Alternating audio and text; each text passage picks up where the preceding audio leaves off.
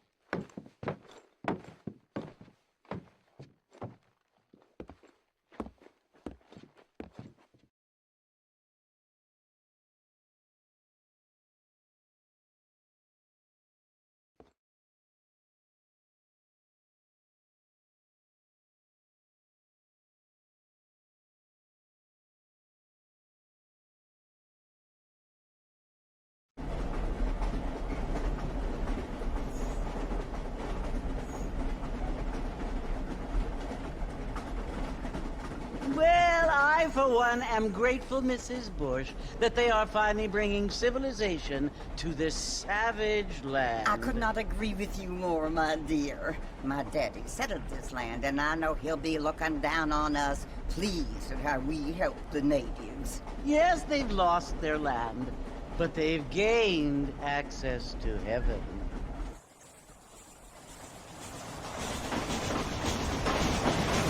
But Father, do you mean unless an innocent receives communion, they're destined to go to hell? It hardly seems fair. What I mean to say, Jenny, is that there is a great deal of difference between an innocent and a savage. I never thought of it that way. Yes, they lived like animals, but they're happier now.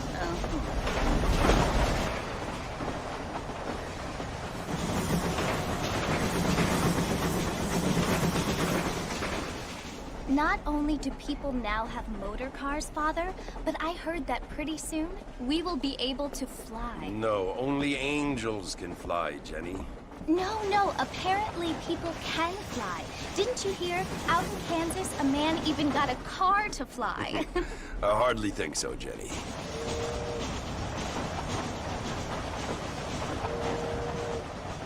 Apparently, Mr. Johns wants to run for governor, which is why he's so concerned with cleaning up the state. Nate Johns. Yes. His family is nothing but hillbilly trash that came here after the war.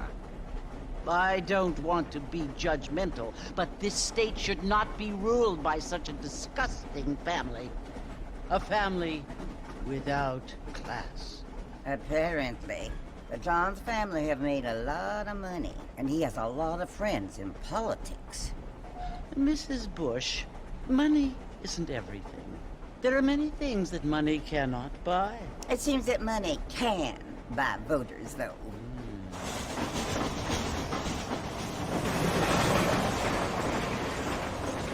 What you must remember, my dear, is that we have been brought here to spread the word. And the word and civilization, they are the same thing. They are the gifts. It is the opportunity we have, the chance to live among people who are decent and who do not kill each other, and who let you worship in peace. It's so confusing, Father. Sometimes I find it impossible to make the distinction between a loving act and a hateful one. I mean, they often seem to be the same thing. Yes, Jenny, it is confusing. But you only have to ask me if you need help. Indeed. Well, here we are, Mrs. Bush. Armadillo.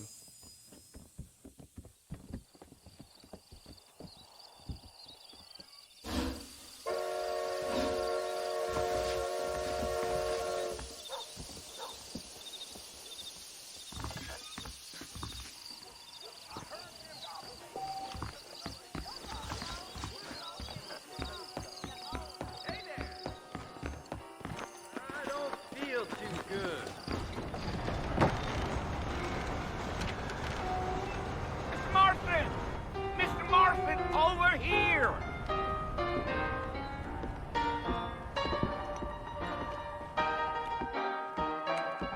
You must be John Marston. Sometimes. I'm Jake. Your friends from Blackwater hired me to guide you. They ain't my friends, but pleased to meet you, Jake. I got the horses saddled up and ready out front.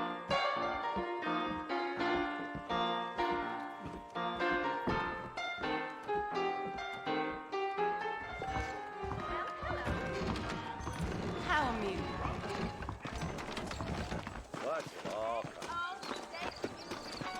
Well, here, let's mount up and hit the trail.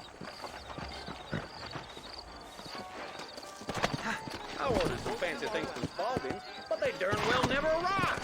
Is that right? They could flow on the way out of town. No need to kick up a lot of dust.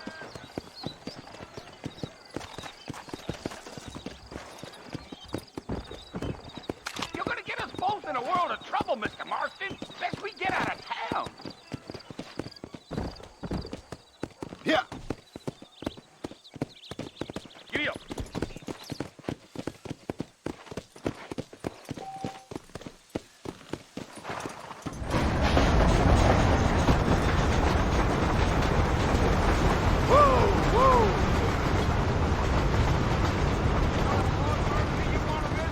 That's right. Ain't taking nobody up to the fort in a long time. Strange place for a decent fella to want to visit, if you don't mind me saying. Who said I was a decent fella? It's been abandoned for years now. Folks say it was built during the Mexican War. All kinds of soldiers around back then. Why'd they leave? Well, I ain't entirely sure. I heard they had to go up north to fight Indians, or maybe they got tired of being soldiers and went looking for gold. You know how things is.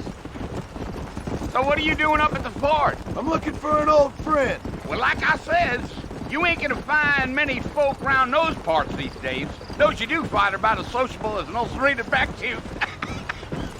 I mean, I ain't one to judge a man by the company he keeps, but... Well, he ain't been friends for a long time. Deal.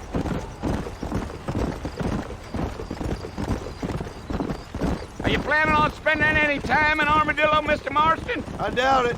I ain't planning on staying very long. Well, if you're fixing for some female company, you can do a lot worse than Armadillo. Fine as cream gravy they are. Not like Thieves' Landing. Dang, those girls ain't even fit for a drinking man to hole up with. I'm a married man, I'm afraid. Ain't we all?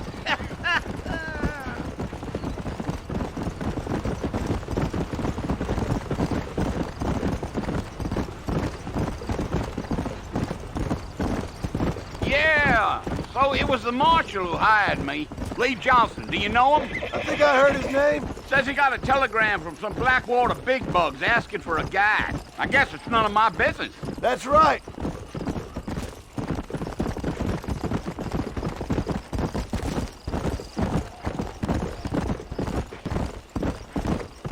You ain't very talkative, are you? Nope. I'm just chewing the dog, mister. It's how I am. I don't mean nothing by it. Trust me. There's things you're better off not knowing.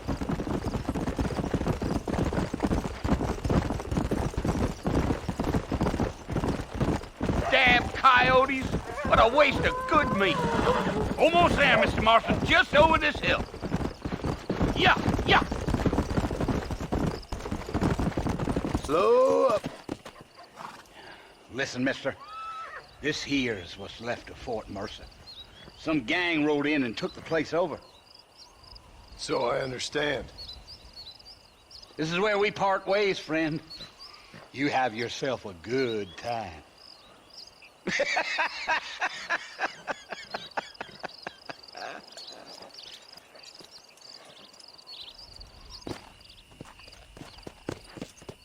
Come on.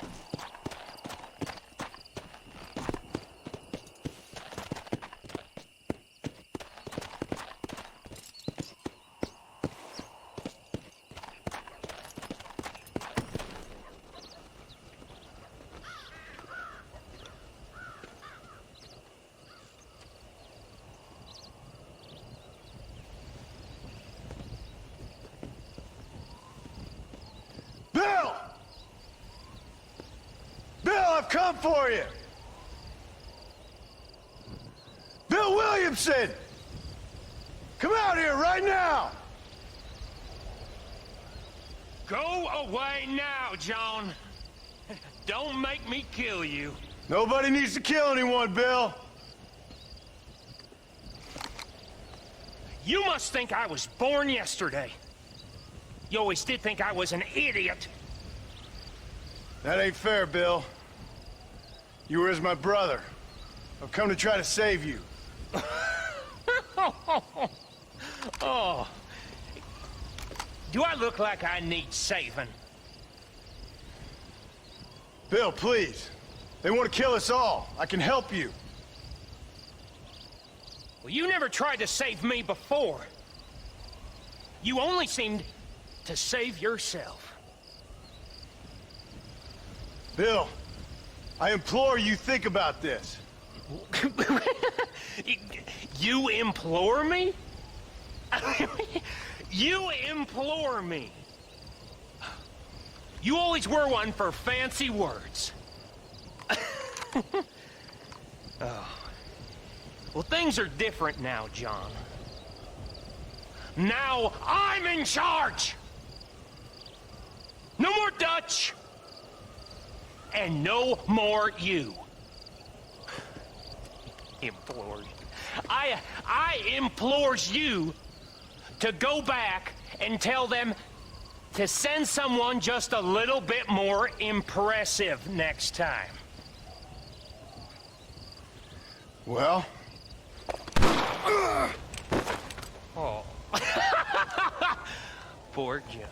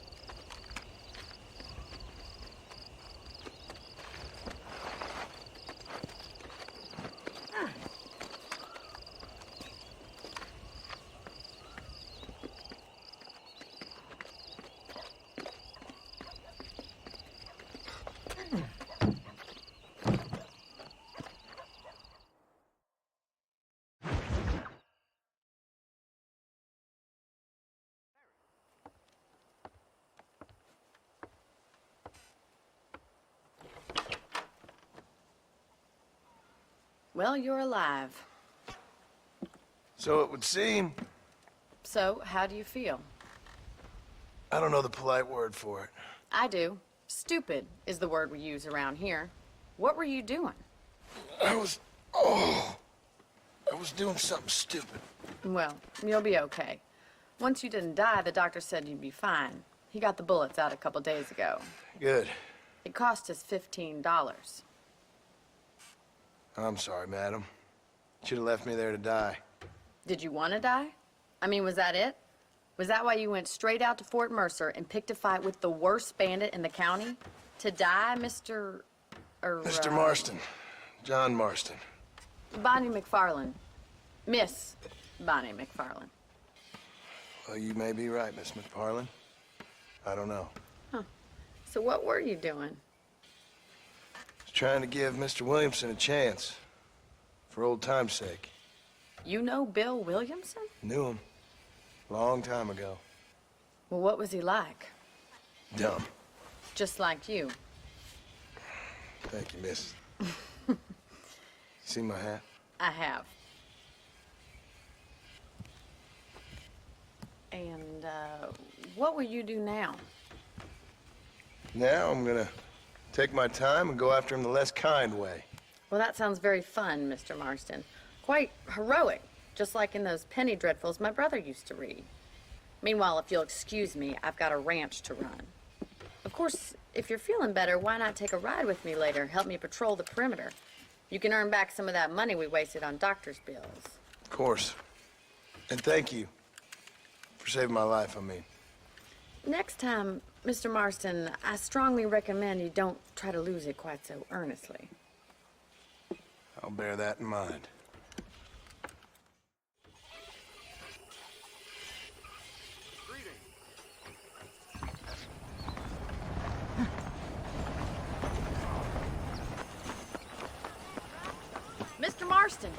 in the land of the living, I see. Figured it's about time I started paying back that $15. Well, no time to waste. The horses are saddled up over here. Oh my good God! No!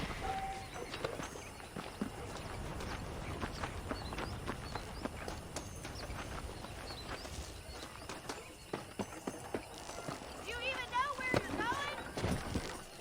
There's the foreman's office. It's also where we lock up good-for-nothing outlaws. I'm happy enough with my current quarters right now, Miss McFarland. Come on, then. I'll show you around the property.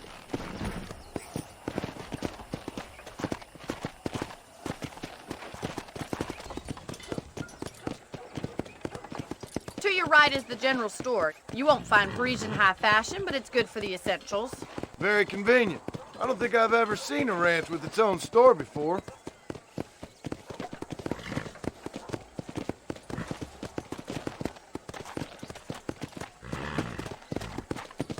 And here's the corral. This one's for the horses. What do you think? I'm no expert, but it certainly looks like a fine corral. I suspect you've stolen more horses than you've broken. Come on, Mr. Marston, pick up the pace! Howdy.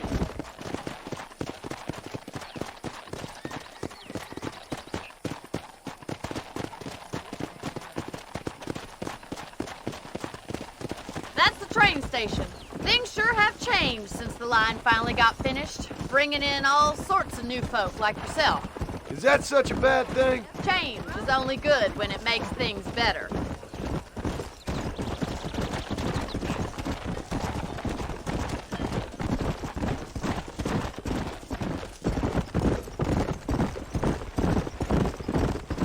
That's the barn over there. Paul built it himself when I was just a little girl.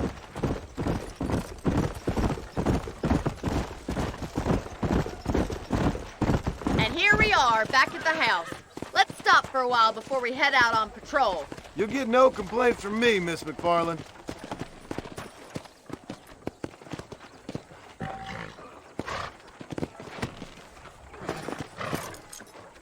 Well, are we going inside?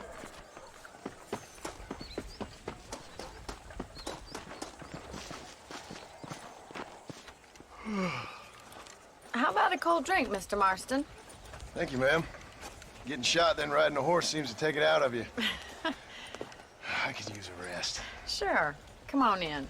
I'll show you the house and then you can sit for a while. Thank you.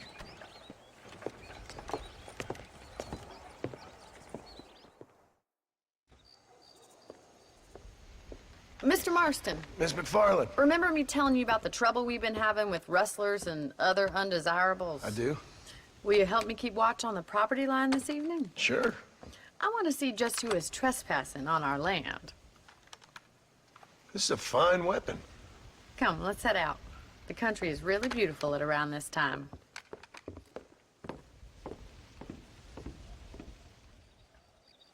We'd best get moving. This is a dangerous time of night for us.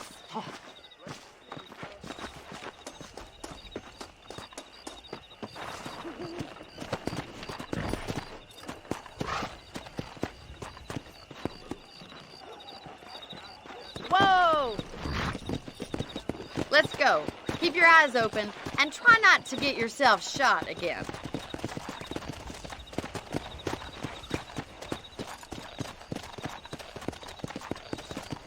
Thank you, Mr. Marston. I feel a lot happier someone's along with me. I feel a lot happier now I got a rifle. Well, with your trigger itch and my feminine intuition, we should make quite a team. It's not the rustlers stealing our cattle, it's the rabbits stealing our crops. It ain't never easy living off the land like this.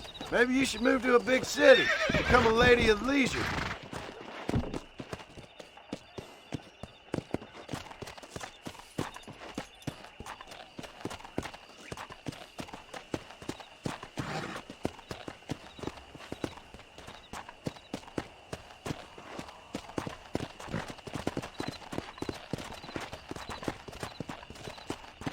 Let's go!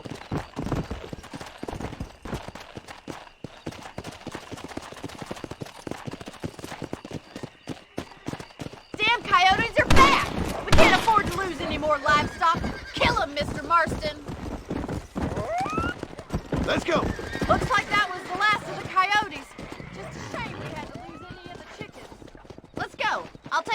to your room.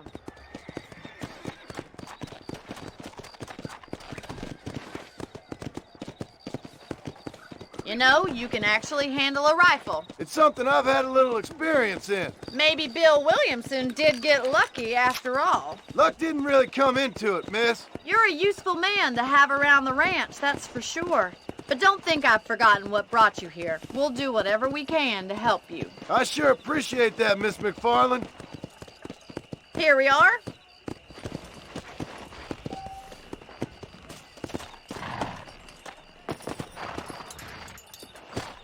Thank you for your help, Mr. Marston.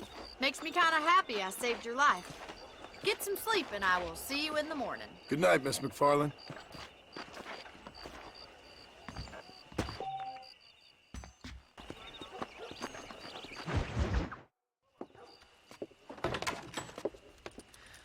Oh, Mr. Marston. How are you doing today? I'm well, Miss McFarland. Thank you. How are you? Well, I'm fine. Thank you. So, how are your ribs? Fine. A little sore, but apart from a couple extra scars, it'll be as nothing happened. Good. Come in, come in. You know, you never did tell me how you met that Bill Williamson or what you wanted from him. No, miss, I did not. Well, why not, if you don't mind me asking? I certainly don't mind you asking if you don't mind me not telling. See, it's a complicated and somewhat pathetic tale, and by telling you, not only would I be putting your life in danger, but also threatening the lives of some people that I hold very dear. Well, I apologize if I seem to be prying. And I apologize for my reticence. Hope you believe me when I say that it's simply out of respect for you. Of course, Mr. Marston.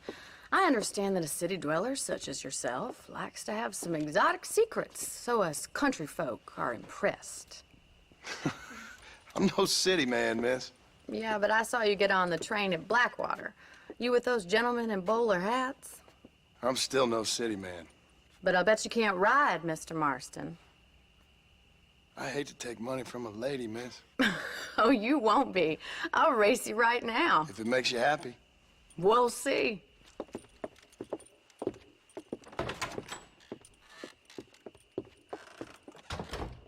All right, I'll show you how we ride around these parts. Go!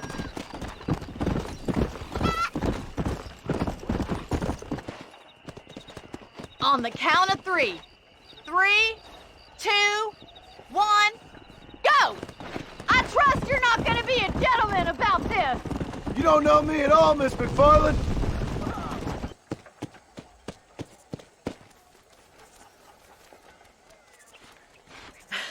That was fun. Sure. You know, you should go pay the marshal a visit in Armadillo sometime.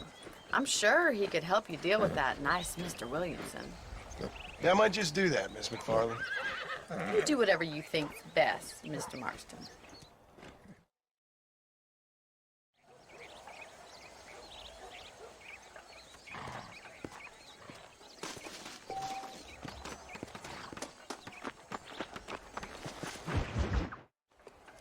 Ah, Mr. Marston, how are you? Good, Miss McFarland. How are you? I'm well. Would you mind riding with me to Armadillo? I've got to get some supplies and I could do with the company. Of course. You can take the reins. It wouldn't do for a terrifying bounty hunter such as yourself to be seen driven around by a woman. Take the reins, Mr. Marston.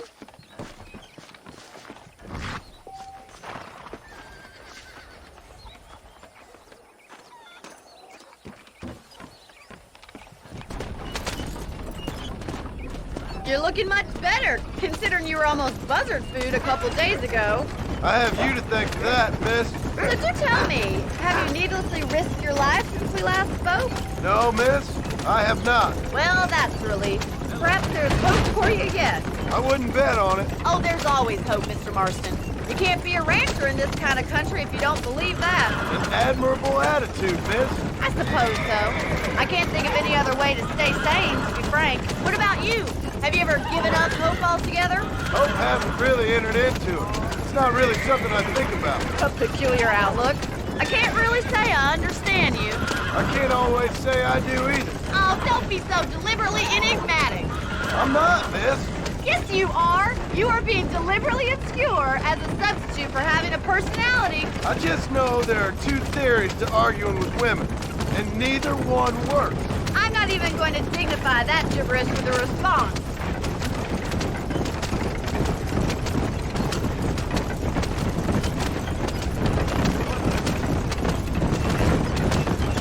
I think it's kind of funny I found you dying on the side of the road and now you're driving me into town. You have a strange sense of humor. Well, you must admit, it's an unusual start to a friendship. I didn't realize we were friends, Miss McFarland. Oh, please. Now who's being funny? Listen, I know that business with Williamson is your business, but I don't know. You've been good to us, and I don't think you're a bad man. A little stupid, perhaps, but not rotten. I just worry about you gallivanting around these parts like you're some kind of deranged bounty hunter. Like Paul always says, don't go waking snakes. I appreciate your concern for us lesser mortals, Miss McFarland. I really do. And if there was any other way out, I'd take it. I can assure you of that.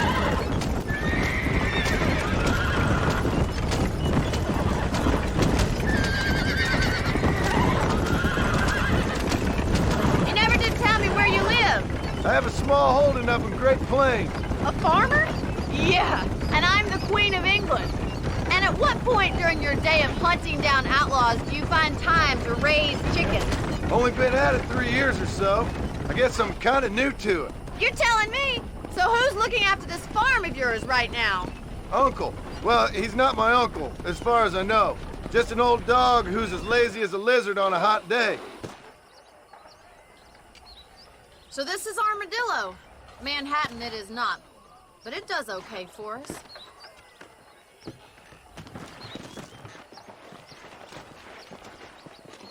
Most important thing for you right now is getting yourself into Dr. Johnson's office to purchase some medicine.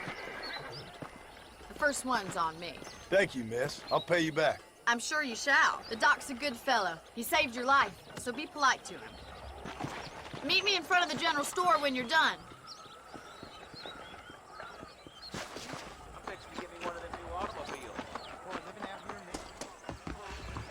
How would Armadillo get by without me? Howdy, friend. I'm selling some good tonics if you need them. Thanks.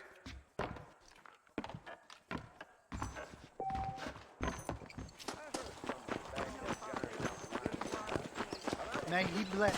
Well, thanks for driving me. It was nice to be able to enjoy the view for once, and a little company never hurts now and again. You're more than welcome, miss. Least I can do. Thank you for the medicine. Why don't you have a look around Armadillo? You can always take a stagecoach back to the ranch later. I might just do that. Travel safely, miss. Try not to get yourself shot. I won't be around to save you this time.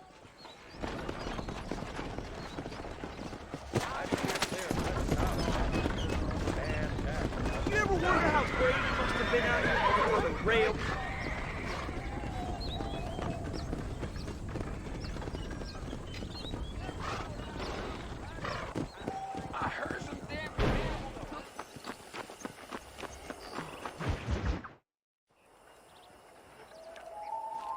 Mr. Marston, I've been hearing about your plans.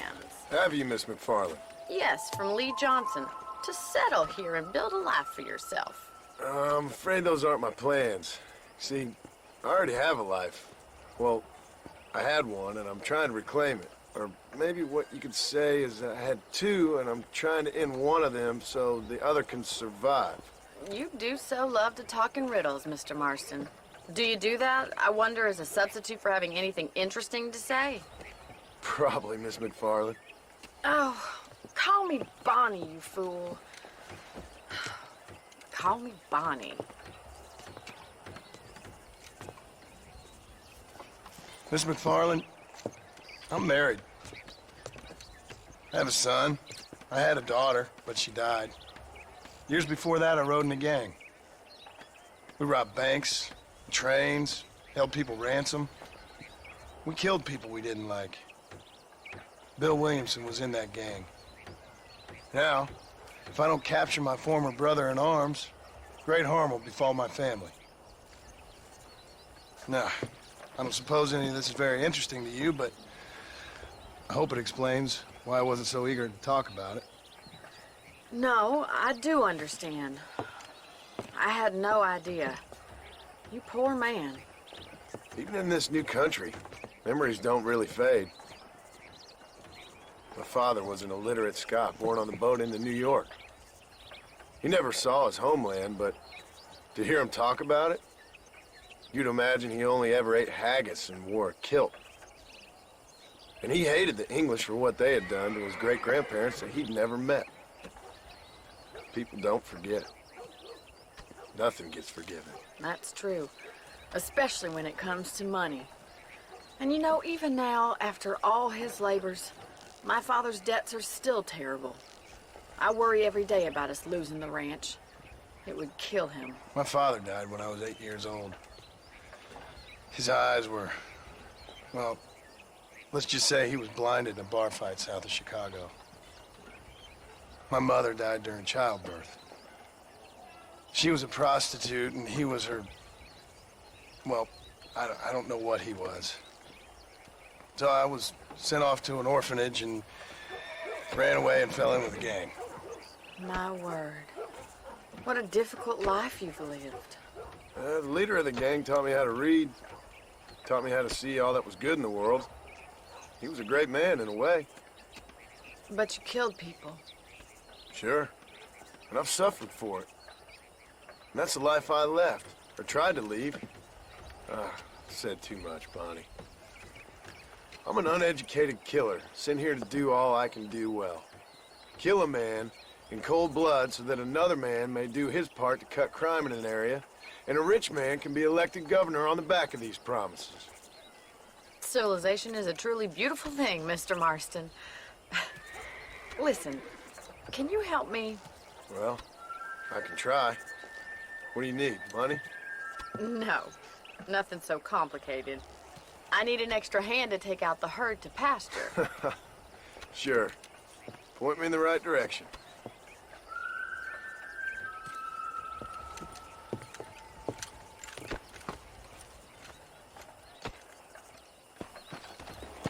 Yeah. Thank you for telling me all that back there. It must have been hard for you. Hope you understand now why I've been playing my cards somewhat close to my chest. I didn't know you had a wife and child. Then again, I don't think I ever asked. They're lucky to have a man like you. I ain't so sure about that, but thank you. Hey there! Good to see you, Miss McFarland. Come on. Easy now. Control that horse, will ya?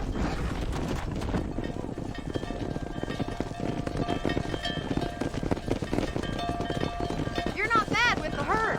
Ranching might be your true calling, Mr. Marston. Either that, or you were a cow in a past life. Thank you, Miss McFarland. I'll see you later. I have work to do back at the ranch.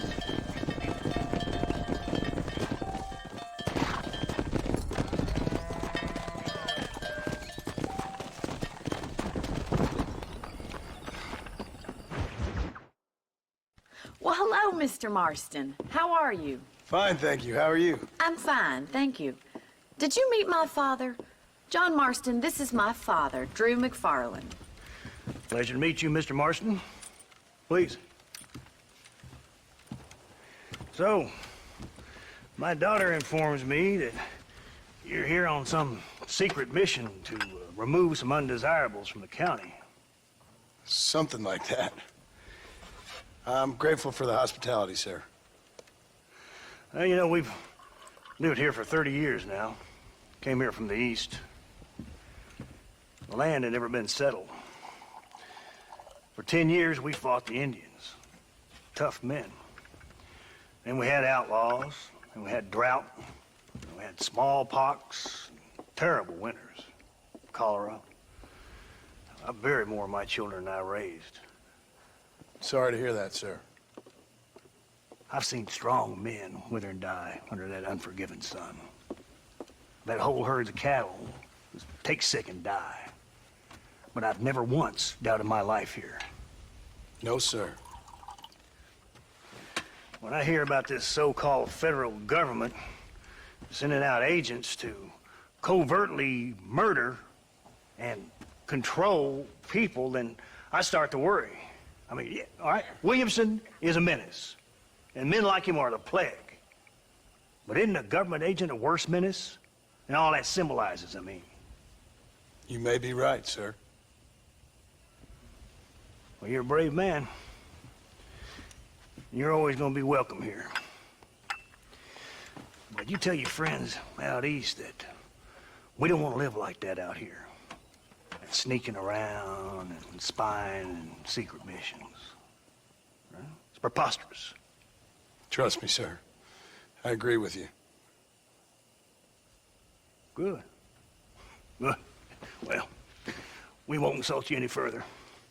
Come on, Bonnie, we got things to do. Mr. Marston, do you want to join us? It's Daddy's favorite pastime. Apart from political discourse, that is. What is? Breaking in horses. Come on. I hear you're a pretty decent rider. For a city dweller, that is.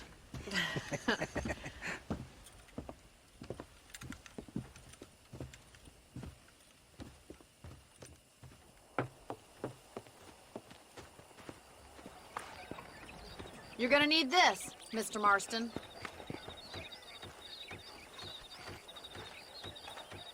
Let's see if we can put that new lasso of yours to good use. That ranch hand said there's a pack of wild horses nearby. Whoa there!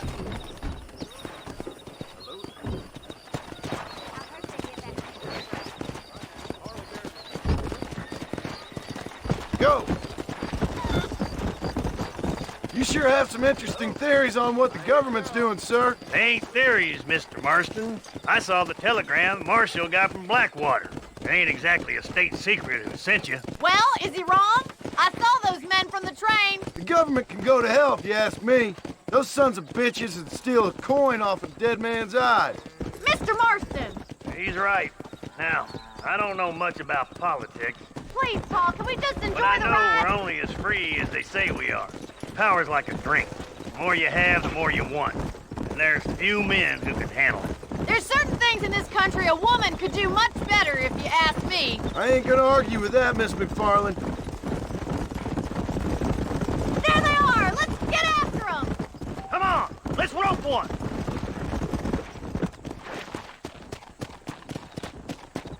Come on, don't be afraid of that lasso. Come on, boys!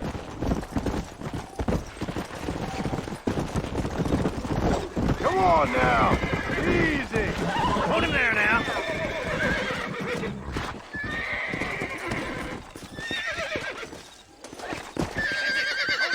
Still. Come on in, cowboy. Try not to spook them too much! You're mine now. You'll have Come on. Whoa there. Take it slow now. Keep at it, Mr. Marston! Show me what you got, boy. Whoa there! I got you now. That's it! Come Don't on, give come up! on, come on. You're doing fine! See? We're friends now. Look at that. We'll make a cowboy out of you yet.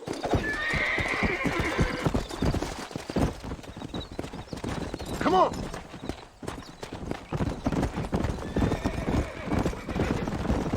I like your father. I'm glad. He's quite a character. You have a good life here. A life I want. For me and my family, I mean. We don't have a lot anymore. You have enough. It's one that gets so many folks in trouble. It'll sap your spirit and make you poor. But it's straight. And it's decent. There's no better night's sleep than after an honest day's work. It's no wonder you look so tired then. Some deck must be shy of Joker, Miss McFarland. Who'd have thought you'd be such a natural at busting broncos? That was fun. I think you could be a fine rancher one day. If you can bear to stop killing people for a living. Sure.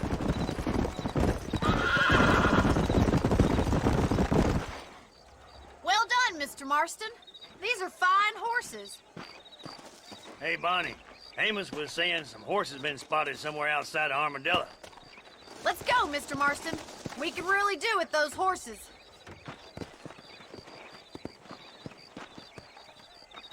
No rest for the wicked. Let's see if we can track down that other herd of horses.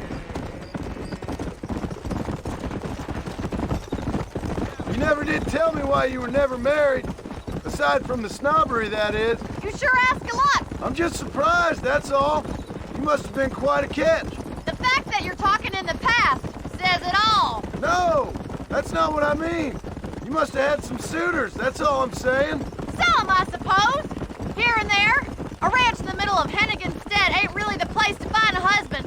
Amos, he's a little, well, you know, countrified. Where'd you get your airs and graces, Miss McFarland? From a couple of cheap governesses Pa hired to save us from being savages. I'd like to talk about more than just cattle and chickens sometimes, that's all. And after my brother left, it was up to me to become the man of the ranch. He'd never admit it, but my pa's a lot frailer than he looks. You're worth two of any man I know, miss. I'll try to take that as a compliment. In many ways, my wife is kind of like you, Miss McFarland. Is that so?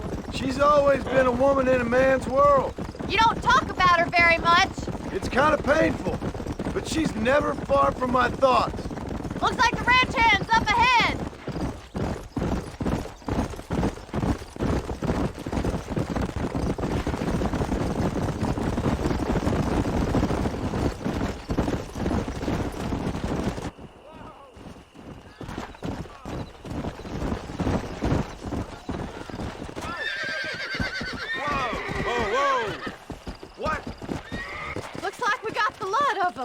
What magnificent animals they are. Hey, the stallion's getting away. Chase him down and bring him back. Come on.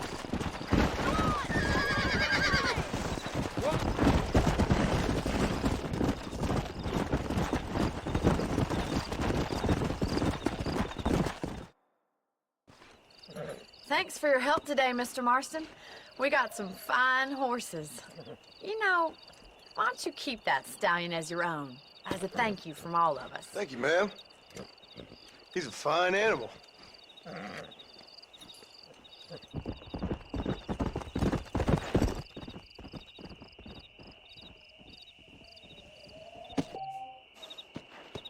Yeah.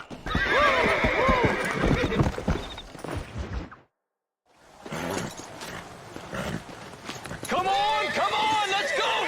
Get him in there! Come on! Amos! Hey, miss.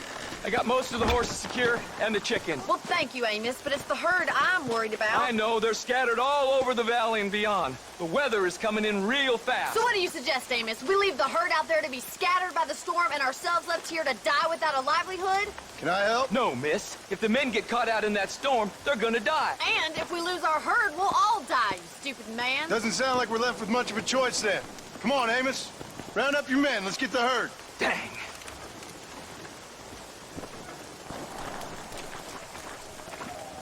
Let's go. We don't have much time.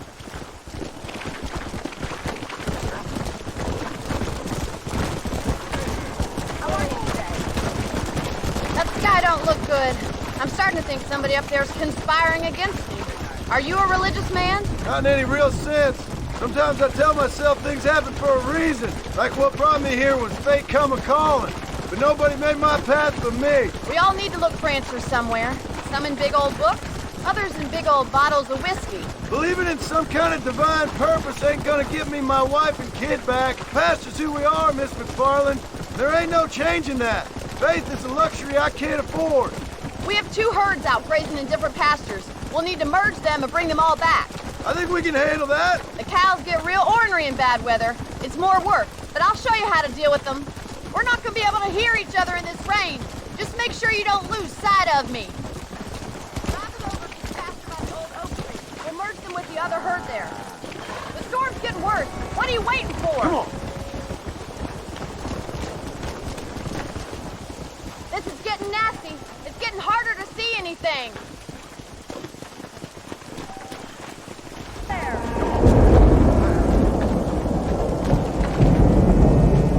Come on, I can't do this all by myself in this weather.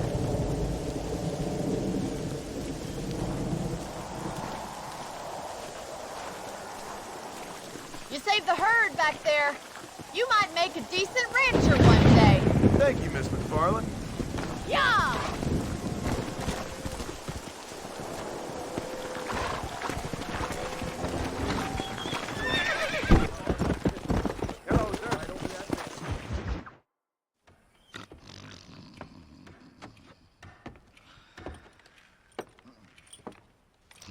Excuse me.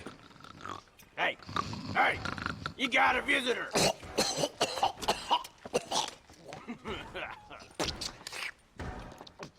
Shut up, you!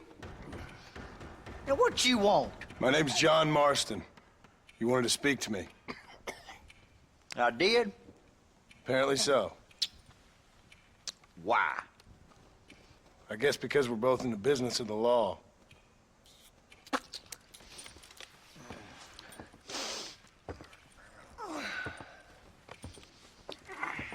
You that fella from the train company? No, I'm from Fort Mercer. Fort Mercer? You them, one of them Williamson boys. Calm down. Go on, shoot him, mister. Shoot him. Come on, what, you getting kicked with me, boy? What's going on here?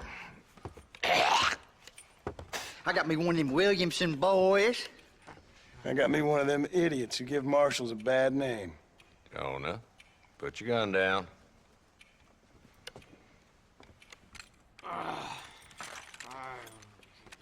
You must be the man from Blackwater. Yes, sir. Listen, that dog ain't too bright, but he seems loyal. Jonah, get out of here for a minute. Yes, sir, Mr. Johnson, sir. And you. Oh, I done seen enough of your hide around here, friend. I think there's some school children down the way you can go and frighten. Oh, hardy fucking har. Dickhead. What are you doing here, Mr. Marston? Apart from frightening my deputies. I'm here to capture or kill Bill Williamson. Okay. Can you help me? He's outside my jurisdiction. He's in the next county. Of course, Bill Williamson and his boys have tended to keep themselves away from my town. So you're happy to have him out there? Well, I ain't happy, but I also ain't suicidal. My job is to keep this town safe, not clean up all of these 3 counties. It's hard enough around here. You know, I hear you speak, and suddenly I'm reminded of how some of the people I respected most in my life had a problem with authority. What's wrong with you? Well, I'm sure you and your fine friends have enjoyed spending your time running around pursuing noble causes. My cause is to keep this town from turning into a living hell for the folks who live here. The whole world has problems, mister, and I'm here doing what I can. Why? What's happening? Right now, I got the railway, the people who pay my salary, trying to get me to turn a blind eye to them burning down settlements up there. I got a bunch of cattle rustlers out near Box Canyon needs shutting down. Not forgetting the gang that keeps murdering homesteaders out in the back country. And I got a bunch of hoods over in the saloon, drunk, threatening to shoot up the whole town. That's all I got today. But it's early yet. Give me a couple more days. There'll be more. All right, tell you what.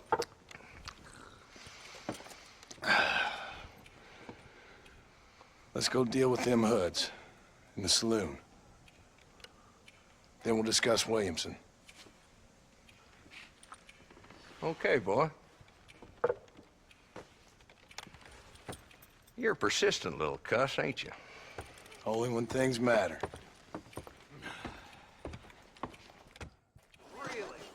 Come on then, Marston. Follow me.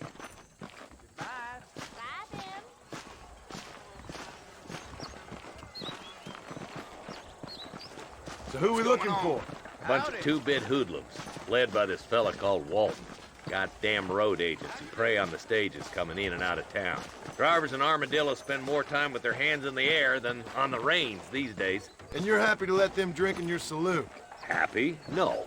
But the way I figure it, better they're carousing in there than out robbing decent folk. That's an interesting approach to law enforcement. I do what I can, Mr. Marston. We ain't the government.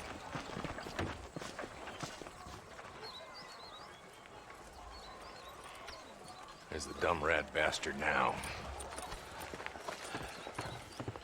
Let's follow him. See what kind of hole he crawls into.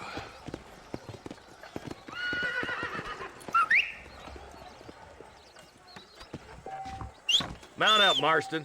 Walton's our man. He spotted you. Stay on him, boy.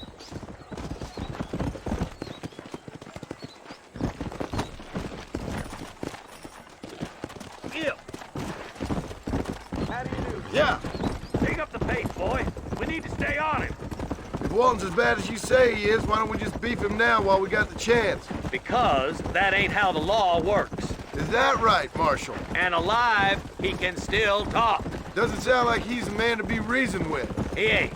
But a few days of my hospitality and he'll be telling me what I need to know. Walton's gang's been growing fast. Outlawing's easy money for easy work. Cholla Springs, Gap Tooth Ridge, these boys get around. Walton's a start, but there's plenty more where he came from. Come on.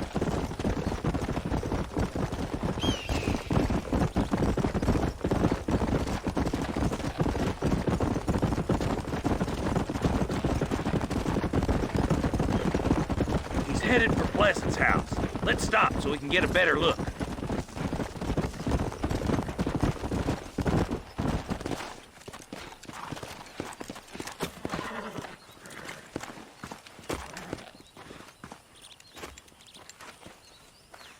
Looks like we got company, boys. Damn. Take cover. We'll work our way up this hill. Hey, yeah, you, over here. Take cover behind that wagon. Joe's.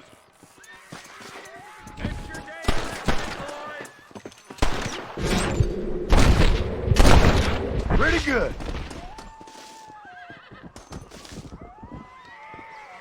Walton's inside the house. Take him alive if you can.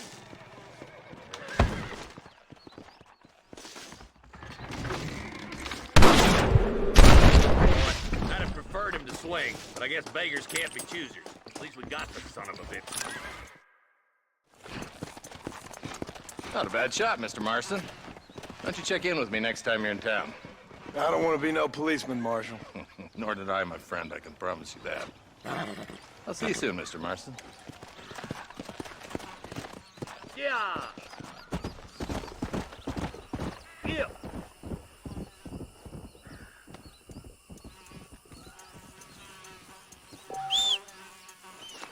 Where is he?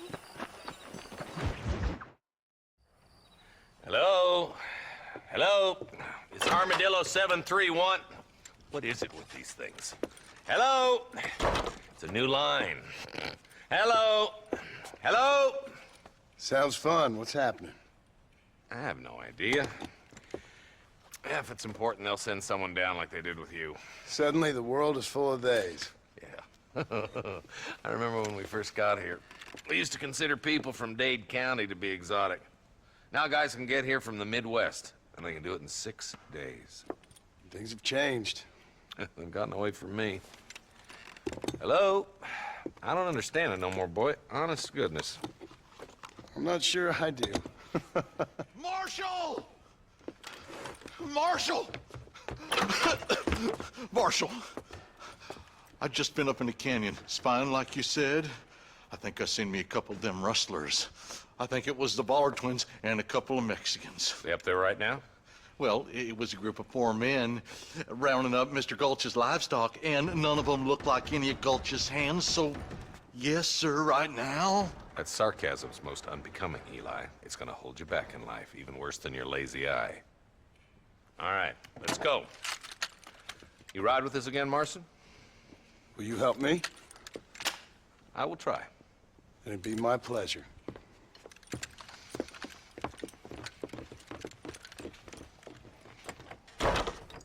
Why me?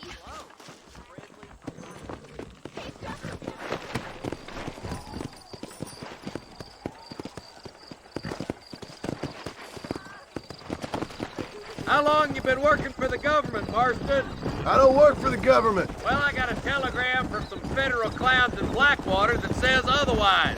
Are you some kind of vigilante? You don't look like no government, boy. I guess it's complicated. I came because it was made impossible for me not to. You sure are a tight-lipped son of a bitch, mister. I guess I am. Ain't gonna dig this hole no deeper. Ain't you all proud and superior? Don't forget you need us more than we need you. Bill Williamson folded you up like an empty purse the last time, if I remember correctly. Simmer down, Jonah. Listen to your boss, Jonah. There's a good boy. Otherwise, I'll put a hole in your hillbilly head and watch your tiny brain drain out. I'll be honest with you, Marston. I ain't for all this government interference. Believe me, Marshal, neither am I. I try to keep the federal boys happy. I mean, we need all the help we can get. But what does a flannel-mouthed city boy who's never forked a bale of hay in his life know about a state like New Austin? Nothing, I reckon. All this manifest destiny hogwash, taming a wild land, bringing modernization and betterments to the West. Not far now.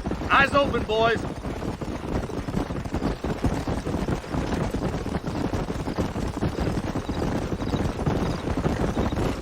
Ooh, now. All right, leave the horses here and follow me. Whoa, let's move up there. the canyon towards the fort. Be ready, boys. We're probably going to be outnumbered. And those bastards ain't short on firepower, neither. Let's see how many there are. If we can take them alive, good. If not, smoke the sons of bitches. Music to my ears, Marshal.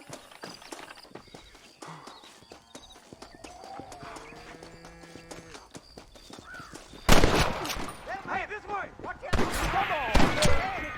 Hell of a bother! Sails up, or we'll kill every last one of you! Well. There's more where that came from! For Christ's sake! Surrender, or I'll kill you all! Come on, Marston! I can't take them all by myself! These rustlers make me sick! There's one of them. I see.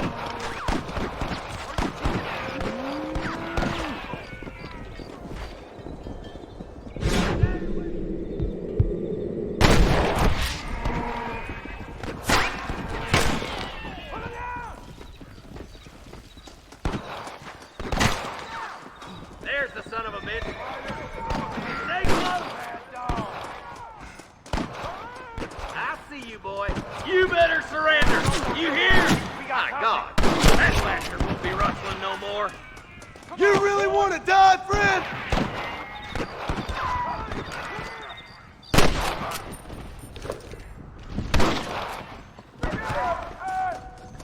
I think that's all of them. Fine shooting, boys. Now come on, let's untie those hostages.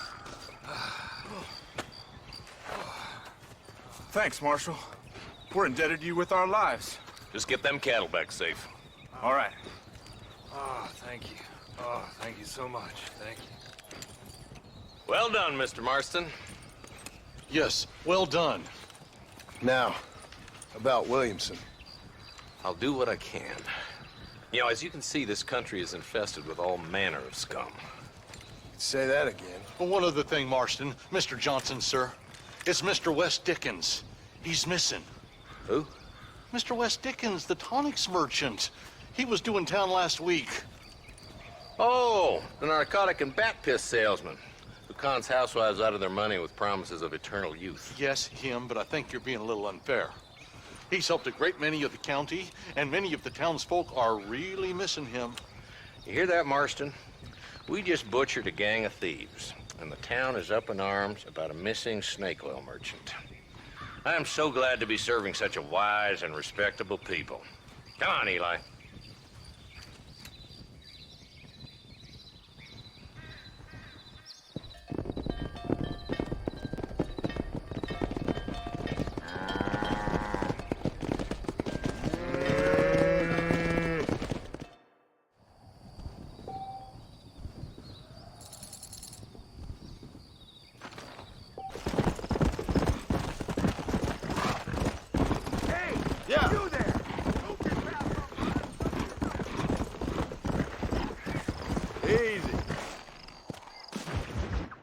Excuse me. Excuse me, sir. You need help? Mister, you alive? Fuck. God damn it. Good heavens. Excuse me? I said, no, I'm not okay. Do I look like I'm okay? You look pretty good for a corpse. Praise be. Move up, mister. Time to get you to a doctor. or an undertaker. Whichever you need once we get to town. St. Peter, open up them pearly gates. I'm coming home. Come on, mister. Come on.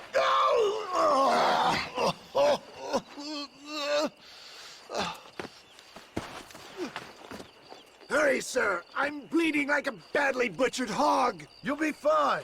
Just focus.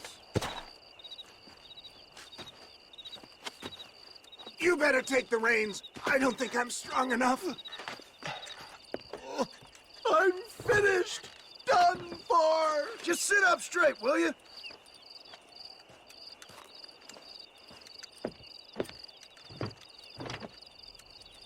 Head for Armadillo, friend.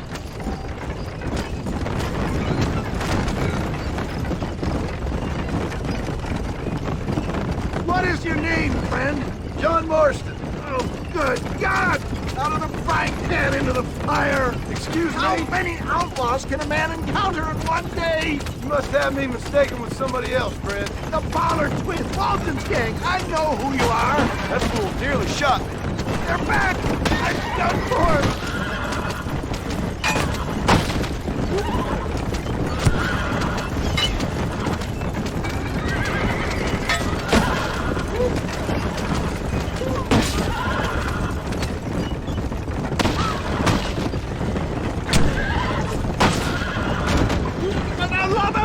Stick to the road!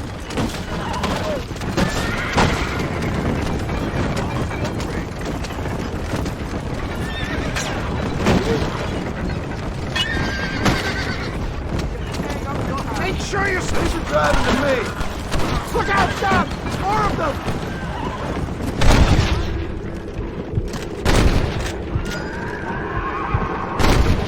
Come on, then!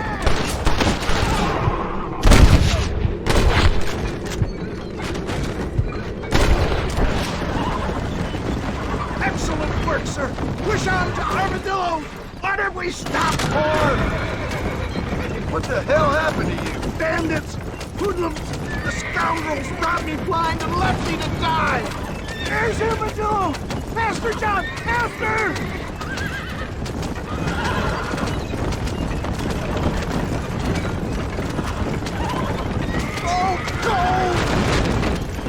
Come on, John! Look alive, will you? That's rich coming from you. You just concentrate on staying conscious. Yeah, I embrace you. This is it. You're gonna make it. Oh, where the devil are we? Armadillo. We made it safe, you'll be happy to know. Thank you, sir. Thank you. You're a gentleman and a true man of honor. Coming from you, I doubt that means much, but I appreciate the civility. I owe you, sir. And I always pay my debts. Jesus. But if I die, I'm sorry for it. If not, I'll be your man for... Let's get you fixed up first. Then we'll decide what you're my man for.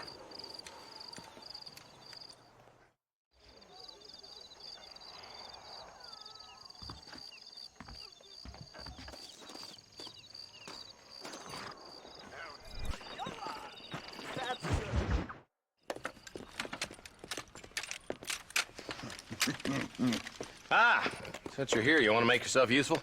Not particularly. Listen, son, I know you got a mission. But right now, I need another gun. Why? What's happening? We've had this problem for months with this group of bandits who are getting drunk and murdering settlers. Last night, they went to a big place up near Ridgewood. They burnt the place down, killed the men, burning most of them alive, and raped the women. Women folk then got their throats slit. One of them survived and walked in here this morning. Anyway, we got a posse gathering up near Ridgewood. Will you ride with us? All right. Thank you, John Marston. It's gonna be a bloody job. Huh. I don't think I know any other kind, sir.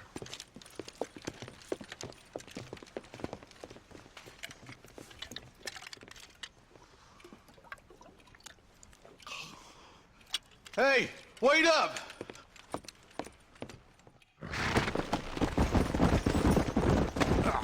Come on! All right, boys, let's move it out. Marston, I hear you caught up with Mr. West Dickens. I did. For a man who claims to have found a remedy to all ailments, he was in pretty bad shape. His tonic has helped a great many people. It's a medical breakthrough from the East, the result of years of research. If only it could cure him of his diarrhea of the mouth.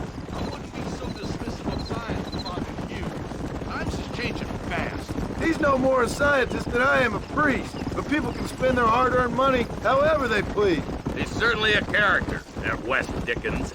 I can't understand a goddamn word he says. A more flannel-mouthed bunko artist I've never met. Look at them vultures circling up ahead. Might just be a dead critter. Marston, take a look. Eli, you too.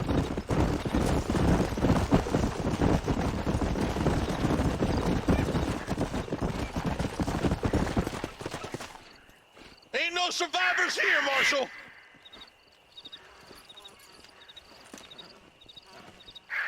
Man, this don't look too good.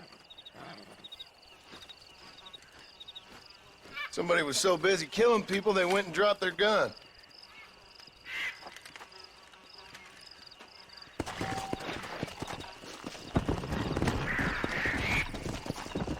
Come on! Let's stay on this road. Maybe the folks at Ridgewood Farm saw something.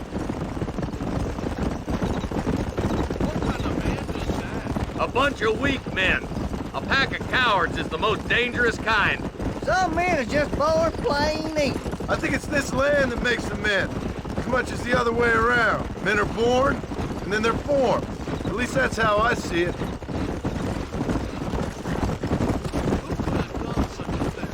Any number of people, especially now the word's out we're cleaning up the county. Between Walton's boys and the rustlers, we've been spilling a lot of blood. Man gets more evil when he's running scared. I can see more vultures up ahead. We best take a look, boys.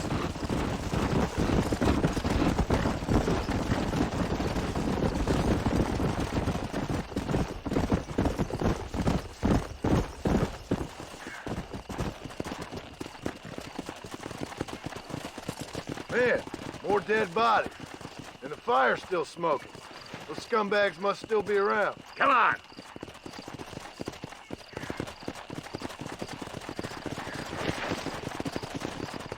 Let's pound leather, boys. Looks like they're headed for Ridgewood Farm. Sons of bitches! Didn't you once run a gang of outlaws, Marston? Yeah, but not like that. It wasn't our way. At least it wasn't my way. Killing and thieving's never right, boy. No matter how you dress it up. Can't see a soul anywhere. Right. There's no good reason for that to be boarded up. Come on, John. Shoot that door open.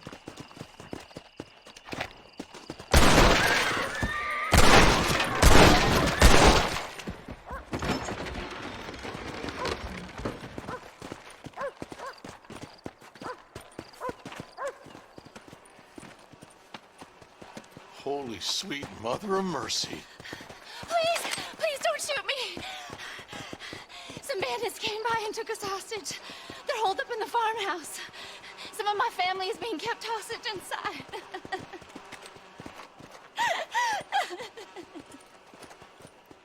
All right, boys. We need to get into that house right now.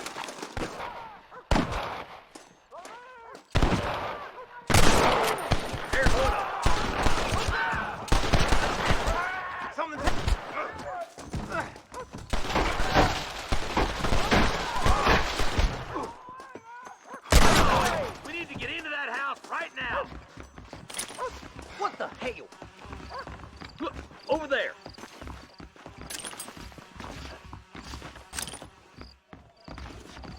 I can't take much more of this! Hellfire! Where you been? Get out! It just takes one bullet. I've dropped 100 fools like you!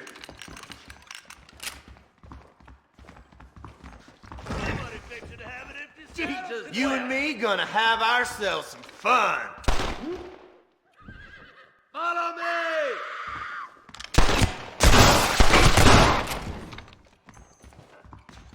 Make a break for the shed when the coast is clear. There'll be a deputy waiting for you.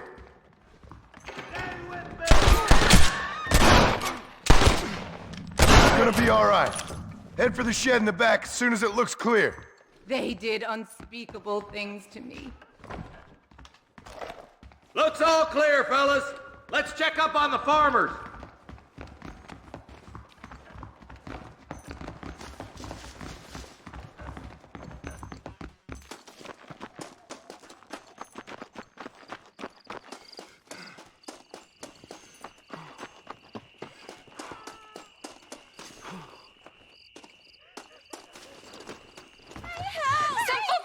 To the south, but then some robbers started chasing him down like wild dogs. I thought you were supposed to protect us, Marshal. You folk ain't men. You ain't nothing. You're just some man on a government payroll taking money that the rest of us have to pay for with our lives. Yeah. What is wrong with this country? Not up, men. The man that kills the boss of that bunch gets $50. It ain't about the money, Marshal. These are people's lives. People's homes! Man up, boy! We gotta get after those bandits! All right, let's find those bastards.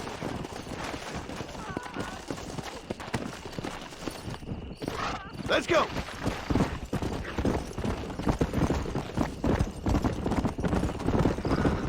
What's your beef with Williamson anyway, Marston? Let's just say he's the currency in a complicated transaction. What the hell are you talking about? Some people I have the displeasure of knowing want him dead. Why does that involve you? We used to run in a gang together. It was once like family. If this is how you treat your family, I'd hate to see what you do to your enemies. That was a lifetime ago. And bearing in mind, he's left me for dead the last 2 times I've seen him. I'm about figuring we've moved past the family part.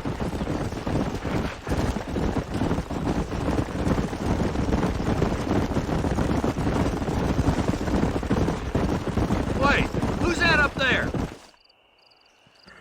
You just walk away now, John. I didn't kill you before, but I sure as shit will now. Get yourself down here, Bill. You know you ain't man enough to stop me. You know I don't want to kill you, but I will. You always did have a high opinion of yourself, John. Dutch always said you were an arrogant son of a bitch. I guess he was about right. Get him, boys! Everybody, take cover! In that shed!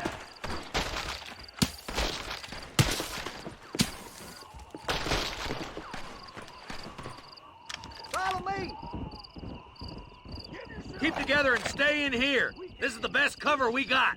That ain't nice!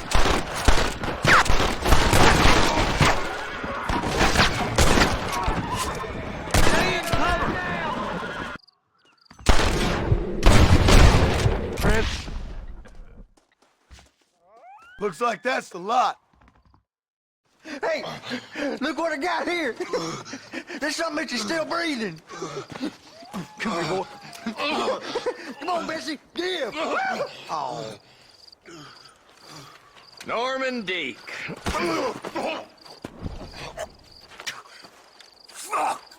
Nice to see you again, buddy. Thanks for your help, John. Norman here is going to help us get to Bill. Ain't you, Norman? Thank you, Mr. Deek. Mighty kind. Fuck you! Hog time. Let's get him to jail. Damn.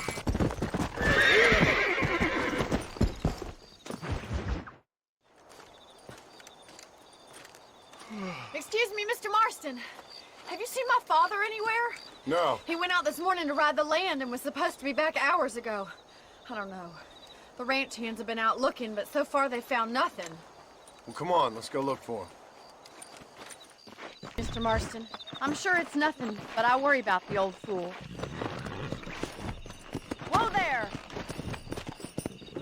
Go! I've got a bad feeling about this. It's not like him to be away for so long. Don't worry, we'll find him. He's not as young as he used to be.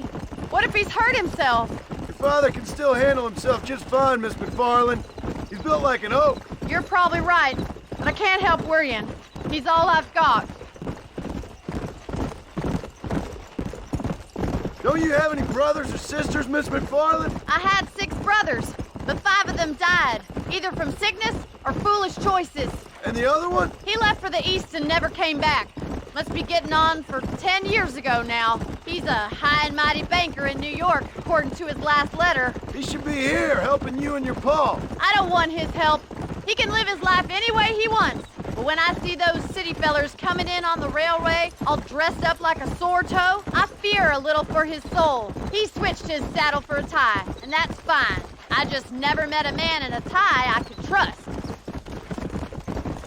Look, I think I see someone.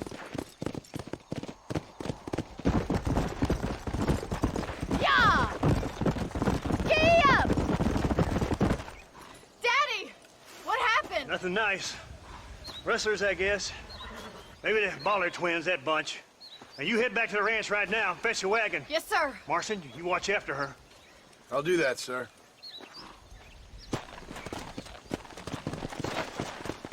Come on! Really? What could have happened to those poor men? And their horses were dead, too.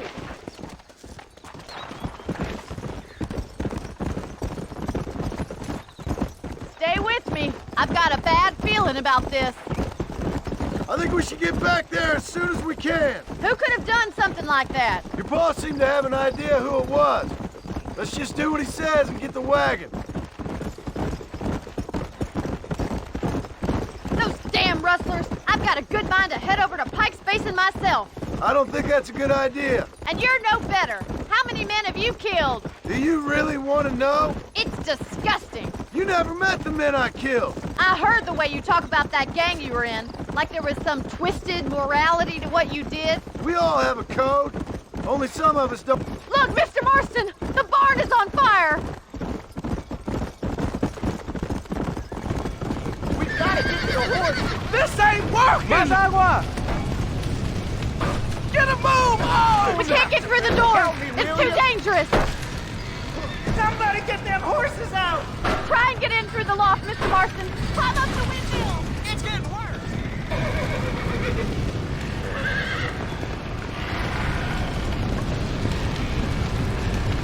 Come on.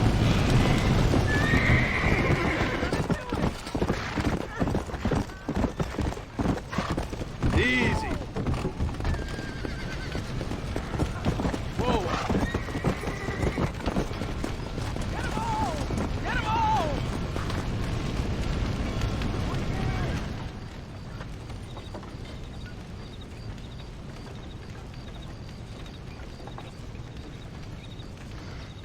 You sure know how to handle yourself. Thanks, Marston. Yes, John, thanks. Well, you saved the ranch. If you'll excuse me, I've got chores to attend to. Hey, hold on a second over there. Sincerely, John. Thank you. Well, did all I could, Miss McFarland. Sorry about all the damage. That gang seems to really want you out of here. Yeah, well, my father fought Indians. I scarcely think we're gonna be frightened by some white trash. White trash can be pretty frightening. Well, they don't frighten me. Good. John, my family owes you a great debt. I think you got enough debt. You saved my life. All I ask of you is this. If I get back home and get my farm started back up, you'll sell me some cattle. I prefer doing business with people I know. Of course, Mr. Marston. It'd be my pleasure. Well, you get some rest. I've got to go see how my father's bearing up.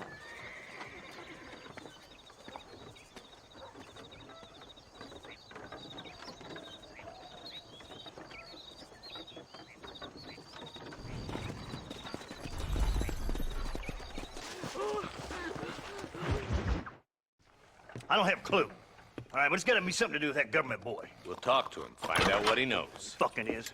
Where is she, Marston? Who? Who? My daughter, you fucking scum. Where's Bonnie? I don't know. I haven't seen her since after the fire. Why? Why?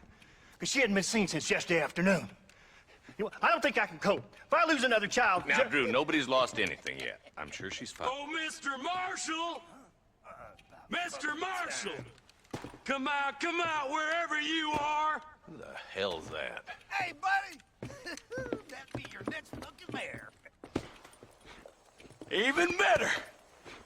Good day, Mr. McFarland. Get down from that horse, boy, or I'll shoot. I wouldn't recommend that, mister. Not if Drew McFarland wants to see his Bonnie back in one piece. Hey, Mr. McFarland! This is a nice girl you got there. Get out from there! You know, part of me's got to thinking I should just marry her myself. Give her a baby and that. What do you want? That's better. I want Norman Deek. I want him set free. Then you'll get your daughter back, mister. We don't do deals with outlaws, boy. Yeah, you do! Let's not waste each other's time pretending otherwise.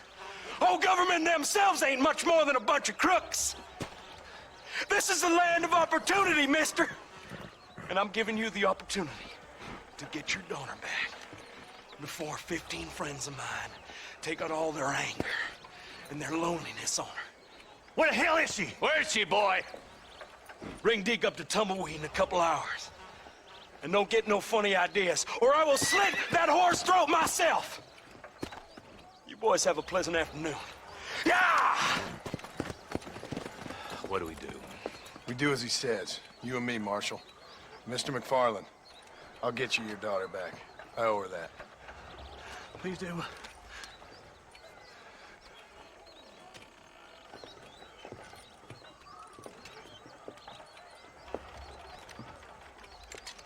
I'll teach you some respect for the law.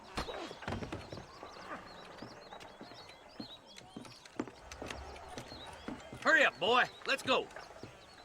Quick as you can, Deputy. Make sure he's tied on good. Stay with me, Marston. I won't let anything happen to her, sir. Come on, let's ride hard to Tumbleweed. See, this is what happens when the Federals interfere in our affairs. Are you happy now? No, I ain't happy at all. And I already told you, I ain't with the government. Now you say that, John, but the only thing I know for sure is who sent you. They made me come here. They gave me no choice. That's your federal government, Mr. Johnson. They come down here dressed as cocky as the King of Diamonds, talking a lot of flannel about helping us, about spreading peace and civilization to the West, but they brought nothing but trouble and taxes. I agree with you. Wolves in sheep clothing, all of them. Rob you, then make you pay to have someone investigate the crime on your behalf. People around here have been fooled into feeling protected, when they're worse off than they were before. The fellas I know don't care about people. All they care about is lining their pockets. Come on. Why is this sorry son of a bitch so important to them? Norman Deeks Williamson's right-hand man. In other words, a glorified errand boy. Wait, Marshal. I'll be back for you. Bill's standards have slipped. We already filled you with lead once, you ugly Deeks the kind of man who's mean enough to be second in command, but too cowardly and stupid to ever be a leader. Don't ever use that line near your deputies. You know, for his sake, they'd best not have laid a finger on Miss McFarland.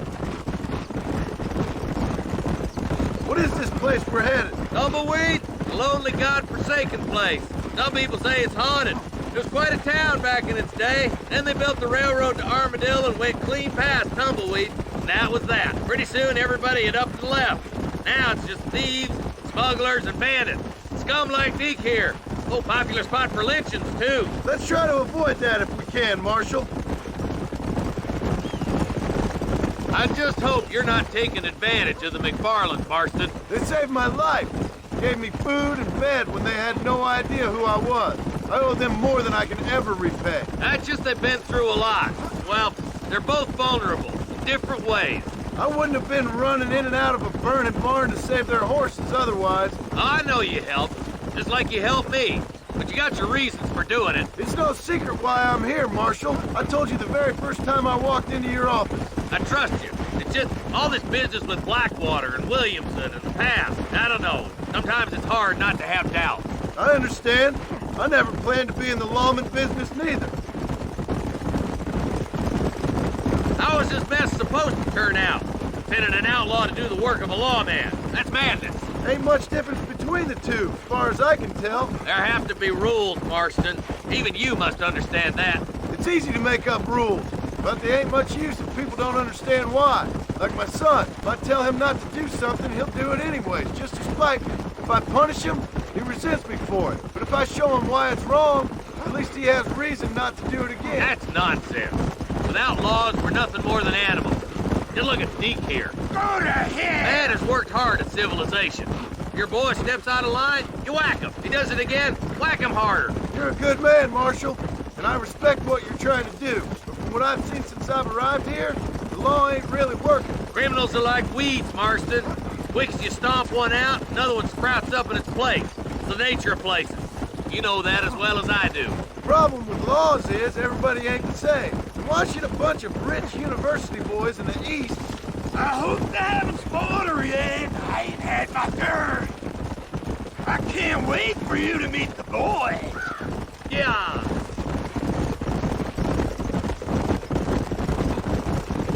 Oh, slow down, will you? Across the bridge. Not far to go now.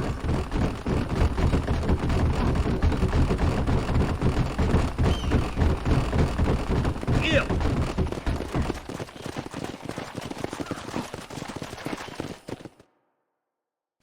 Easy there. John, you'll be exchanging the prisoner for Bonnie in the middle of town. Keep your eyes open. I sincerely doubt these scum plan to play fair. Fair my ass. You bet. Besides, Norm here is gonna be my shield, ain't you, Norm? It'd be my pleasure. John, you lead Deke into town and make the exchange. I'm sure it's been nice for the boys to have a boy to play with.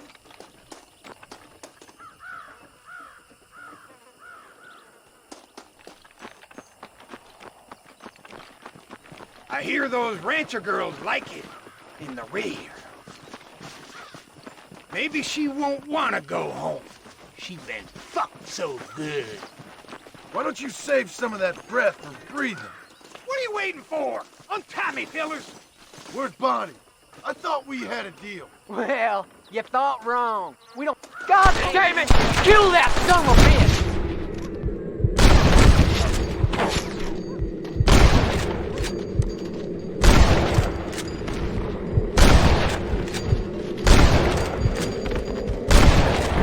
Get in cover! John, you gotta get to Bonnie before they kill her. You got a problem with... Come on, you fucking shit! Watch out!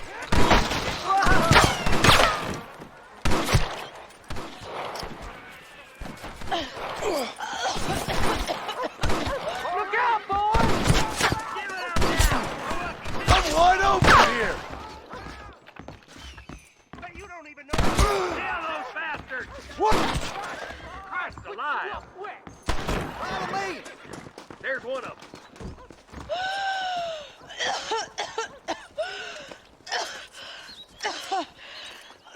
Bonnie, are you okay? I'm fine now, Mr. Marston. Thank you. Thank you. What the hell took you so long, you stupid man? Well, you weren't exactly helping me. If you think I'm gonna lower myself by making a joke about being all tied up, you got another thing coming. Come on.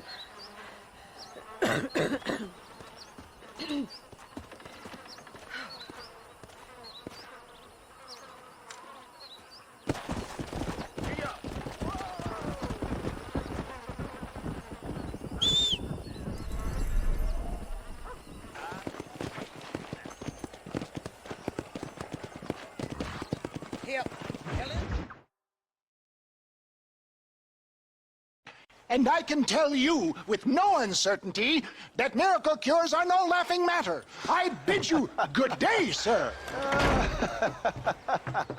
Oh, Mr. Marston, good to see you. How have you been keeping? I'm well, Mr... Mr. West Dickens. Nigel West Dickens of East Cheap, London, New Waverly, New York, and Armadillo, New Austin. At your service. At my service.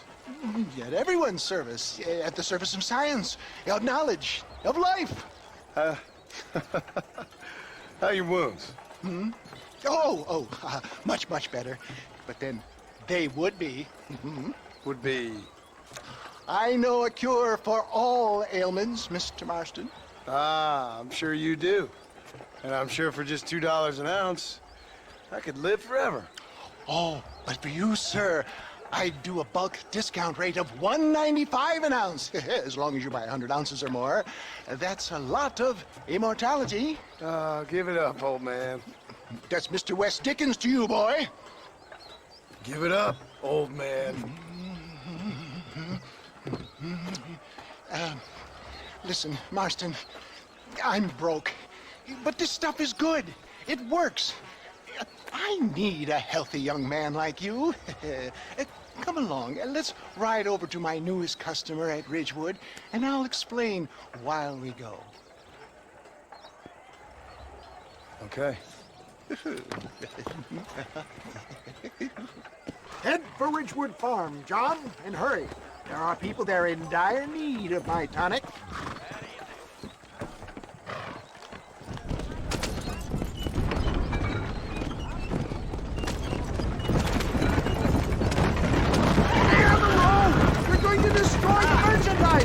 I heard about you, Mr. West Dickens. Get back on the road! We'll have nothing left by the time we get to Ridgewood. And I about you, John Marston.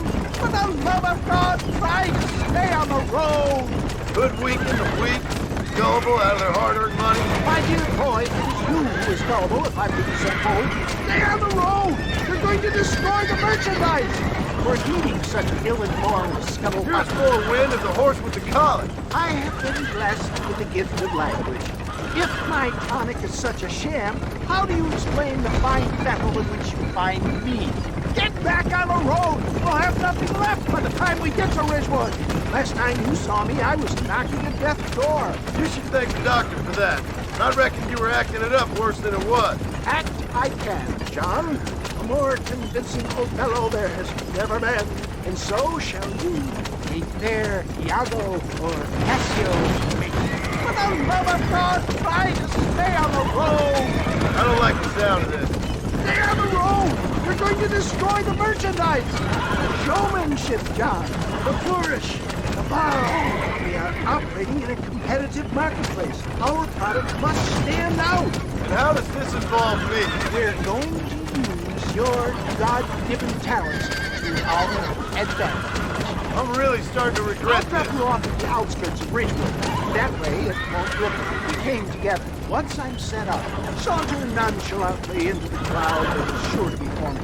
Eventually, I will call you up to try my tonic. After extolling the virtues, I will have you perform a few feats of wonder to amaze and impress the paying public. You hop out here, John. Follow me in on foot.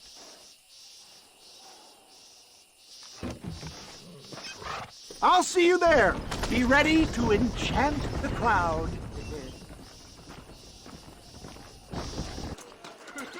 Do not be timid. This tonic will restore your youth and rid you of aching bones.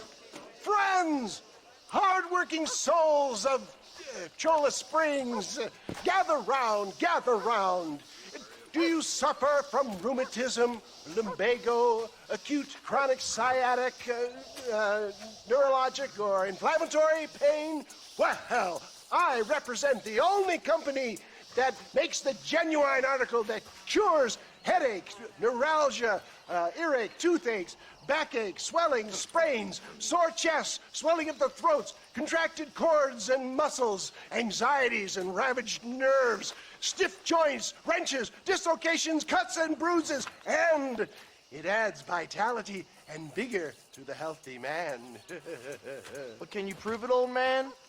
Oh, I'm sure there's some customer here who could prove the qualities of it by taking a drink right now. You, sir, come up here. Step right up.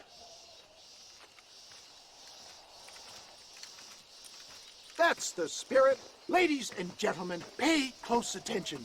This poor, wretched volunteer, entirely unknown to me, will demonstrate the effects of Dr. West Dickens' own patent tonic. Be you a cowpoke or athlete, this miraculous elixir developed with the wisdom of the East keeps the muscles supple and relaxes the cords. It loosens the joints and gives a feeling of youth and vigor to the whole system. Not possible, I hear you say. Well, doubt no longer. Faith can move mountains, but I ask not for faith. I am a man of science, and today science will be vindicated. Your eyesight is greatly improved. Is that not so, friend? If you say so. That's right, it is. You heard him. What a good sport you are, sir. Now, gaze over yonder at that porch. If you squint, you may just be able to make out the skull that's hanging there. Go ahead, friend. Shoot that skull and demonstrate the miraculous eyesight you now possess.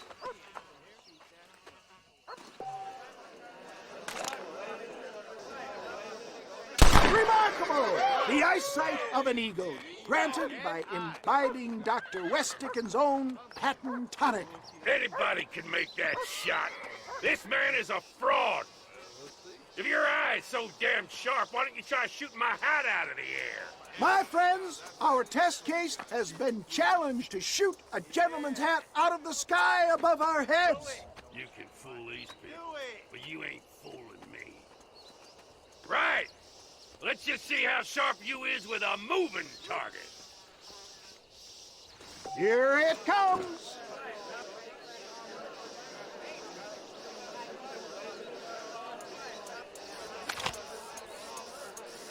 I thought we was here to see miracles. Have you ever seen such an eye? Behold the power of the elixir, plucked out of the sky. Hey! Hey! What? You think you can put a hole in a man's hat and just walk away, do you? Hey, it don't work like that around here, mister. Come on! Are you a man or not? A challenge of battle has been offered to our volunteer. Look at him! The tonic is coursing through his veins. You want to fight, friend? Can you believe your eyes? Say goodnight, friend. There it is, skeptics and dissenters, irrefutable proof. Do not let this opportunity pass you by. Look, he's over there. Go get him. This ends now. Watch out! He's got a gun! Look out, mister. Who the hell do you think you are? You ain't leaving here alive.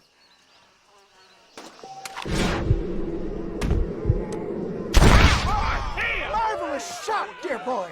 The kind of deadly accuracy that can only be afforded by the West Dickens elixir. Come, I have plenty for all. You'll be fine. Get out of my way. Hey, where are you going? I want a bottle. Get me a bottle, please. One of them right here. Well, no harm in trying one bottle, I suppose. Well, I think that went kind of well, don't you? I'm just glad that my normal job involves either chasing after cattle or murderers. Not the likes of you, mister. Don't be like that. Now, if you'll excuse me, I'd like to say my goodbyes, head on back to the real world. Wait, sir. I've been thinking about your predicament, and I think I may have an idea. I've been thinking I could be your cunning Odysseus. Beware of the Greeks bearing gifts, sir. Williamson had better beware. We will make them into Trojans. I don't rightly get you. I want you to go and see my old friend Seth. He can come across as a little curious, but I'm sure you two will get on. He's most often found at Coots Chapel. He's very devout. Why see him? Because between him and me, we can get those gates to open for you, and you can walk right in, just like in Homer's great Trojan yarn!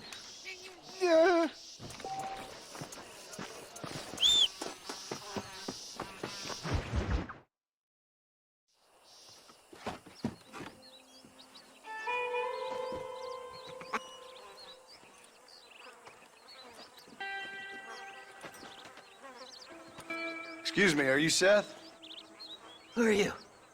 I'm a friend of Mr. West Dickens. My name's Marston. John Marston.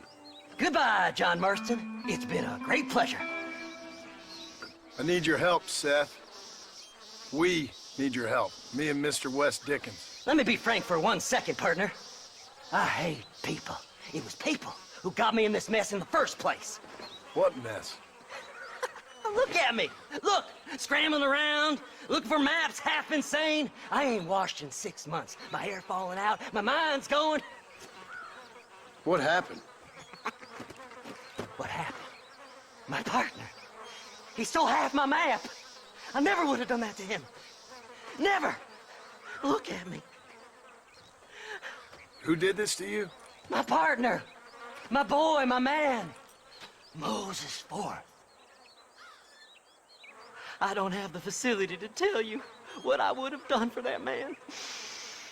And what I would do to him now. Why? Because he stole half my goddamn map. And what map's that, then? The map, partner.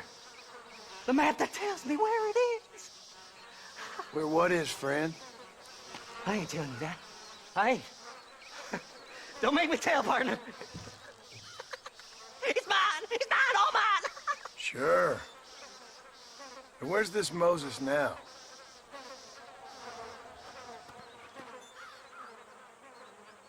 He's at Benedict Point. The law got him for exhuming. Some people, they feel differently. Not Moses. Him and me are the same. The self-same. Well, come on, Seth. Let's go see Moses, get you your map back. Then maybe you'll help me.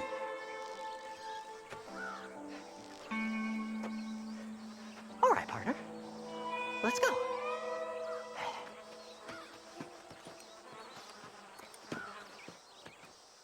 Come on then, partner. Whoa there.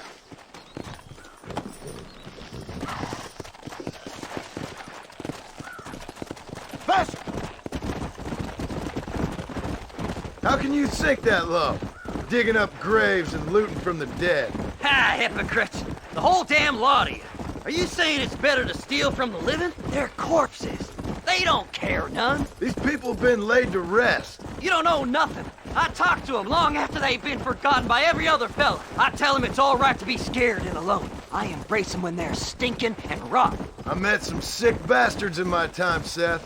But you're special. Folk is cold and heartless all their lives. To me, they gets warmer when they're actually cold and heartless. Surely that makes sense to even you. Not exactly, it don't. Are we really living anyway?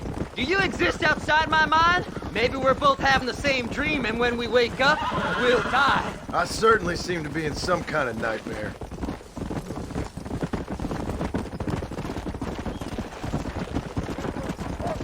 Fly! Fly!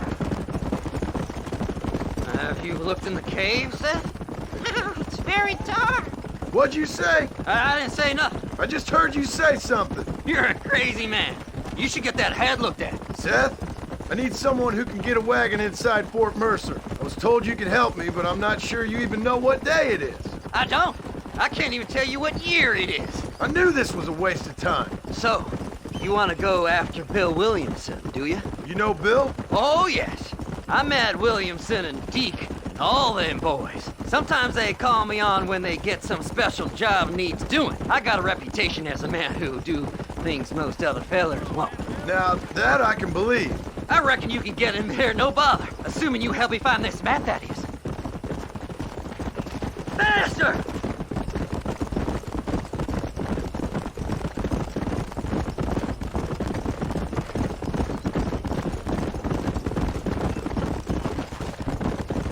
What's so important about this map? Nothing much. Just unimaginable riches and such like. A spark of hope that lit a raging fire I can't put out. I thought as much. Another treasure hunter losing everything in the search for nothing. Oh, I lost it all, partner. My wife, my children, my business.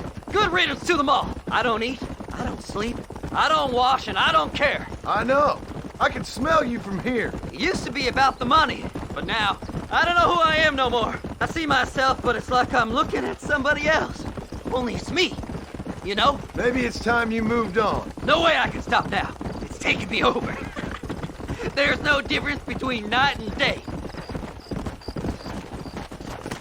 All right, this is it. Let's stop here a moment and come up with a plan. As far as I know, Moses is being held in that shack. There's a couple of deputies keeping guard outside.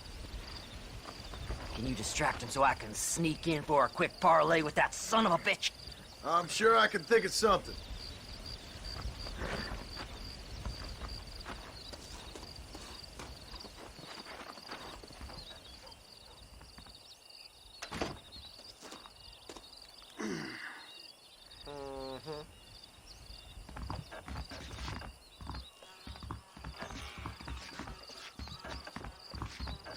Lead them away from the shack and out of sight. Somewhere out past that hill.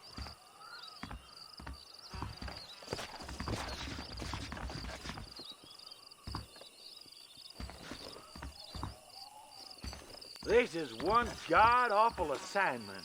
I know. This place is deader than a side of bacon. Stay away from them! Best we deal with this now, mister.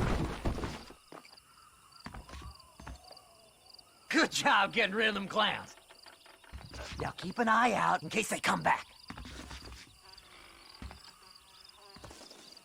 Moses? Oh, Moses!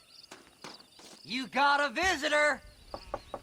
Oh my God, Seth. They arrested me. It weren't my fault. Ah!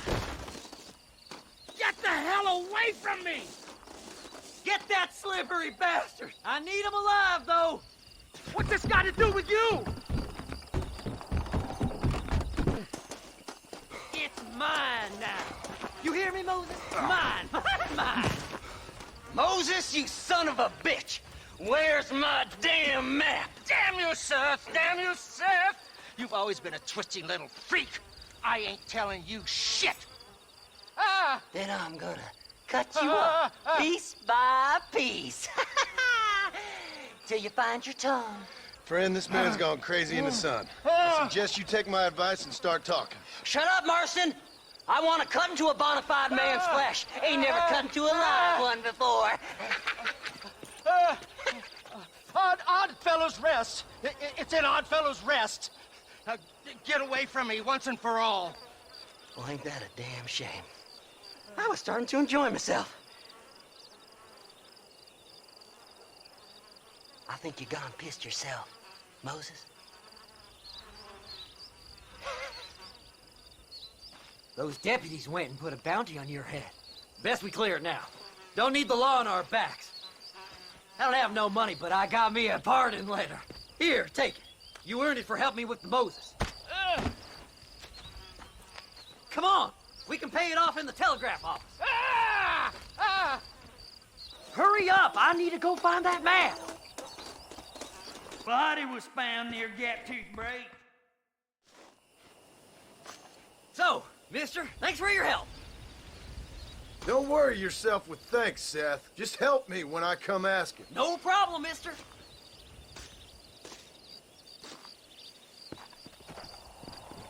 Yeah! Fly, fly!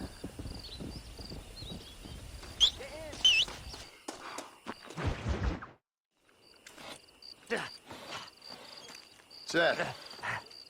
Hey, John. Hey, partner. Get what you need? Ready to help me? Not quite. Not quite ready. Yeah. You see, I wasted a bunch of time looking for that last bit of map. And I got to thinking, Moses was a liar. And I imagined myself doing all kinds of unpleasant things to his corpse. And then I realized... Realized you were sick in the head? That you needed to move on with your own limited time on Earth? No, partner. I realized Moses weren't no liar. The issue was Aiden O'Leary, who said he had the body. Aiden died in that flu epidemic, and the bodies weren't even buried yet. Got the body sitting in the back of that wagon behind you? Yes, sir. You're not even gonna wait until they're buried before you... Well, they don't care, do you, boys? Honest folk off to a better place. Apart from that Aiden O'Leary fella, I never liked him. They say he lay with his sister. I don't like women, partner. I don't. Not since Mammy died. Seth, What are you gonna do with those bodies? I'm gonna take them back to a nice quiet spot and look for the map. I needs the map, partner. I needs it. Come on! Loitering with a pile of dead bodies ain't exactly the best idea. All right, I know a secluded spot where we can search these sleeping beauties.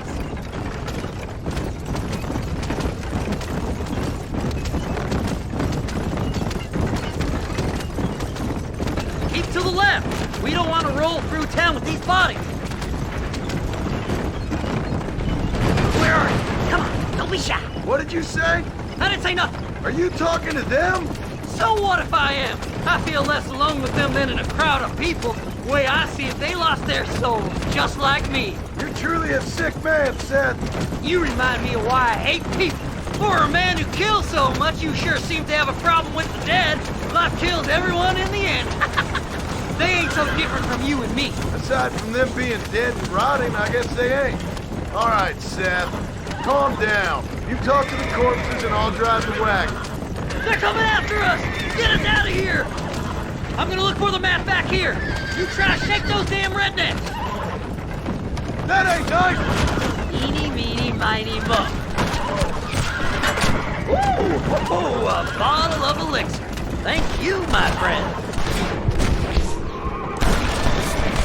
Well, that's all I need.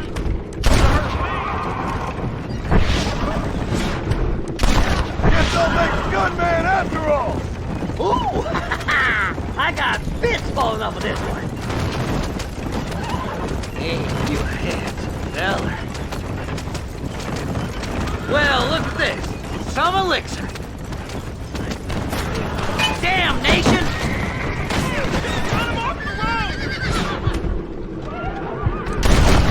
Can't you see we're in a rush?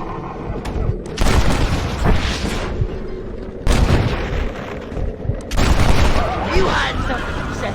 Oh, you naughty little boy. We're sitting ducks. Let's go. Work them horses. Will you be my friends? Oh, look here. I found me a few bullets. It's been a pleasure meeting you. Head left at this turn. Oh my. Is this the quickest you can go? We're just going on a little trip.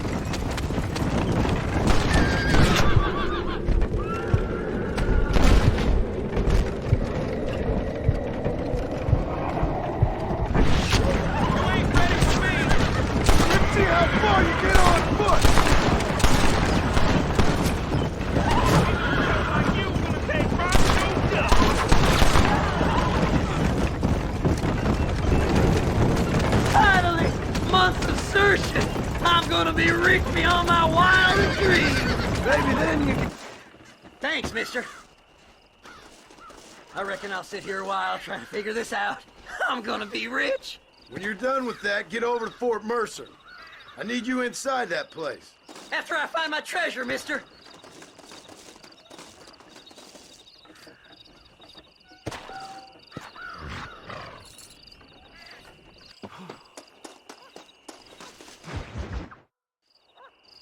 Oh, it's like that, is it? Huh? Not talking to Seth today? Oh, the old silent treatment. Oh, whoa, woo-hoo. That's quite a stimulus. Hey, Seth. Seth, come back here.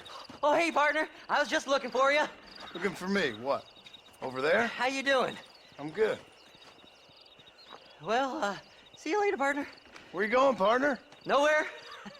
Okay. Nowhere wouldn't happen to be where that thing you're looking for is kept, would it? No, sir. No, sir. Come on, partner. Okay, I was just fooling. Partner, you know, the thought of that treasure does funny things to me. According to the map, it's somewhere in that big abandoned house.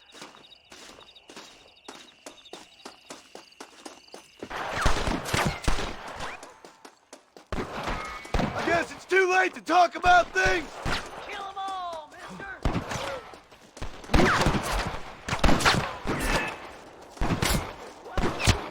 I'm gonna kill you.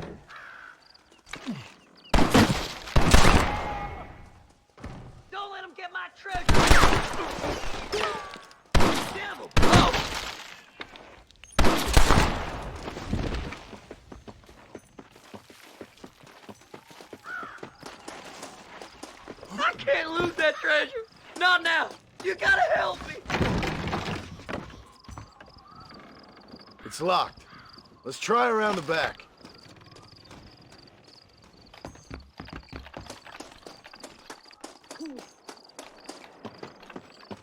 Please, before they find it. Here we go. Come on, Seth. Here we go again. What that meant to be? The devil in me wants to hurt you, mister.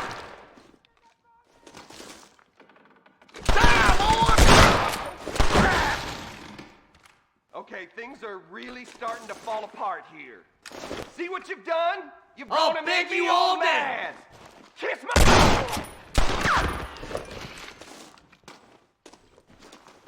You ain't gonna win this!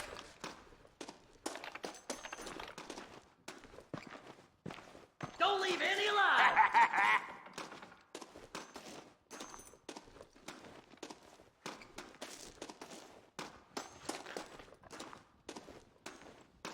Damn, you jumpy. Do something, mister. They're gonna take my treasure. That's it, partner. Smoke them. That's funny. You coward!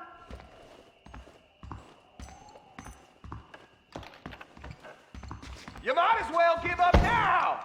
Are you gonna shoot somebody? I'm gonna kill you!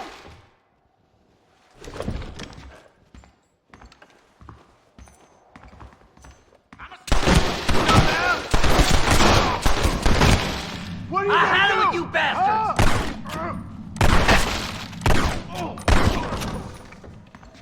You really want to die?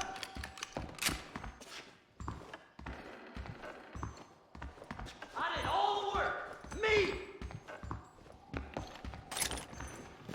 You're gonna be standing when the gun smoke's cleared.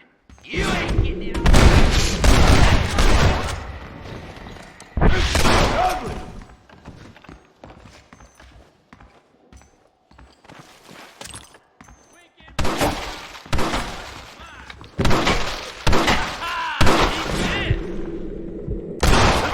There's a dirty sneak coming up on you.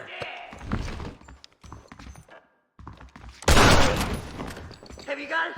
Come here. Let me see. Let me see. Finally, I see the light at the end of this very long, long tunnel. Seth's gonna be rich after all these years. It's silk sheets and Parisian whores from now on, mister.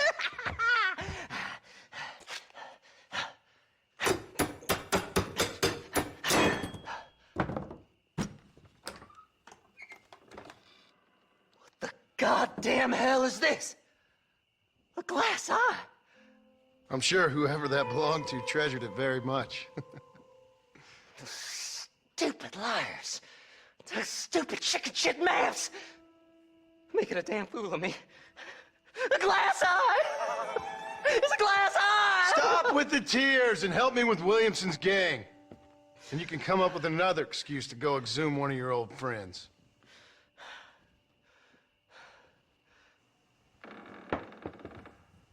Hunting dead man's treasure ain't done me no favors.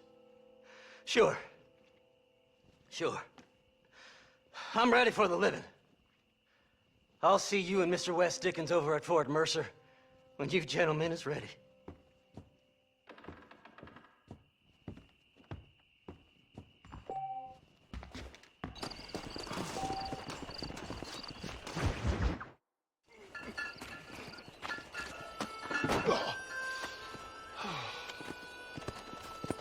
Mr. Marston, how are you, sir? I'm all right. I met up with your friend, Seth. Oh, Seth of the Dead. Yes, interesting fellow. You don't meet many men these days with the moral fortitude to cut straight to the chase like that, do you? Thankfully not, Mr. West Dickens. Yes, contemporary society is remarkably harsh on professional exhumers. But did you know that in ancient Egypt, it was an art form valued more highly than literature? I believe Seth comes from that school of thought. How very interesting. Look, you thought any more about our plan? Your plan, dear boy, your plan. I am merely the help, not mercifully the arbiter of wisdom. What you are, dear boy, is the man whose life I've saved twice now. A man who sells lies and deceit to unwitting people. A man who, if he doesn't help me, I won't think twice about putting a bullet through his skull, feeding to the vultures myself. You see, Mr. Marston, you have the exterior of a violent man, but the soul of an angel, and that is what I think I cherish most about you.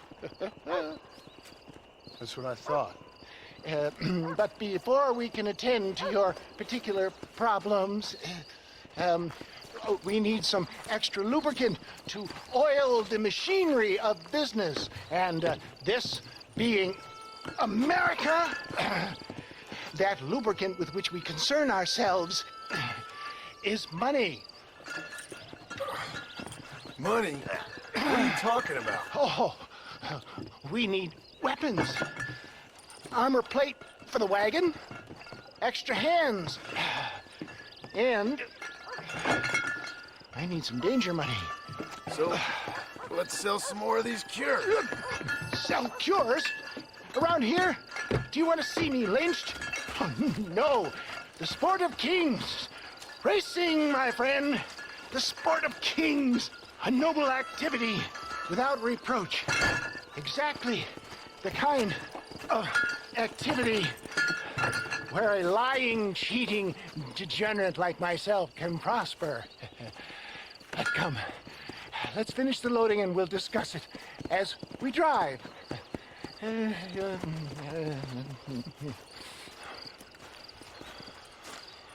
Now, sir, reach.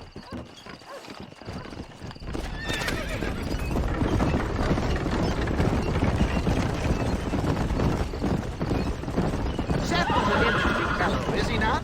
I wouldn't say interesting, more deeply disturbed. I can see why you two get along. I see the good in everybody, John. It's a flaw of mine. I have a soft spot for life's flotsam and jetsam. Connection with him more like. You and Seth have a lot in common. You both rob people for one. Mind you, at least he waits until they're dead. Oh, my dear boy. Nobody is more critical of drinkers than a drunk who's mended his ways. What are you talking about? Come on now, John. I've heard about you. You spent your life robbing people. A little inappropriate to be taking the moral high ground now. I had the courtesy to put a gun in their face. Whatever helps you sleep easily at night. We stole from those who had too much. Tried to give to those who had too little. A Robin Hood with spurs. Oh, romantic. You expect me to believe that poppycock? Maybe I'll have the good fortune to be able to leave my nefarious life behind one day and work on the government's dime. Don't talk about things you don't understand. Dear, oh dear, simmer down, my boy. You need to start appreciating your friends more. Folks around here don't see you as any different from Bill Williamson. I didn't think I'd have to huckster snake oil and dig up the dead, that's all. Take it from me, John. Collaboration is the key to success. I can help you. Seth can help you. It's business. Nothing more, nothing less. There's no need to make it quite so personal. Suits me.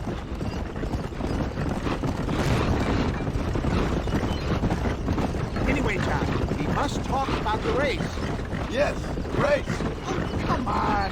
Time to purge that negativity and start thinking like a winner. You're going to have a whale of a time. They've been holding these chariot races in New Austin for as long as I can remember. And we need the money. Why aren't you racing then? Me? Oh no, not my thing at all. You have already proved yourself more than adept at the range, my dear boy, and under some stress. These races are Byzantine in their ferocity, and the terrain is treacherous. People will do just about anything to win. Men die. It's a marvelous spectator sport. Sounds like fun. And you are my wild card, John. They won't be expecting you. So what's your role in all this? Think of me as your spiritual guide. Do I have to? You are a free man, of course, but I strongly recommend it. Imagine, just for today, you are not an aging bounty hunter, and I am not an avant-garde business pioneer. No, sir. Today, we are gladiators. Motivation, dear boy. I'm definitely feeling motivated to get the hell out of here.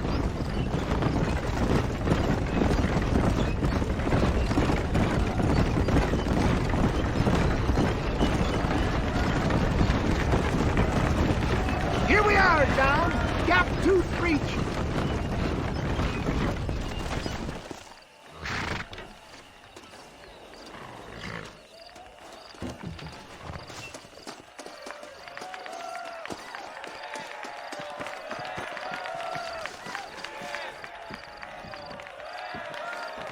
Drivers!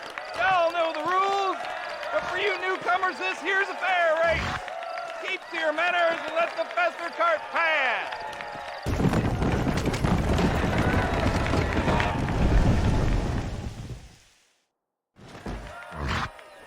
Hell of a race, mister. I'll take care of this cart for Mr. West Dickens. Come on, John. I suggest we beat a hasty retreat. Right, best remove ourselves from the stage before somebody decides they want their money back. Fine by me. Wasn't that fantastic? The cheers of the crowd, the thunder of the wheels. The falling rocks, the homicidal maniac. Oh, come on, John. Even a cold-hearted misanthrope like you must have found that just the tiniest bit exhilarating. Not the friendliest bunch, are they? They take the racing very seriously in these parts, and your participation was not entirely pre-approved. That was clear.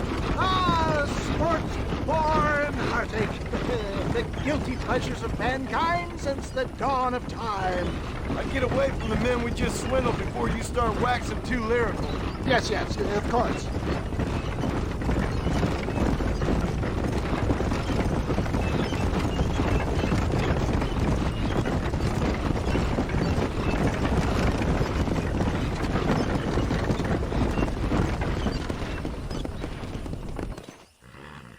Well done, sir. Well done. Having you as a ringer has netted us a fine profit.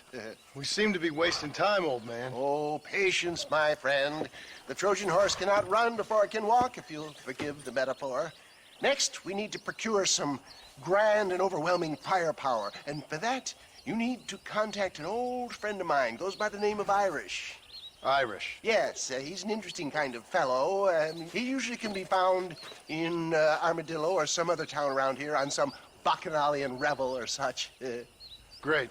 An alcoholic arms dealer. What could be better?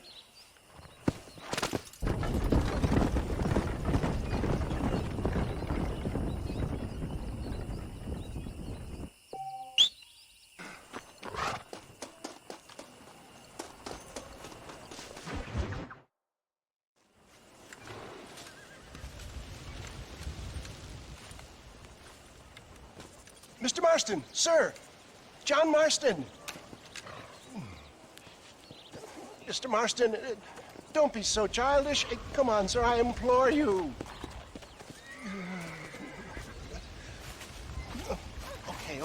Okay, so I made a few innocent mistakes when last we met. But my plan is still sound. Together we can conquer, if not the world, then certainly Bill Williamson. But first, you need me to do you a favor? You read my mind. I can only deduce you've been taking my tonic, sir, as instructed. It can give the most ordinary of intelligences a remarkable insight. I'll give you insight. I'll show you what your guts look like. Please, sir, this show of petulance is nothing short of embarrassing. Think for a moment, sir. Think. I'm thinking about how much of my time you're wasting. Sir, I am about to do something which I greatly discourage in all wise and rational men. A selfless act. For you. But, sir, before I act selflessly, allow me to act selfishly and sell some of my wares. Fair enough. Oh, good, sir. Come, and let's go visit some of our fine friends in the other oil business we have here in Plainview. These men need all the help they can get. Ladies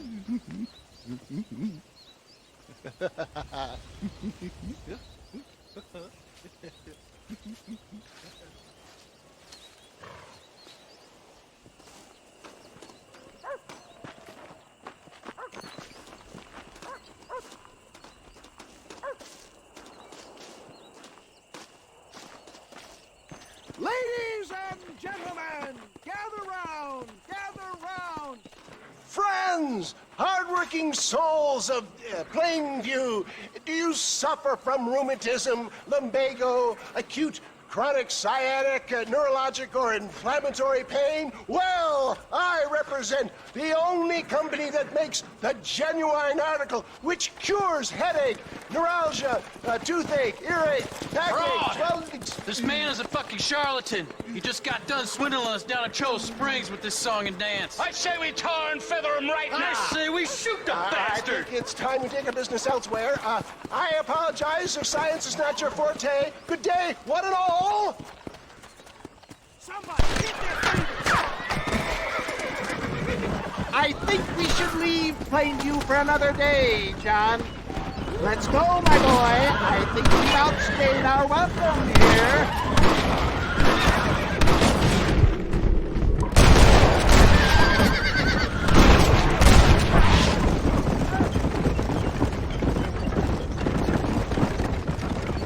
Stay alert. I'm not sure we're out of the woods yet.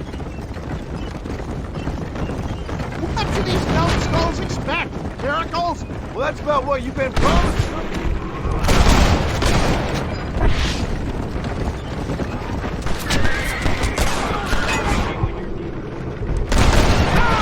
You're supposed to be protecting me!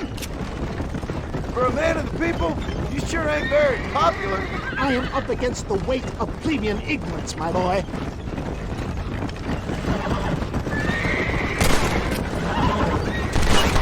I'm gonna put one right between your eyes. I'm hit! John, do something!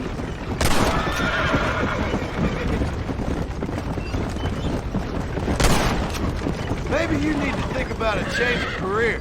I will never give up on science, John.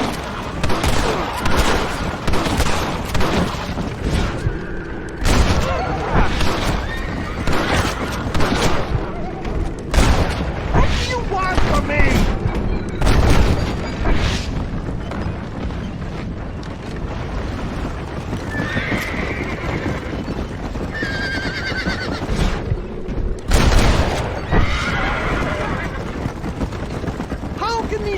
Harbor such bitterness. Well, I ain't surprised. That tonic I drank at Ridgewood went through me like a dose of salt.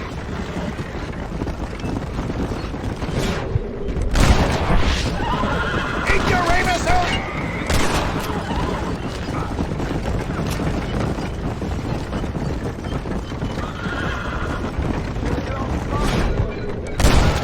Now on to the next one.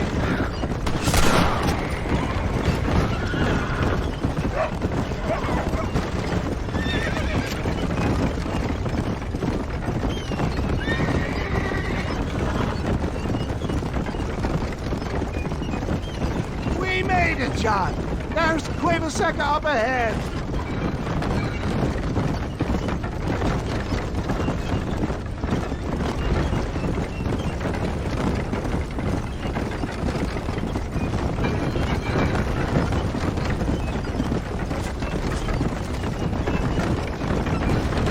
Well, that was a little hairy. Thank you, my dear boy. You saved the day again.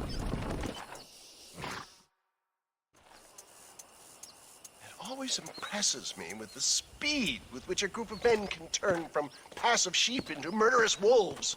I'm impressed with how you nearly got us killed back there. Yes, perhaps we should shelve the tonics business for a period. What say we try our hand at racing again? There's a meet at Rathskeller. You're trying my patience, Mr. West Dickens. Well, I'm sorry, dear boy, but I'm only an aging vendor of exotic elixirs, not the bloody U.S. cavalry. Forgive me if matters take some time to prepare.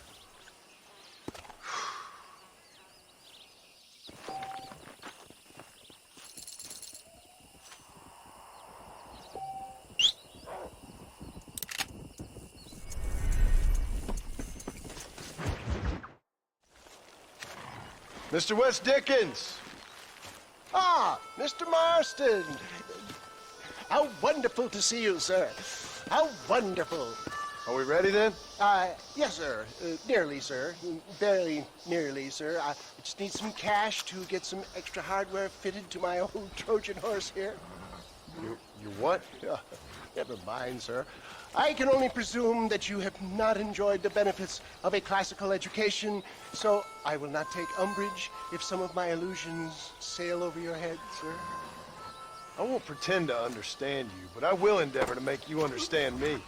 Either we do this right now, or I put a bullet in you and get on with my day. Please, I knew you were a violent man, Mr. Marston, but I did not think you were a stupid one. We need money to outfit my carriage, to turn a simple tradesman's vehicle into something more subterfuge. And I'm about to tell you how we are going to gain said cash. Now, I know that you ride very well. So come, sir, to Rathskeller Fork. Let's go, my dear boy. I'll show you the way.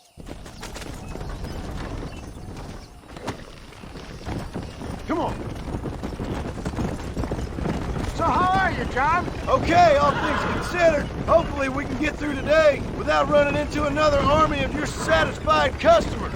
Onwards and upwards! I refuse to let the blind stupidity of the proletariat derail my calling in life. Nothing blind about it. I'd say they saw right through you. Before knowledge comes doubt, my dear boy. Everybody knows you're as crooked as a dog's hind leg, West Dickens. I resent that implication, John. I wasn't implying. I was telling. You're such a successful businessman. What are you doing living in a cave? Delightfully Dickensian, isn't it? If you say so. Are you familiar with the concept of philanthropy, John? I'm surprised you are. Oh, I don't do any of this for myself, John. I hope you realize that. You're crazy, old man. You seem to be forgetting that I've been part of your ridiculous charade. It's been quite a ride, John, hasn't it? We haven't gone that far. No, I mean us. Ridgewood Farm, Gaptooth Reach, Plainview. We make quite a team, you and me. Brains and brawn. We should consider a more permanent partnership. This partnership ends as soon as I have Bill Williamson. I appreciate your help, but I've just about had it with all your schemes. You need to realize what's at stake here. I know, John, I know. Just win this race and we'll be ready. I give you my word.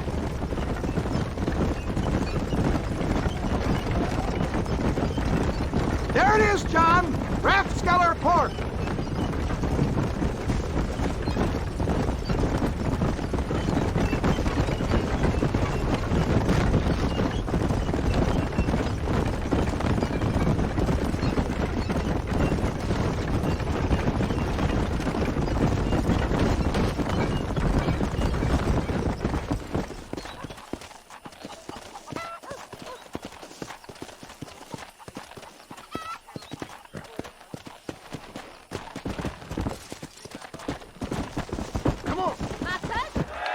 Gentlemen, this will be a fair race.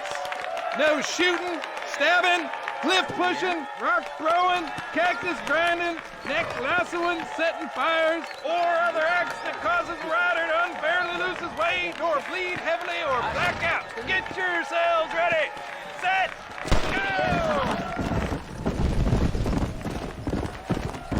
go! Go!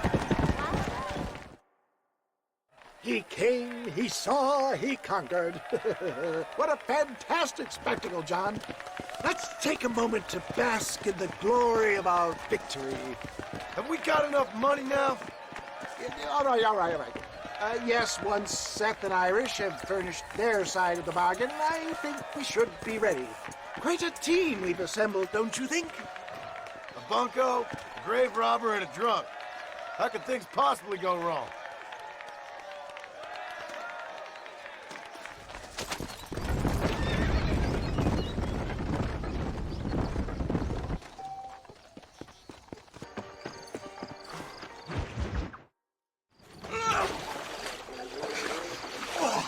yes, boyo. You messed up properly this time, didn't you? You little paddy bastard. You thieving McCunt. You got it all wrong, Welsh. All wrong. It was French, I promise. He said he was going to rip you off.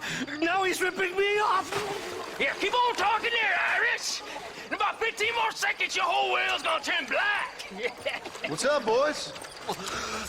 Fuck off, boyo. This don't concern you. When a man with a sing-song voice tells me to fuck off, it always concerns me, boyo. Look here, this patty bastard stole our guns, tried to steal our horses. Law's clear on the matter. I never stole nothing, sir. Never did. Not in all my life. That French cunt is playing with the Welshman's tiny and ineffective mind. Hush your mouth. Anyway, you all got horses now. No one needs to die. Leave them be. Who do you think you are, boyo? The bloody cavalry? Your voice is really starting to get on my nerves, boyo. And you're getting on my nerves. Yeah. You reckon that fool Irish is worth dying for?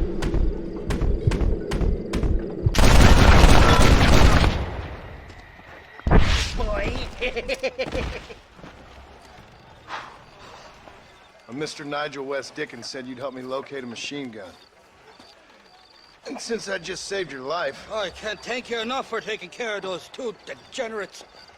Untrustworthy, poor in personal hygiene, lacking in the finer qualities of a gentleman. What about the gun? It'd be my pleasure. She's magnificent, government issue. It'll be a bit of a ride, but we'll get there soon enough. Follow me, fella.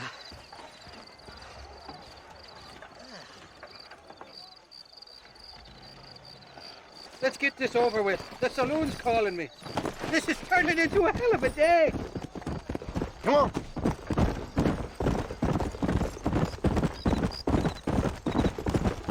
What's your name, friend? John. John Marston. Stroke of luck you came along, fella. I thought I'd drunk me last breakfast there for a second.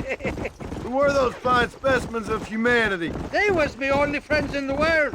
And boy, am I glad to see them bastards dead. We all met on the boat over a few years back, we did. Thick as thieves ever since, and that right there was the problem. Is it normal for friends in Europe to drown each other? Never trust a Welshman, me pa always told me. And he got his throat slit, so he should know. The kind of fellows who will steal an acorn from a blind sow and then kick her for squealing. And as for that French bastard... He didn't sound very French.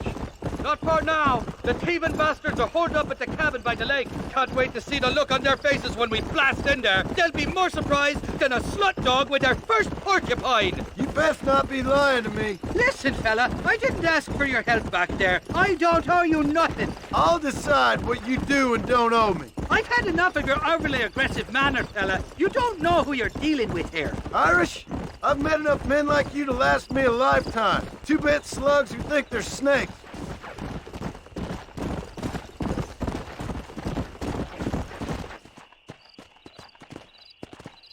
You can make quick work of those fellas if they give you trouble. The gun's stored just inside that shack. What about you helping me out? I'll cover you from the ridge. I'm better from long range. It'll be a piece of cake, fella. Trust me.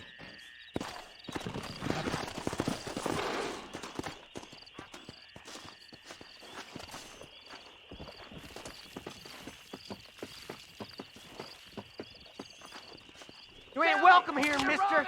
Move along. Who the hell are you?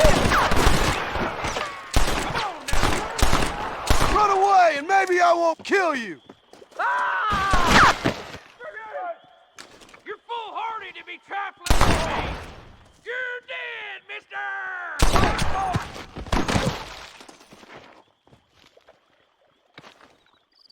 Bad news, sir. You going to be damn sorry.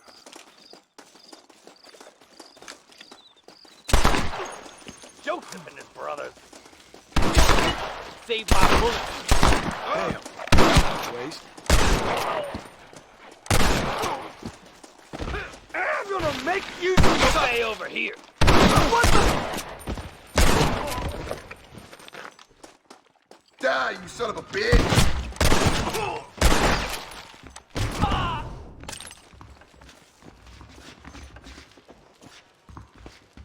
It's not here. That lying sack of shit!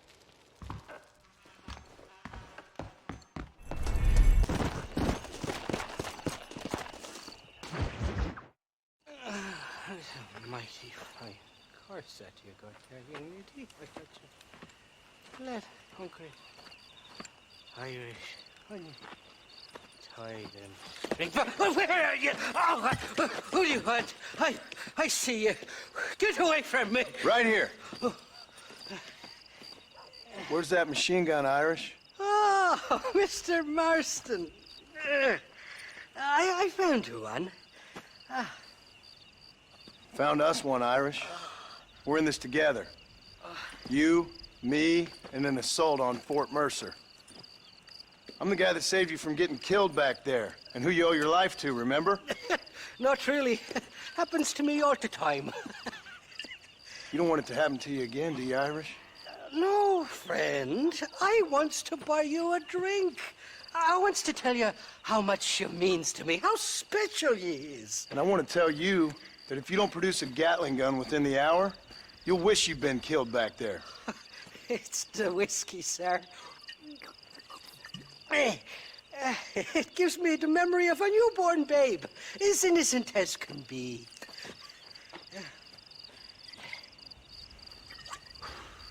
And it makes me violently angry. Shall we go look for that gun, sir? Yes. Let's do that. Not a feller to give up easily, are you? I love me faithless Flora, the lily of the West. You're not gonna pass out on me, are you, Irish? Me? No, I'm right as rain. Or at least somewhere stuck between fair and meddling. Well, you're gonna be stuck somewhere between dying and dead if you try to cross me again. It weren't like that at all, feller. Me intentions were pure. I swear it on me poor mother's life. I just gets a tad confused from time to time. Honest mistake. If there's any more confusion, I'll finish what your friends in Armadillo started. Jesus! You're an impatient bastard, aren't you? Where's the gun, Irish? I hear some miners been blabbing about a machine gun they found. Apparently, they got it stashed up at Gaptooth Breach. What do miners want with a machine gun? Shoot it at somebody, I suppose? Or sell it? I don't know. Never been down a mine in all my life. Sounds real fishy to me, Irish. I've just about had it with you and your game. You and Wes Dickens are so crooked, you can swallow nails and spit out corkscrews. Maybe if you was more cordial with folks, they might be better inclined to help you. I saved your life and you repaid me by lying, nearly getting me killed. Not fair now, Johnny. We should go around the side of Gaptooth so the miners don't see us coming. I still don't know what miners would want with a machine gun. Miners are always fighty bastards. Spend too long without daylight and fluxes, and it starts playing with your mind. I never heard so much shit come out of one mouth. Only telling you what I heard. Oh, and we'll need a wagon or something to get it out of there. That gun's heavier than sin. So how was I supposed to move it by myself last time? You two-faced little bastard. Here we are. Let's stop here a moment to get a lie of the land.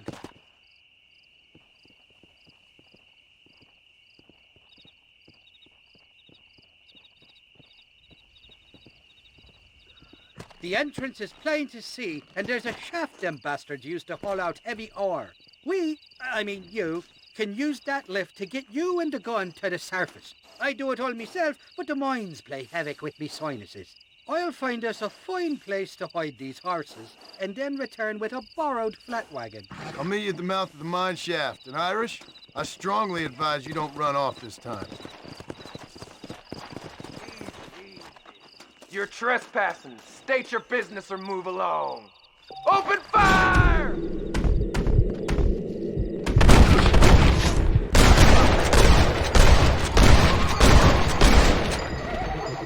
There it is!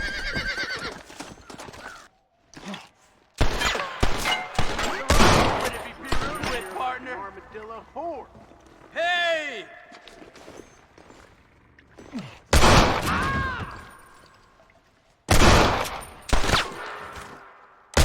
That's the lot.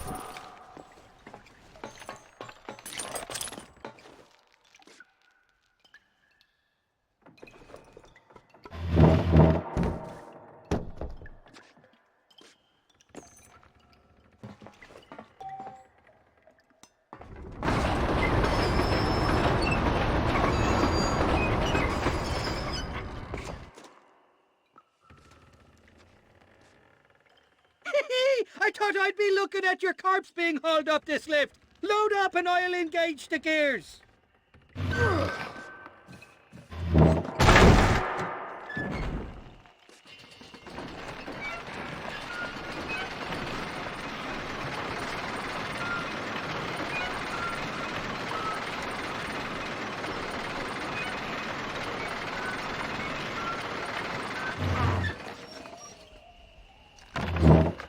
Oh, there she is. What a beautiful weapon. God's own gun. Ain't that the truth? I got us a borrowed flatbed parked down. Meet me at the bottom of the hill! Nearly there, Johnny boy!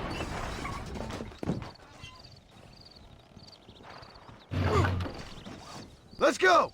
A short wee ride now, and we'll have this executive peacemaker delivered to Old West Dickens.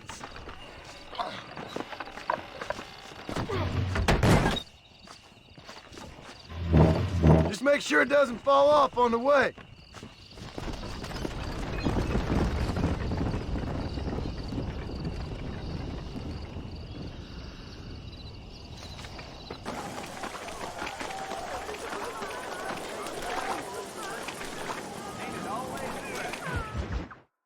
Up, sister.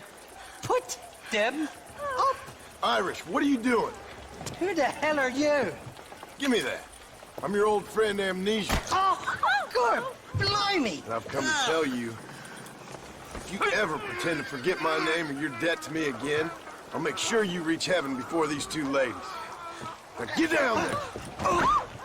Oh, Mr. Marston. How are you? Ashamed. Ashamed to know you. What the hell's wrong with you, robbing these gentlewomen and ladies of the Lord? I thought they was doxies.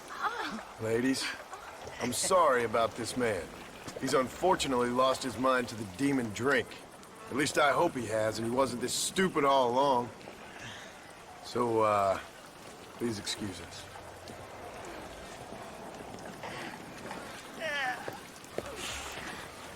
Now, Irish, that Gatling gun doesn't work. I find that rather upsetting, don't you? Oh, heartbreaking. Which is why I was just coming to see you when the drink got the better of me. Come on. I know where we can find the parts for you. Mother-fucking Mary. What a lusty specimen you are. I like that. That fresh air's got me head spinning like a top. Can't be good for a fella. Shut up, you lazy drunk. Before I stop your head spinning with a bullet. I resent that, Johnny. I've been working like a beaver on your behalf. You've been working like a weasel on my behalf. Bushwhacking defenseless ladies of the cloth? You must have been raised on sour milk, Irish. What are you talking about? I'm a good Catholic boy. You're a booze-blind coward. And you're a hypocrite, Marston. You've robbed just as many innocent folks as me. I tried to only rob those who had more than they deserved. Christ, the church has more money than anybody. Don't go getting on. Where are we going, Irish? Just to the warehouse here in Thieves Landing. I'm telling you, Johnny boy, it's all set up. We're meeting this pal of mine at the back door of the office, hobble-tongued fella by the name of Shaky. And he's got the ammunition we need? Jesus, stop fretting, will you? I knows about guns front, back, and sideways. You're gonna be real familiar with mine if things keep on this way.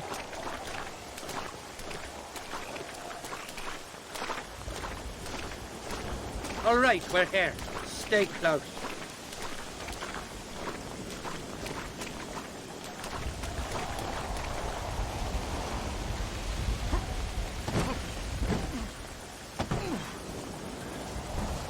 Damn it! That stuttering bastard said this would be open. Come on, let's see if we can get in around the back. I'm beginning to lose my patience.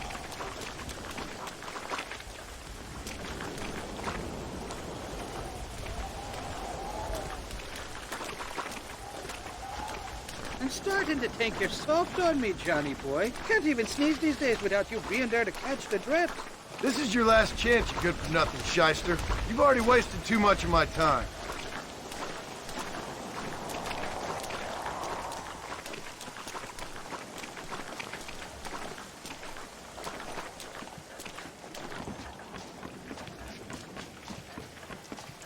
Keep your eyes open. Shaky's all right, but I don't trust the gang of fools he runs with.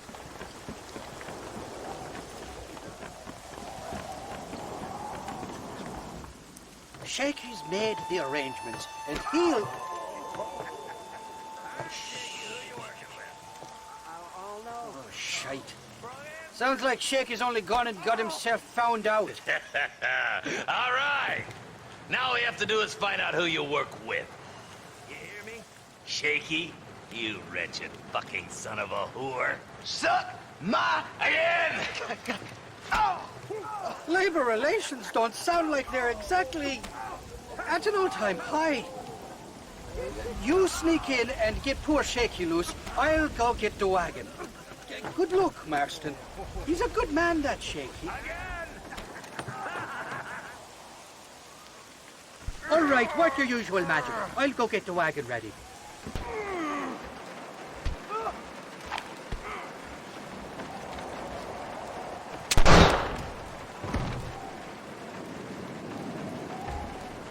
You're making a big mistake, friend!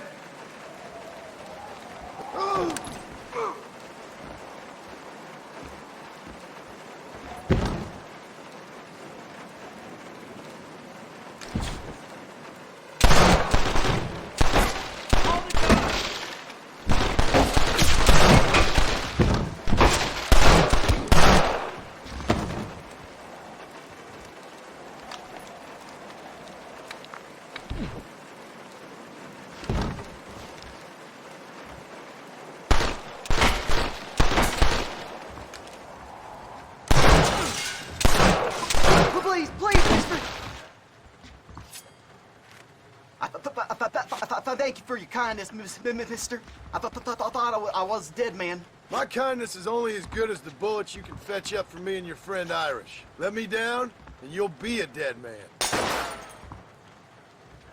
This is gonna be one hell of a fight. All right, let's get out of here while we can. You scared like Come on, you the bastard! Who's next?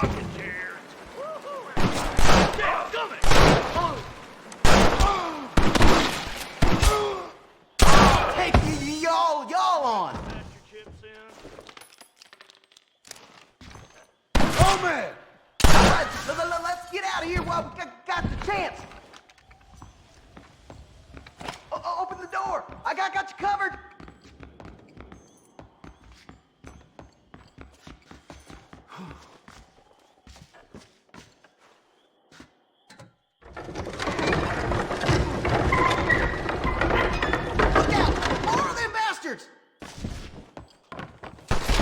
No turning back now. There's our rooster, right there! I was gonna shoot you dead!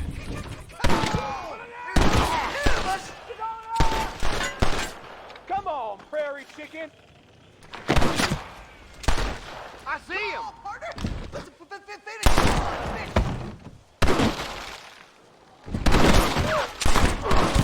Man, you're on the frontier. Let's shoot the hell out of these cowards! What's the matter? Ain't got the sand for a real fight? Now, let's go find the ammunition. Shit, we gotta get out of here. Shit, there's a bunch more of them out by the crates.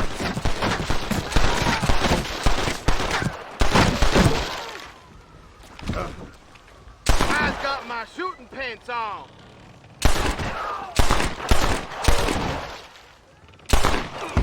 Follow me.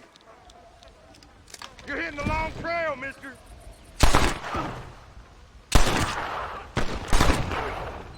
Wow!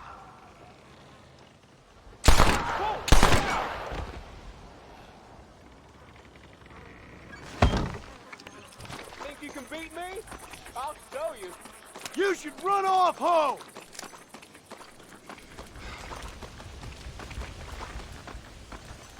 It was always gonna end this way.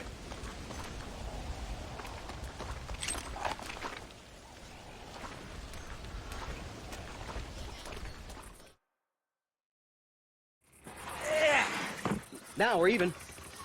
thieving shaky. You still owe me for them morphine pills to calm your nerves. Shaky. You'll get your half.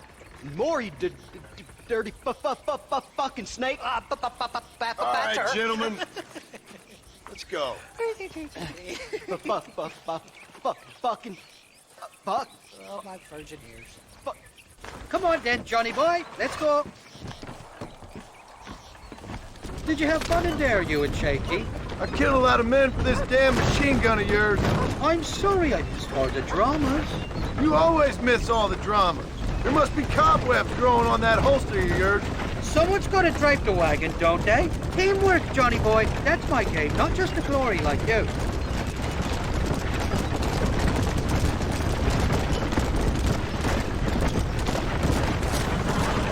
Damn! I knew they wouldn't give up that easy. Hold them off, Johnny. I'll get you back to McFarland.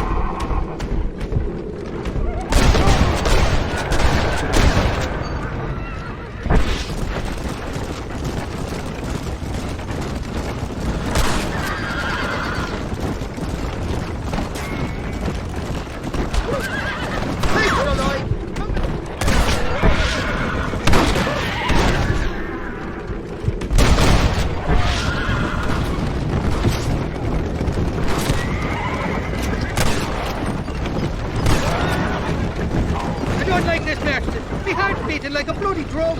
Just drive, Irish. You're acting like a schoolgirl.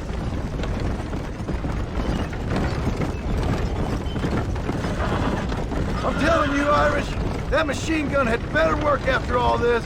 Don't you worry. You won't find a finer piece of artillery west of Dublin. Look out, there's one on the bridge up ahead. Jesus, we really ruffled a few feathers back there. Seems like half New Austin wants to be dead. Christ, more sons of bitches.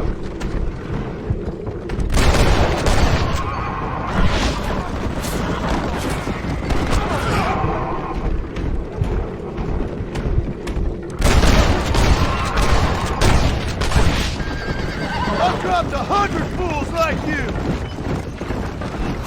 Here come more, them bastard!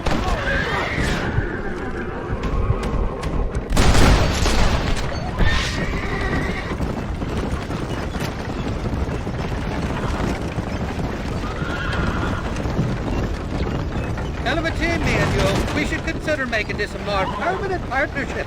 I think I've about had my fill of liars in this life, partner. Well, I think you're ready for Part Mercer. You got enough ammunition here to take down a small country, fella. I'm gonna need it. Bill Williamson's got himself an army. So I guess this is where we part ways, Johnny Marston. Or maybe not, friend. You're gonna be right alongside me when I take on that fort. After all you put me through, it's time you pull the damn trigger for once. Show me what a big, bad killer you really are. Yes, of course. What am I thinking? Don't worry, you can count on me. I just hope I don't steal all your glory. Wouldn't be right or proper. Impressive, Marston. We'll have West Dickens's wagon rigged and ready to go soon enough.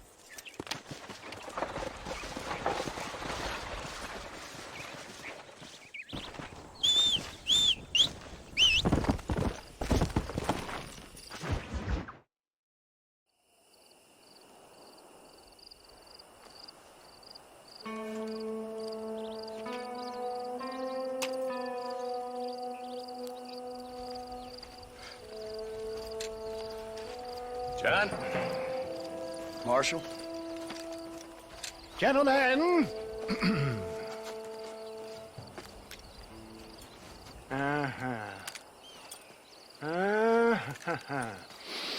It's time. We must go. Why? What's happening? Seth has managed to get himself inside. But we can't leave it too long, or they will soon realize how very curious he is and remove him from the premises. Or slit his throat and watch him bleed to death. But for a minute, he will delight and amuse them. That's when he'll get us inside. Okay. Marshals of the law, when the shooting starts, take that as your cue to start awarding each other medals. Huh?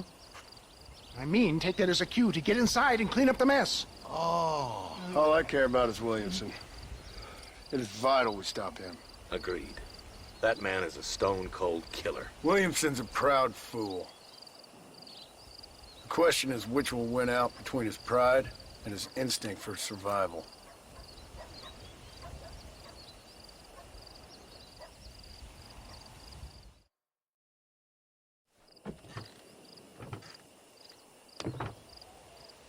Ensconce yourself in the back of my wagon, John, so that we can make our grand entrance.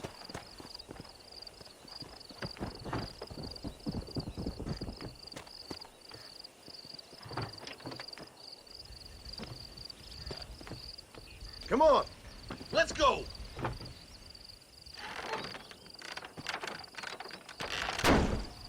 All right, good. Now just stay put till I tell you otherwise. That scoundrel Seth had better not let us down. Once we're inside and I'd lulled our adversaries into a false sense of security with some beguiling sales patter, I will give you the signal. What signal? The moment you hear a sharp rap on the side of the wagon, rise like the phoenix and start shooting like you've never shot before. This is it, my dear boy. The moment of truth. Me and you, John. One last time into the breach. This is going to have to be the performance of my life. I hope my nerves don't get the better of me.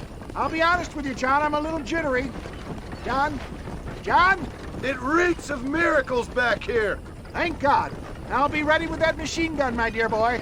I'll be a sitting duck in there.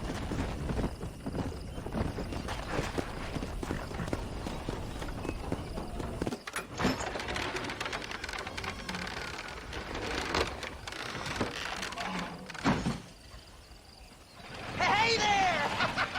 Come on in! Come on in! Welcome to my humble abode! Come on! Yeah! Greetings, my good men. What would you say if I said immortality was at hand? What would you say if I told you I could teach you to fly? What would you say if I told you I could turn a man into a beautiful woman? Impossible, yes, once, but no more. Gentlemen, I bring you wisdom from the East. I have here in this wagon some of the finest goods, the best medicines, and the newest inventions available for you and your families. Exotic trinkets from the far reaches of the earth, elixirs that give vigor and strength. And for you men of physical skill and athletic physique, this miraculous elixir can keep the muscles supple and relax the cords. It loosens the joints and gives a feeling of vigor and freshness to the whole system. Why, some men have reported to me that after drinking it for 1 month, they can chew through steel. What the hell? It's a trap! Okay, then! Get them, John! Jesus, what? Come on, John!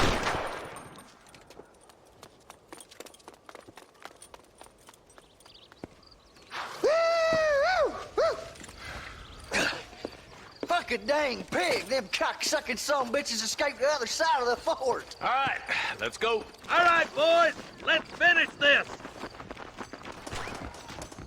I think my work here is done. Godspeed, gentlemen. I bid you farewell. Boy, get ready to die! I can't take much more of this! I think that's most of them, boys. Come on, let's regroup.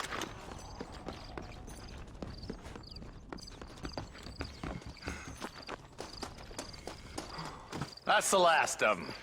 We still can't find Williamson anywhere. Hey, it's the snake oil guy! Gentlemen, let me in, for goodness sake. That fool must be hiding. Men, it is time to start tearing this place apart and find out where he's cowering! A sense of urgency here, please. Open the gate! It's the snake oil guy! Get the goddamn gate open and lock it behind him! Oh, we've got company, gentlemen. These scoundrels have got reinforcements riding this way. Oh, my good Lord above! There must be 100 of them!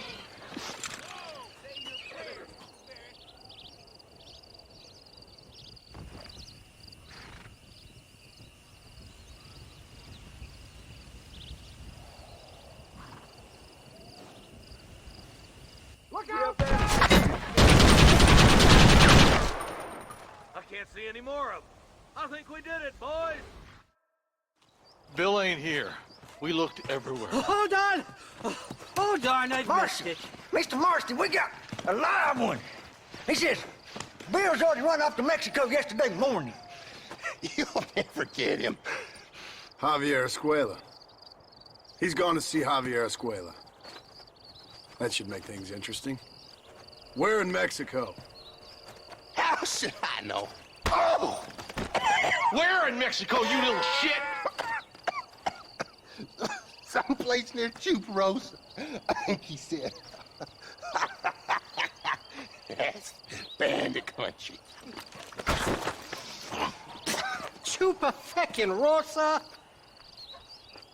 I'll take you there, John. I'm real popular down there. You just meet me at the ferry. I've got lots of friends down south. I'll see you at the ferry, Irish. I'll just get me things. I'm sorry about this, John. I guess you'll be heading to Mexico? So it would seem. How is it down there? Wonderful. A sweet, peace-loving people with the love of social justice. May you always find coin in your pocket. It's been a pleasure spending time with you, boy. You too, Mr. West Dickens. Marshal? All right, boys. That's enough.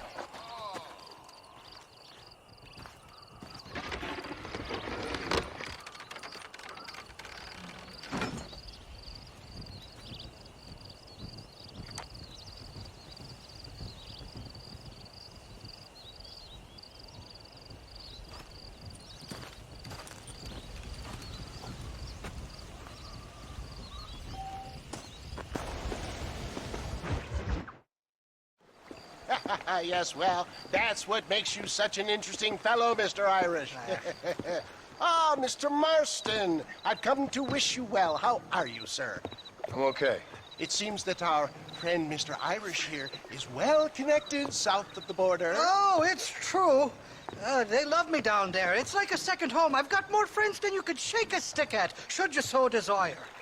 So you know the way? Oh, it's easy. We just get on me raft here and let the current sweep us away to paradise. Come on then, Dubby. I'm not sure your idea of paradise and mine are quite the same, Irish. Relax. We'll have a great time and we'll find your man Williamson, no bother. I hope so. Hey, come on now. Look at it this way. I know we ain't exactly old pals, but, you know, have I ever done you wrong? No. But not through lack of trying. Hey! Well, you boys have fun down there. I shall miss you, John Marston. Thank you. Where are you headed? Oh, me? Oh, London or Paris or maybe Peking. I'm a traveling man, sir. This land is much too small for the likes of me. Well, try not to get yourself killed. Oh, well, yes, we men of science are not a very loved bunch in this land of myth and superstition. I'm off to the civilized world where men like myself are revered and given medals. Ha! Have fun. The same to you, sir. The same to you.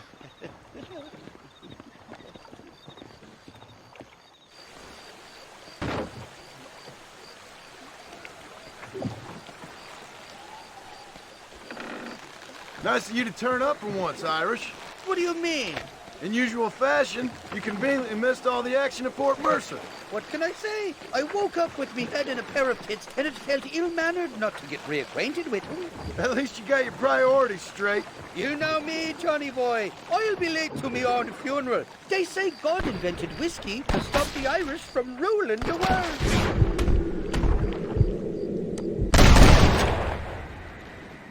Look out, bandits! Cut the rope, Irish. We're sitting ducks here. Shite! I'm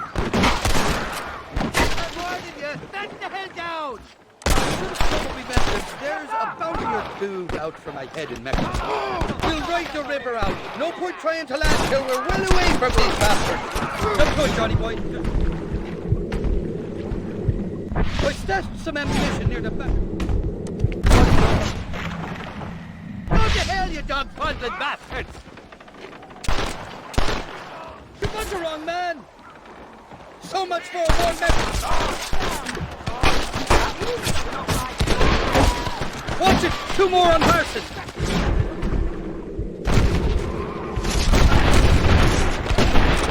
Who's next?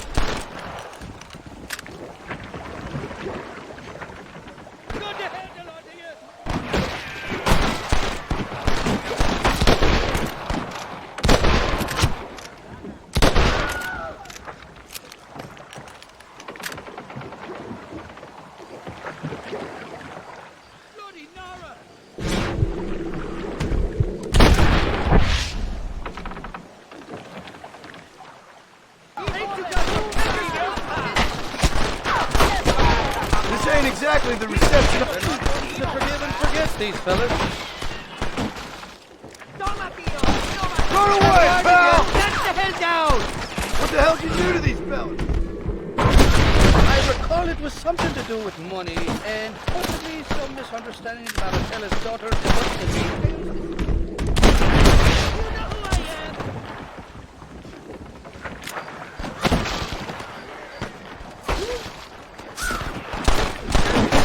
But could you kill him?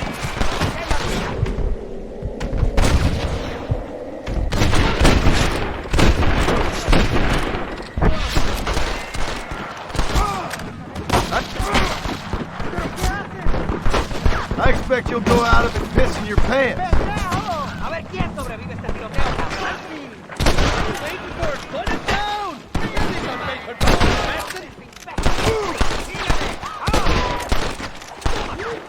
Oh my good lord. This is the 4th time your so-called friends have nearly got me killed. They do. At least the last.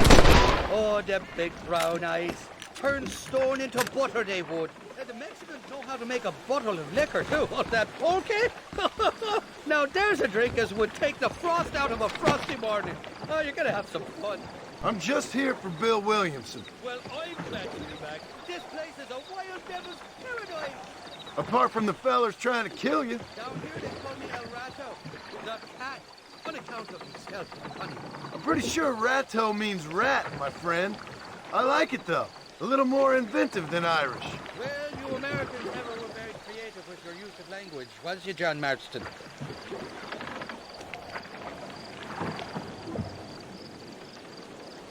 Damn murder, sons of bitches! By the rock! I want that money parents!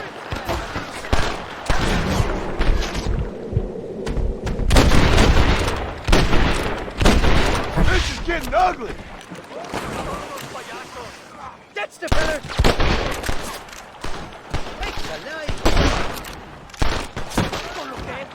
I haven't stepped foot in this country and they're already trying to kill me. Well, you will insist on fraternizing with a notorious Irish outlaw.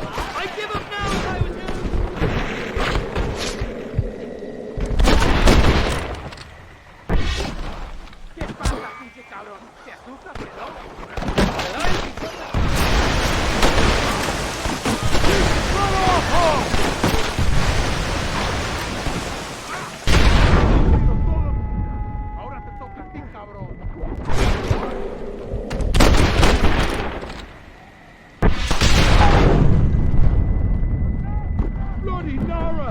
Watch the top of that cliff! They're shooting down on us!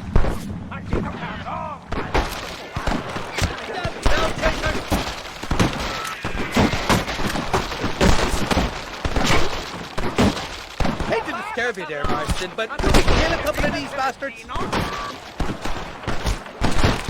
getting another penny out of it! Run away, pal!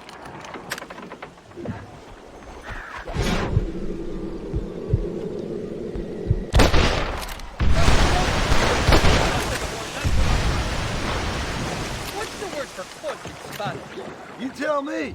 You must have been called it a few times.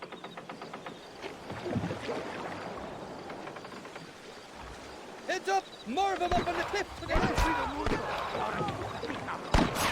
Shite up!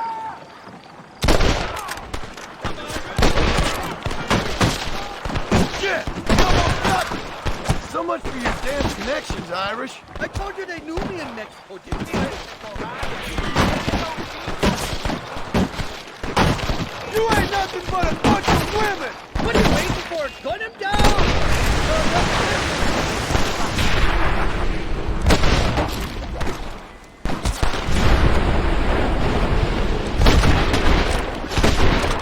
Who's next?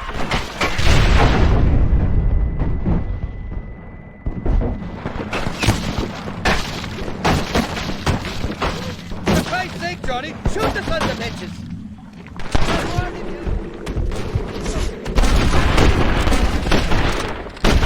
Ammunition near the back of the raft. Grab it if you're running low. There's the barrel. I'll miss these escapades, Johnny boy. I really will. I doubt you'll remember any of it, Irish. I see that. The currents are close to shore up ahead. Oh, my good lord. Oh, damn it, there's another two. We made it, thank the Lord. Am I glad to be getting out of that floating death trap. Oh, these horses look fresher. And healthy. Before you degrade these poor fools any further, tell me where I'm headed. Of course, of course. Let me think. You do know people down here, aside from your friends who welcomed us on the way. Yes, I think so. I was real drunk last time I was here, John. You know how it is. I met an American guy, saw him shoot a man, drank with him in the village of Chuparosa. Funny guy. Or was that Canada? No, that was Canada. Guy here, not funny, but he's real nice. Failing that, you could try the provincial governor, Colonel something or other. Some Spanish name. He's based out of Escalera. Played three-chord stud with him. Or was it four-chord Monty? I forget. He was a real nice chap. Or maybe he was a real bastard. I was real drunk last time, John. Well, thanks a lot for your help. Oh, let me guess.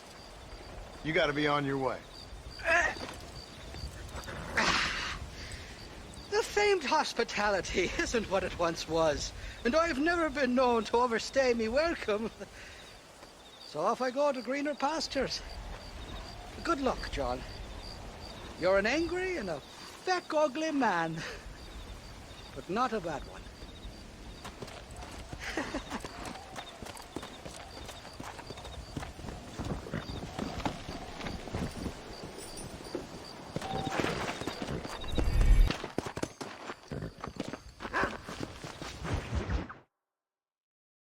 ¿Qué pasó con el otro? No interrumpas, pendejo, lo dejé en la casa. Y les digo, de aquí para acá, chingan a su madre. Y que no cállese, güey. Y de aquí para acá, son pendejos.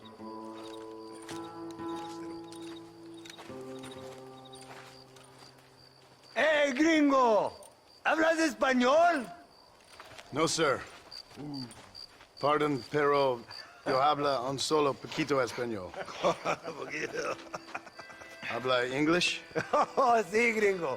Hablo mucho inglés. Sí. Hablo filthy fucking bean eater. Hablo slippery little Mexican. Hablo little piece of shit. Shit. ¿Comprende, amigo? ¿Comprende? Hey, what are you doing here, gringo? I don't remember inviting you to my country. I don't think you did, amigo. I mean you no harm. You mean us no harm? This is funny. What harm could you do to us exactly? Nothing, amigo. Now, I appreciate the welcome committee, but I'd hate to spoil a beautiful afternoon on such beautiful land with any further unpleasantries. Now, if you'll excuse me. Hold it, gringo. I think you're forgetting something. A little taxation. I have a large family. Very big. I too have a family friend. So that we may see our families again, I suggest we part ways amicably.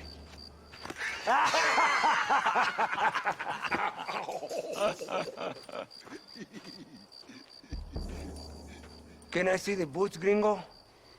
I think you can see him from where you're standing just fine, senor. Take off the boots, Americano. As you wish.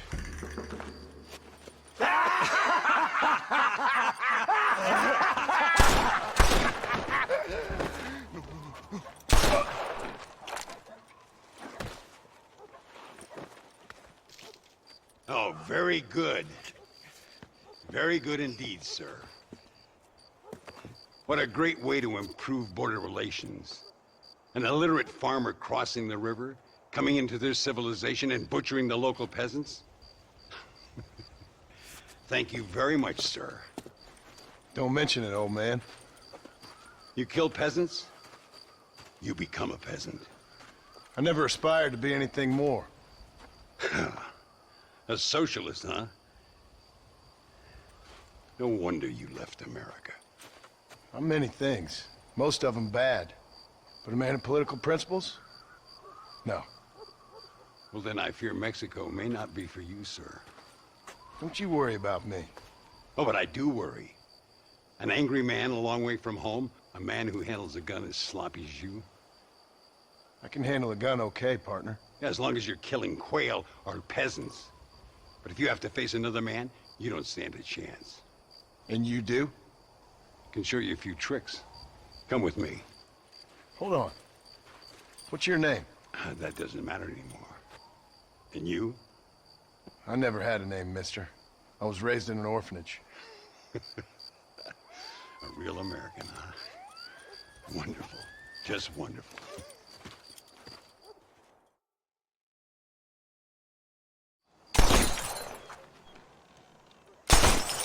Well, you won't make it in the circus, but you can shoot. Keep on practicing. Thank you, old man. Now, who are you? No one interesting. Who are you? Landon Ricketts. Not a name that means much anymore. Means a little. You were famous when I was a boy. Yeah, killing men's a strange kind of fame. I was the fastest in my time. I must have been. I'm the only one left. What are you doing here? Living quietly. Waiting. For what? I don't know. And you? I'm looking for a couple of men. Bill Williamson, Javier Escuela. Escuela's from here. It could be. This whole place is teeming with Americans on the run.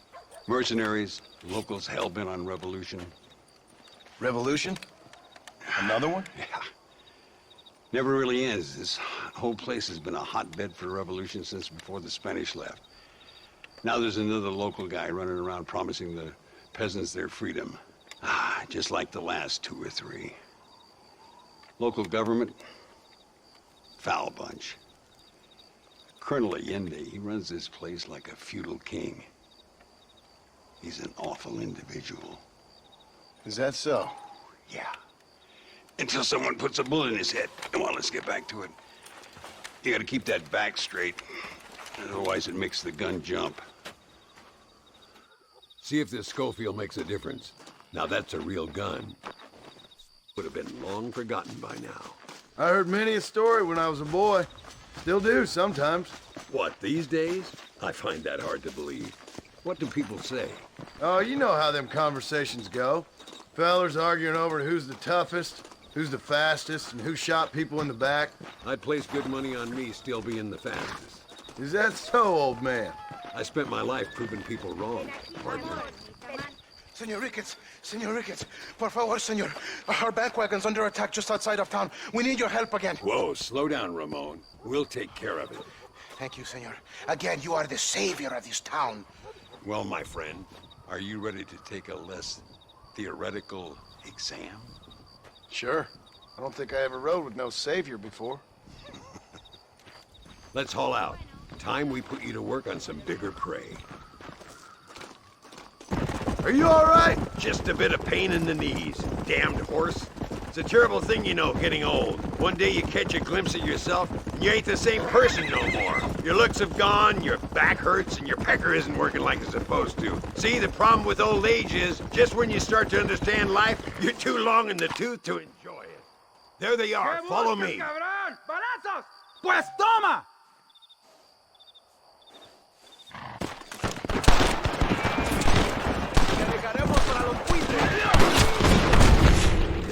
That's it. Make these bastards pay.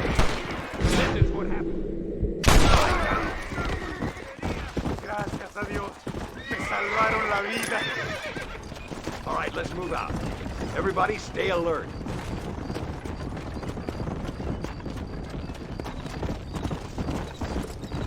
Let's go.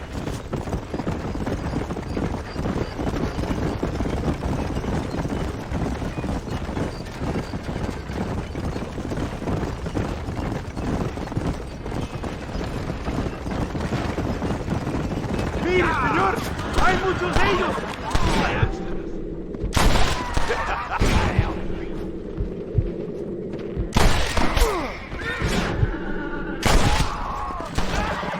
Looks like that's all of them. Come on, let's keep moving. So much for this quiet life of yours, Mr. Ricketts. I didn't say I'd become a coward. I'm not gonna stand by and watch good people suffer. They've been beaten down for too long. I give them some hope. They don't know how lucky they are. Damn right they don't, my sarcastic little apprentice.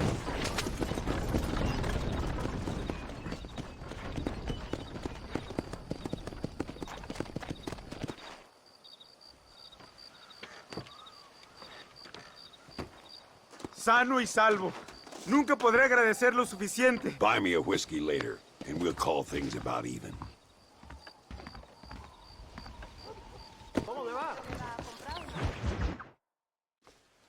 Muy interesante. Gracias, amigos. Mr. Marston, how the devil are you? I'm fine. How are you, Mr. Ricketts? I'm good. I'm glad you're here because these men were just telling me about Mr. Escuela. Javier Escuela? Emilio, let me ask you something. His nombre is Javier Señor Escuela? Is Javier to see? No sé, señor. He doesn't know. I got that bit. Ask him, was he about 5'8"? Mustache? Did he have an American in tow? A big American? Emilio, estaba con, Grande Americano? Yo no sé. No. Again, I got that. But they do have his sister. Emilio's, I mean. She's a fine young woman, a teacher, a human being, not the clothed vermin so many people seem to have turned into. Tell him I'm sorry. When a man's family is involved, you need a little more enthusiasm than mere apologies. I have enough worries, sir. This man's problems pain me, but they're not quite my own. Those who sit on the fence make a choice, in their own way.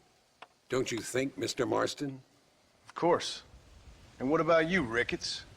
A man living in the past? Man who ran away from home? What choice did you make? I'll tell you what choice I made. I'm a fighter, sir, and I'll fight to the end. I think we should get going.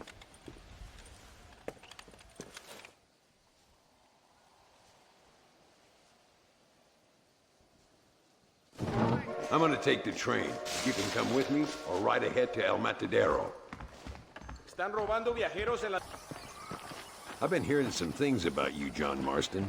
Really? That perhaps you're more in need of my help than I thought. Is that so? That some recent encounters with this Bill Williamson fella haven't gone exactly in your favor. Funny how everyone seems to know my business, but nothing about the men I'm looking for. It isn't easy getting the locals to talk.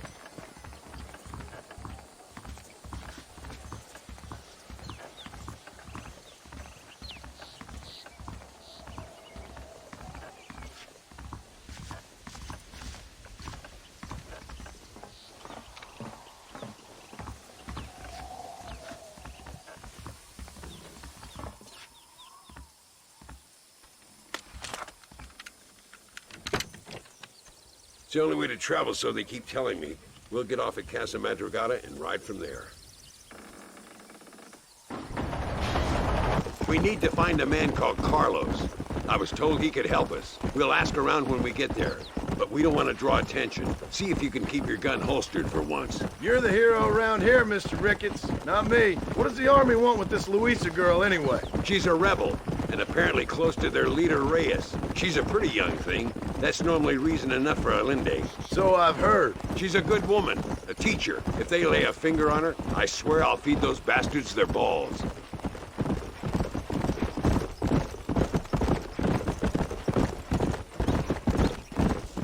Here we are. Looks kind of sleepy, don't it? Work! All right, let's find this Carlos guy.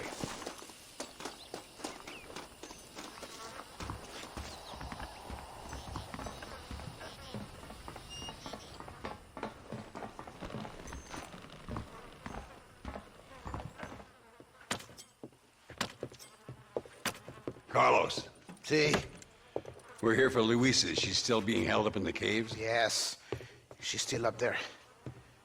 Who's the cowboy? We're here to help. Muy bien. I can distract the guards. You and the gringo can get inside. Let's do it. I will keep them talking, senor. The rest I will leave to you. Hope you're ready for this. Hey, hola. ¿Qué tal? ¿Qué quieres? ¿No puedes estar aquí? Hace calor hoy. Bien bochornoso, ¿verdad? No lo voy a decir otra vez. ¡No puedes estar aquí! Oye, soy yo, Carlos. Pues trabajo en el matadero. No me importa quién eres. Esta es una zona militar prohibida. Vete a casa. Me gustan sus botas. Muy bonitas. Mi hermana tiene las mismas. Pinche campesino de mierda. Te voy a colgar al lado de tus cerdos.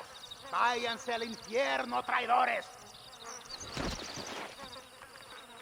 Well, I say we've waited long enough. Follow me, we'll shoot our way in there.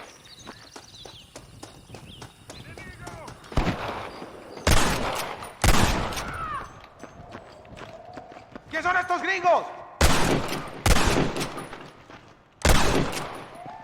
Here we go again. Nearly there. My lord. Where is she? Get up here, Marston. What the hell?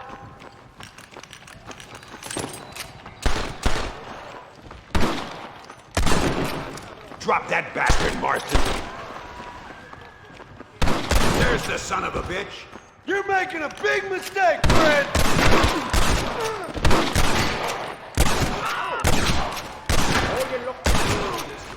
Looks like we might need a little dynamite to get it open. Keep watch while I get it ready.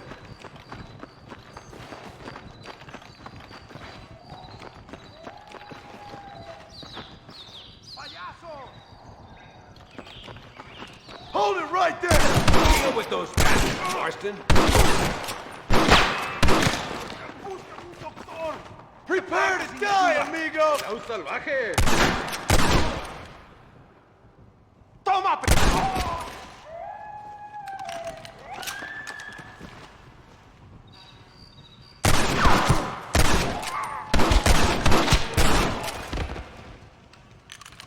Get behind the table. I'm gonna blow it.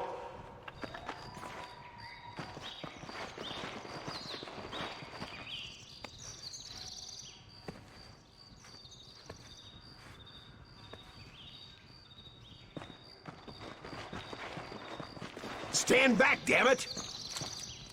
Here goes.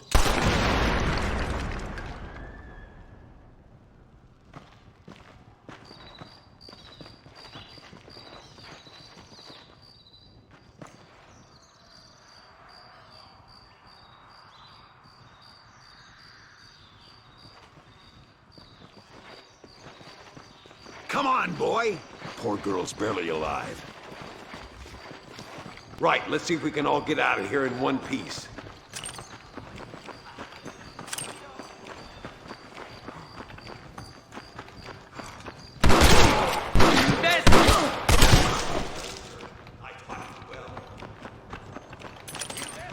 You must be the pendejos I keep hearing about!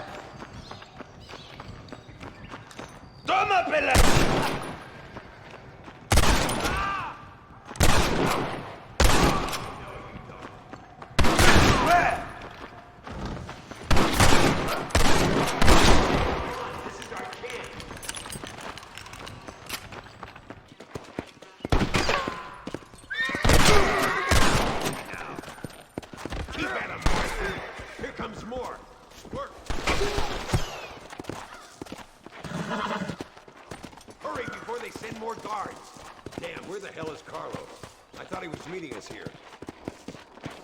Where is he? Something doesn't feel right here.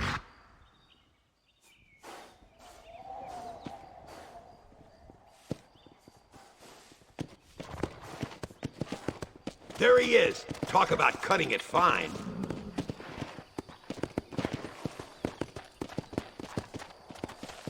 Luisa, gracias a Dios. Thank you for saving me. You're a good man. Friends of the people of this land. Was someone named Harvey Escuela one of the men holding you? No, I don't know. I don't think so. But I remember that name from prison. Bad people spoke of him. I told you, John, he's still in Mexico. Okay, then. I guess we'll keep looking. Yeah.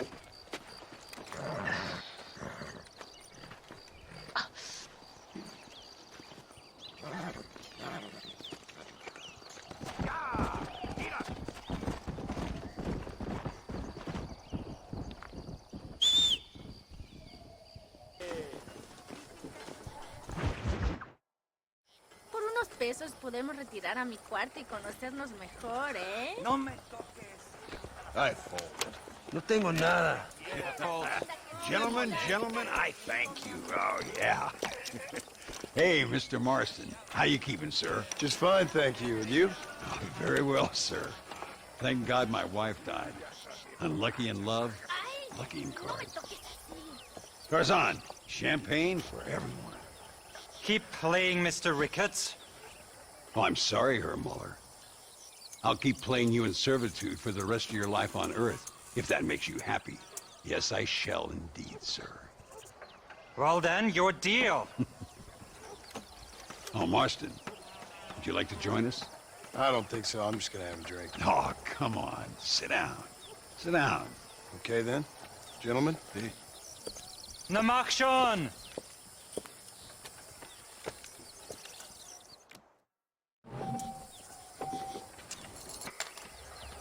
Look at that. A little beginner's luck.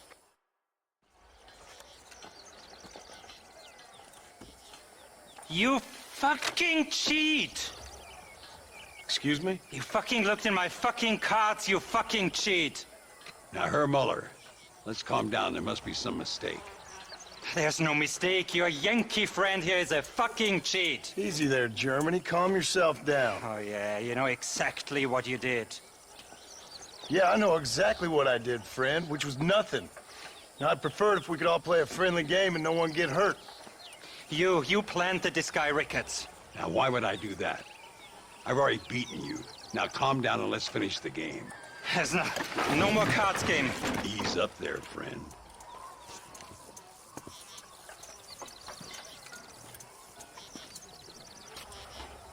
There must be a name for this. An impasse, sir. An impasse. We could all die, here and now. I'm not fighting you, Ricketts, but the Yankee him I don't like. He's done you no harm, Muller. He's done me no good either. Outside, winner takes the pot. The winner will take what he wants. The other man will be in no position to argue. Sanchez will be my second. As you wish, Germany. As you wish.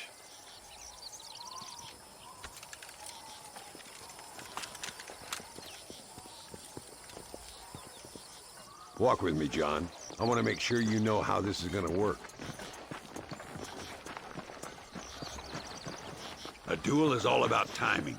If you pull your gun too soon, you'll be less accurate.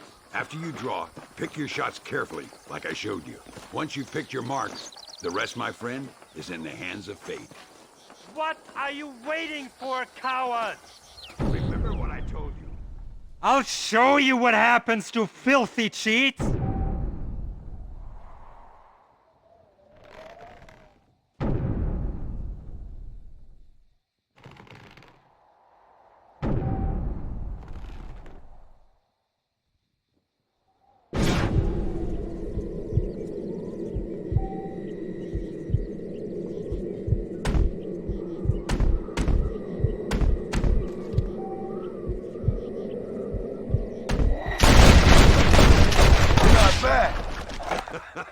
Old Muller always did play his cards too early. Come on, we've earned ourselves a drink. I think Mr. Muller's buying. Your health. You, the man they call Marston, see? You like killing? Watch me cut her throat. Nice friends you got here, Mr. Ricketts. Tú y yo, Marston. Peleamos ahora, We fight now. Better not miss, partner. ¡No merezco esto!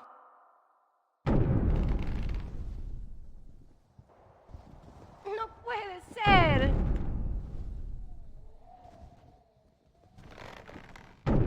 Oh, Dios mío.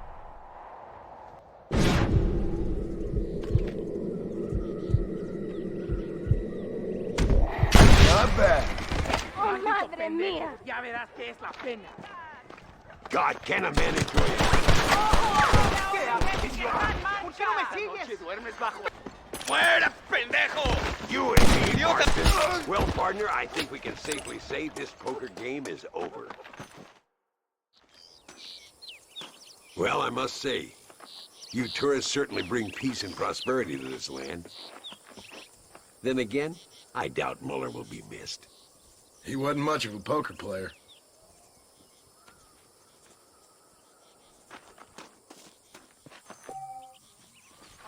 Ay, qué hombre tan guapo, tan machote.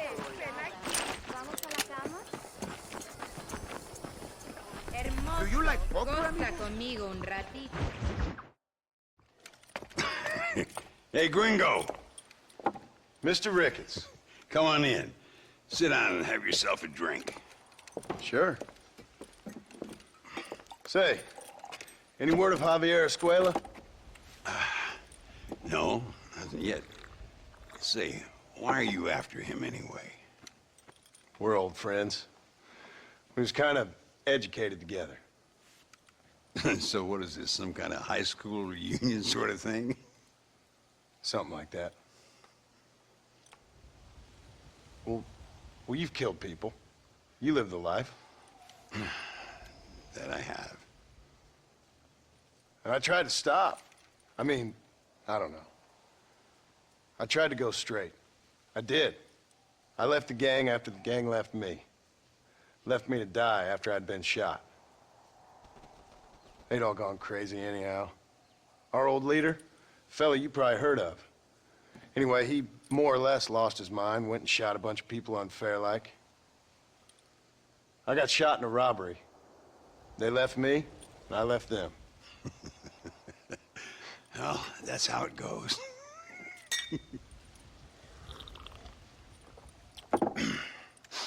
Already had me a woman, got me a farm, then I got me more trouble. Sure. Been sent to track down the men I used to run with. Track them, kill them. Well, if you don't, someone else will. There's no escape. Look at me, I spent 25 years killing men. Look at me now, sitting around here like some low-rent would-be messiah. We're relics. Come on, have yourself another drink and let's wallow in a little self-pity. Sounds like a plan. To your health. Mr. Ricketts! Mr. Ricketts! Thank the Lord I have found you. And you, Mr. Marston. Here, you sit down. You all right? I'm well, sir. But Allende is sending more men to the death. Prisoners who have not been tried. A prominent writer, Castilla, and a local official whose only crime was not putting the small holders on the street when they were late with taxes. Writers and government officials. For once, I agree with Allende. Some men need to be killed. Mr. Ricketts! I was just joking. Where are they? Out near Escalera. Let's hang up our self-pity and go shoot ourselves some bad guys. You're gonna be all right. Thank you. Both of you.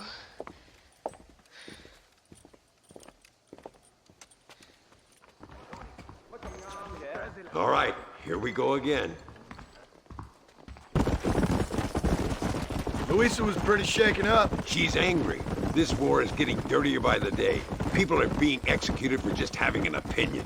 Allende seems to have more enemies by the day. Perhaps you would know. Rumor has it you've been making all kinds of new friends. I don't pay much attention to rumors. Just be careful, John. Keep jumping from one side of the fence to the other. You might just get impaled on it. I have to find these two men. With respect, how I do it is no concern of yours. Choose your tone wisely, partner. Remember who you're talking to. How could I ever forget? And who are you, John Marston? Apart from a rat feeding every other hand he can find, my name means something. All you've done is kill a few peasants, and the only real outlaw you've taken on dropped you like a bad habit. Now, I politely ask you to watch your tone, Ricketts. All I'm saying is, maybe there's a reason why people around here don't want to talk. You must miss your family. It's the only thing that keeps me going. You know, you remind me a lot of myself. How I used to be. Stubborn and angry. You ain't changed all that much. I always thought I'd lived a charmed life. Do you see that? Prison wagons. That must be them. Come on! See if you can take control of that first wagon. Yeah.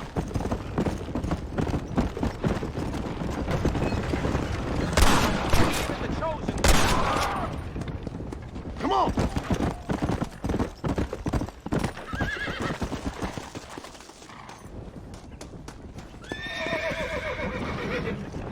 What are you waiting?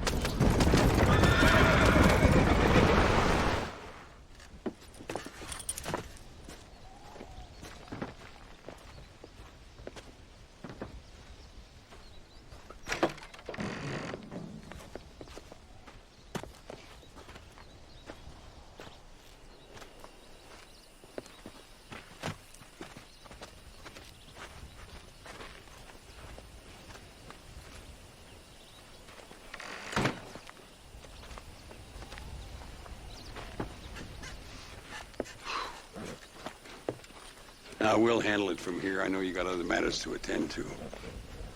It's been nice riding with you, Mr. Ricketts. And you too. You took me back to another time.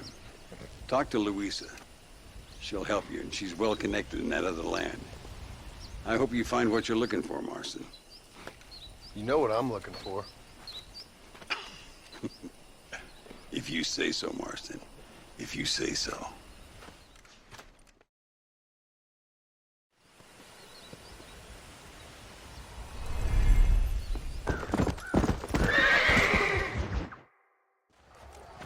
What do you want, gringo?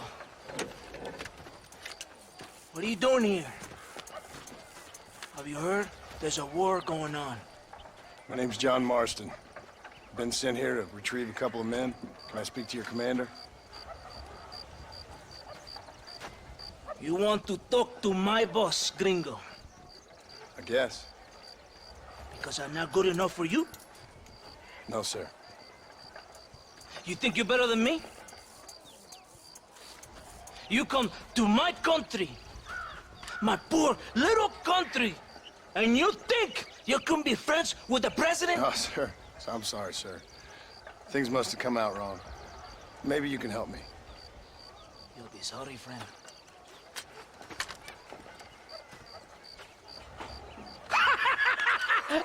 Relax! Relax! Sure. Somewhere between a threatening stare and the soldier's armed to the teeth? Yeah. Yeah, you had me. Welcome to Mexico, amigo! Let's come eat, drink, and then we'll talk. My name is Capitan Vicente de Santa. John Marston. My country is in pain, John Marston. Terrible pain. The rebels have seized the people by the throat and destroyed a way of life. I'm no politician, sir. And I am no soldier, a killer. But we are both beholding to our time. A brave man, perhaps you've heard of him. Coronel Allende. He's trying to preserve the order in our province. To keep our civilization alive. It is tough. The people are confused and usually swayed. Sometimes in the service of what is right, you gotta do terrible things. It breaks my heart. I also am no moralist, sir. I wish I enjoy your freedoms, Mr. Marston. I'm trying to find a man, an American, an outlaw named Bill Williamson. I believe he came here to seek protection from another outlaw named Javier Escuela. You're no moralist, but you hunt outlaws? So it would seem. You heard anything of these men? I am the government, or what is left of it. Outlaws seek each other. They're possibly hiding with thieves and killers who pose as freedom fighters in the hills around here. They're united under one traitor named Abraham Reyes. Where could I find this Reyes? If I knew, I would be there, hunting him with everything that is true within me. Reyes finds you. Like cholera. Something like that. But it's possible, though. My men are trying to lure him into a trap. Possibly you could ride with us. And if everything goes okay, I'm sure the Coronel will help you. Okay.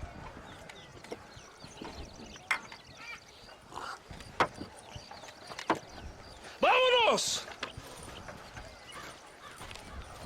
Are you going to ride with me?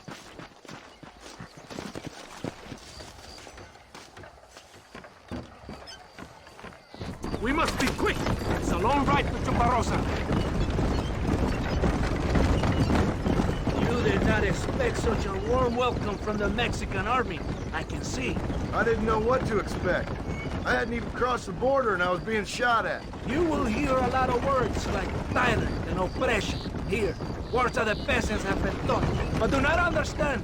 Meaningless words. The army is suffering a crisis of reputation. Even I've heard about the colonel down here. He's not famous for his compassion. This is the point. Have you met Coronel Allende? Do you know him? No. Like a papagayo? He just repeats lies you heard. Maybe. Allende is a good man, a strong man. He carries the weight of a million problems on his shoulders. Am I supposed to pity him? You gringos are so quick to judge. You love to talk badly of other people because it makes you feel better about yourselves. Maybe you should look in the mirror. You're the one talking about this, and I ain't here to make judgment on the way of your government. I've got enough problems with my own right now. This isn't America, Senor Marston. We are poor. Kindness must take a different form. What is better, to pull your arm around a hungry man, or to beat him until he grows some food to eat? I think you need to answer that question yourself. Who are these outlaws you hunt? This Billy, the cowboy, and his Mexican friend. Bill Williamson's a fella I used to know, and Javier Escuela, well, I knew him too. What do you mean? You know this man? We was friends once. Part of the past I can't seem to get rid of. The past is all that's real, my friend. It cannot be erased. That is the problem with the people here. They spend too much time dreaming about imaginary futures. I know I can't change the past, but I'm sure gonna do something about the future. Whatever helps you to sleep at night, amigo. My country is full of American criminals, mostly in the service of the rebel pigs. Mexico is an easy place for a man to lose himself, whether he wants to get lost or not. Hopefully not too easy. I ain't got much time to find these men. There must be a high price on their heads. The highest price. Can I ask how much? I'm not getting paid. It's a long story. I'm being paid to do this. I will never understand you Americans. Me neither. We have a system of law in Mexico, senor, and we do not tolerate people who think they can run with their own. However, if you help us, we help you. No one hides from Coronel Allende for long. This rebellion, it is a disease. It is killing this country. Don't the people have the right to stand up for themselves? The right? The right! Don't you throw silly ideas at me. What do you know about the rights of the Mexican people? Very little. Just saying there must be something behind this rebellion. I'll tell you what's behind there, Senor Marston. Lies. Insidious lies. The peasants are stupid, and like cows, they can be herded. It only takes a few men to move many. Maybe they've just had enough of being called stupid. You're talking about things you don't understand. If you ask me something, I'm gonna give you an answer. Are you a revolutionary? Is that why you're here? I was once, I suppose. In a twisted kind of way. Thought I could change something if I fought harder. Change what? I don't know. Maybe that was the problem. Revolution is always selfish. It is nothing but greed and ego. Individuals putting their own needs above those of others. It is people fighting for change when they have no idea what change is. If you're a poor man who's been beat down all his life, any change is gonna seem good. What? You think that overthrowing the government is going to make a poor man rich? If you're not helping them, it's only natural they're gonna look for someone else who will. For a tired old revolutionary, you are very naive. What do you want us to do? Walk around giving out money to every poor person in Mexico? What a terrible idea. First, they need to look at why they're poor. Then they need to go out and do some work rather than sitting on their culos talking about freedom.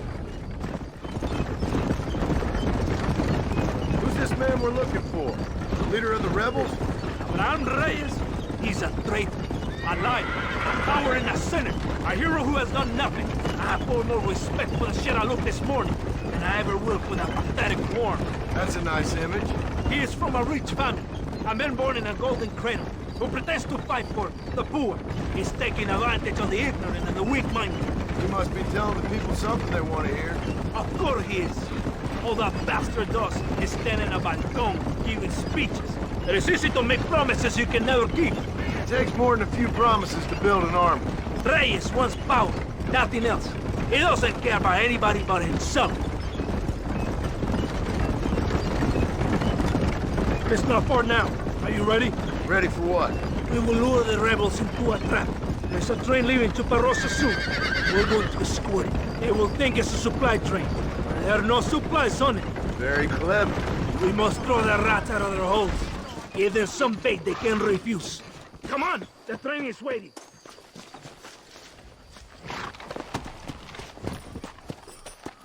Follow me. Vamos!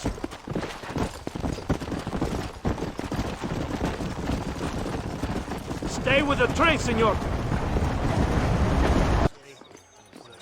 Todo bien, compadre? You did a good thing for Mexico today. Colonel Allende will be very pleased.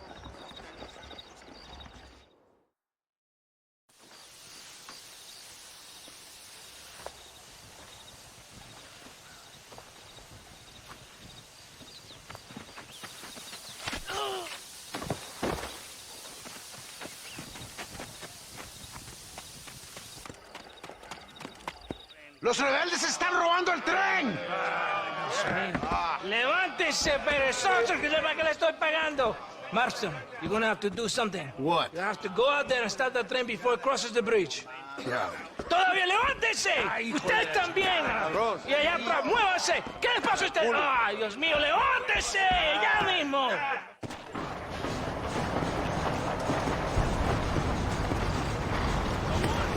Have to stop the train!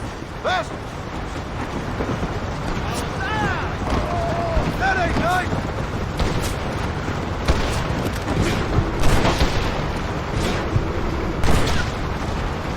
Let's go! Yeah!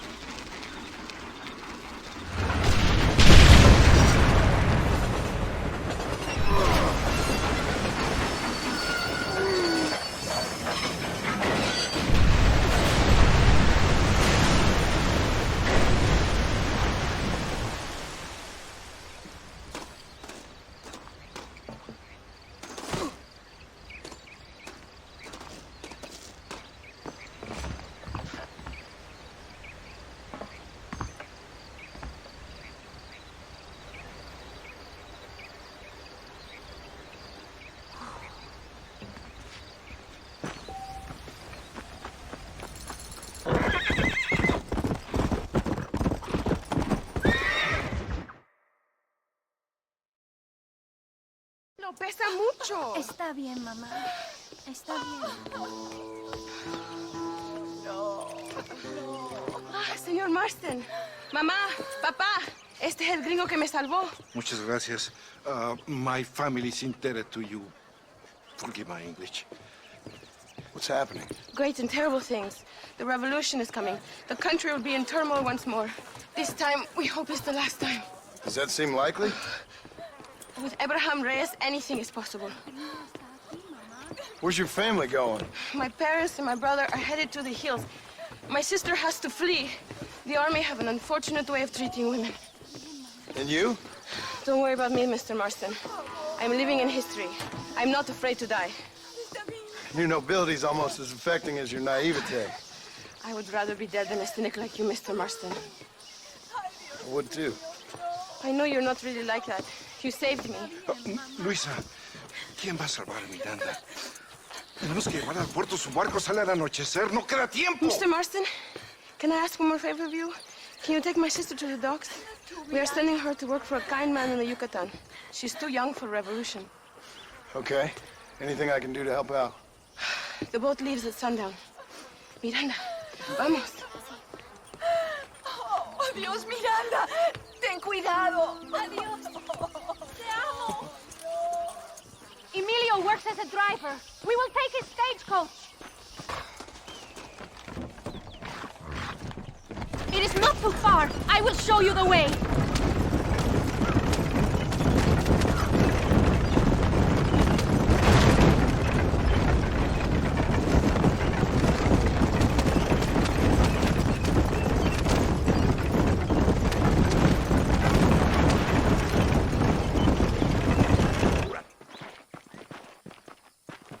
¡Paren! ¡Papeles! Este camino está prohibido. What do they want now? Act normal. It's nothing to worry about. Te conozco. Eres un pinche rebelde. ¡Disparen! ¡No le dejen escapar! Keep going! Faster, señor! Dios mío! That wagon is going straight towards the soldiers! This is a very bad idea! How can they do this?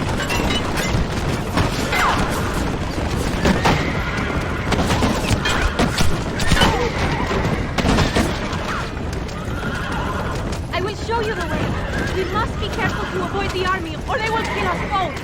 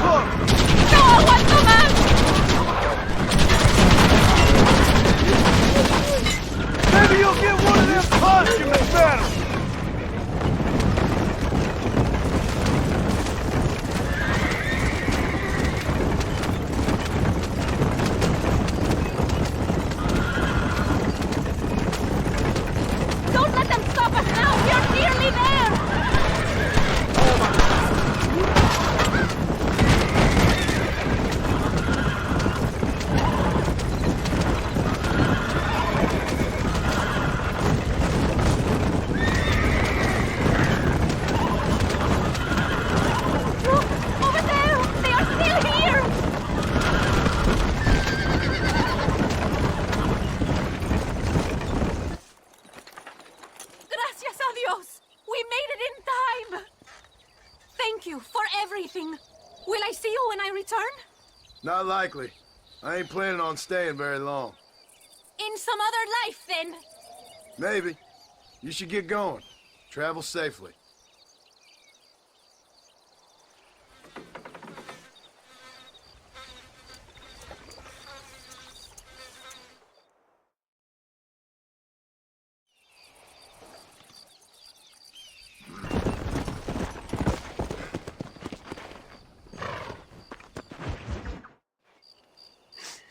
Oh, Mr. Marston.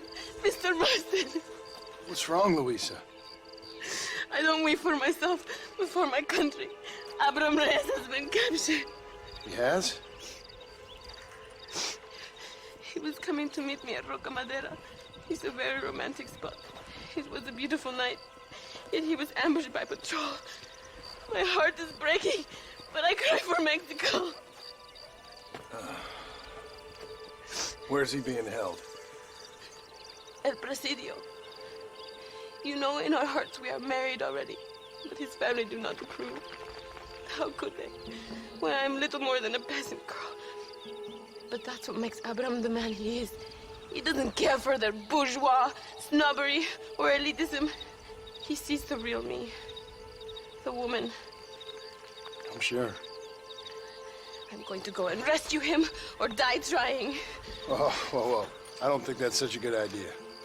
Ride with me to near the jail. We'll figure out how to rescue him. Mr. Marston, you're truly a friend of this land. So everyone keeps informing me. El Presidio is to the north. We must hurry. Who knows what they will do to him?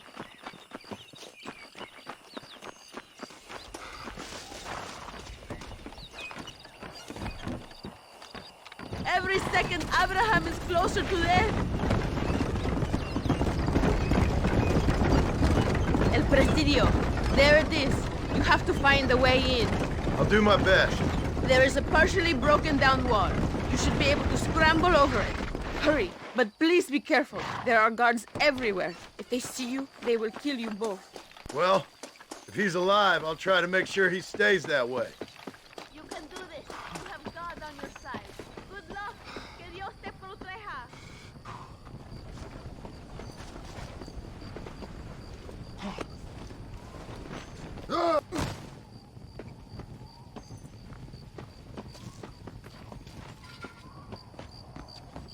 El fin ha llegado, Reyes.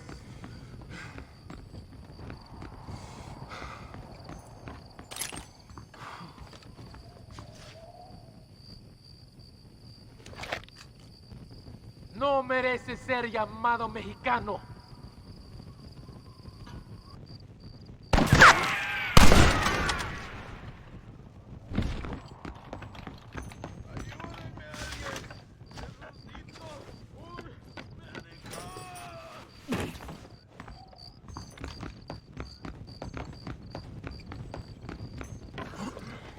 ¡Auxilio! ¡Necesito atención médica! Hurry, my friend, set me free! Victoria! Now please cut me free, senor! Louisa sent me. We have to meet her by the river. ¿Qué? Louisa, the girl you're marrying. Oh, yes! Such a devoted thing! El amor de mi vida! Quick, find us a horse! You will have to ride, I am too weak. Come on! Come on! Luisa sent me. Vamos, date prisa. The army's coming. Atrás! Look out!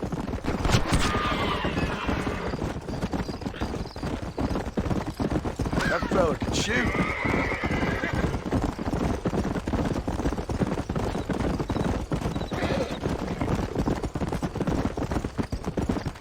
Mira, I see more in front of us! ¡El pueblo ha hablado!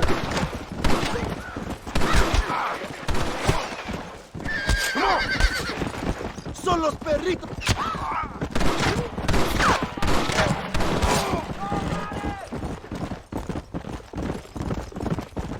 What is your name, my friend? John Marston.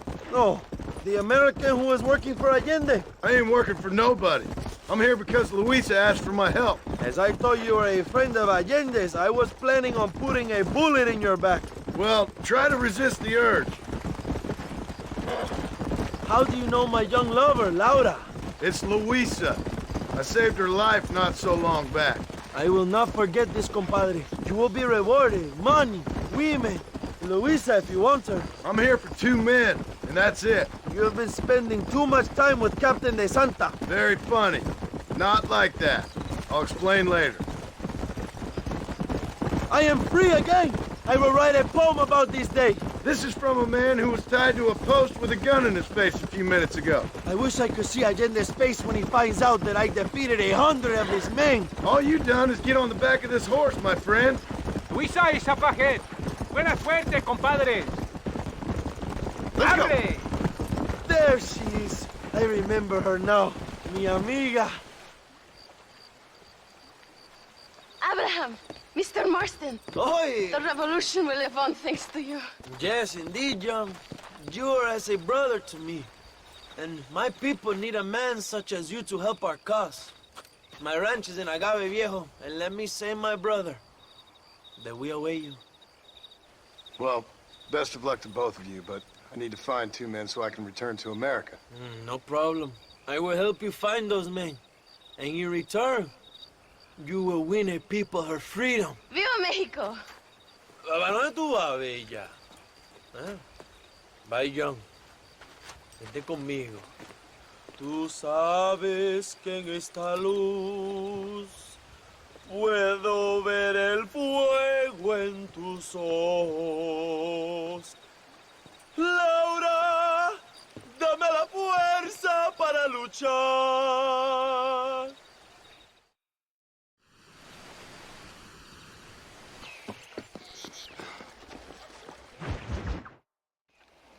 Eres llorón, maricón. ¡Me das asco! Hablas lealtad, pero eres transparente.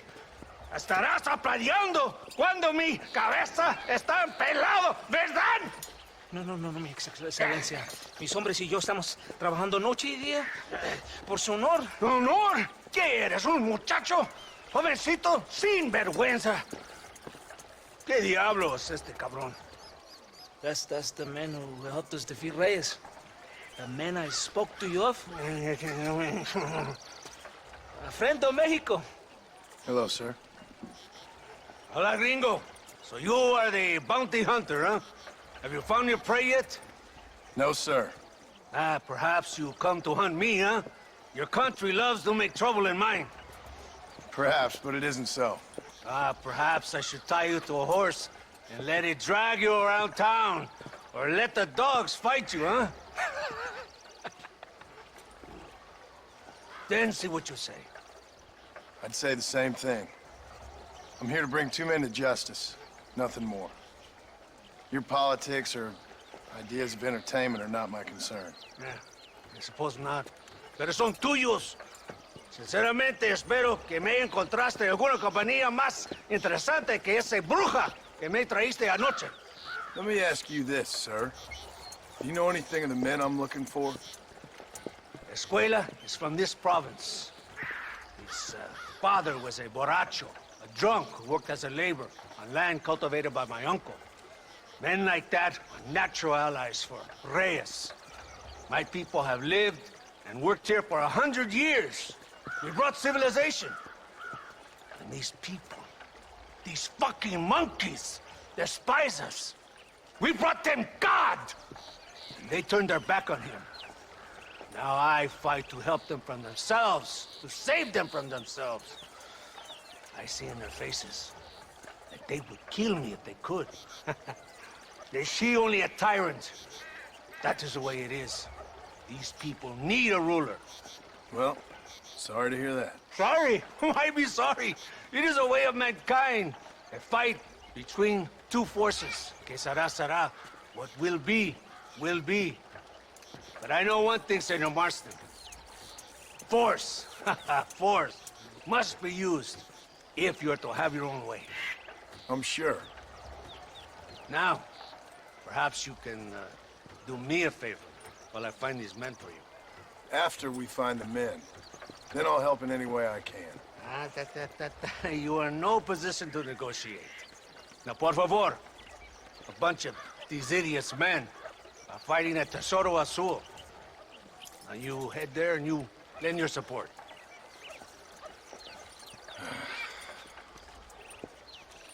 Baboso, ¿cuántas veces voy a decirte? No ponga detrás de mí. ¿Qué eres, cabrón? No está mi sombra. Vaya. Follow me. We must hurry.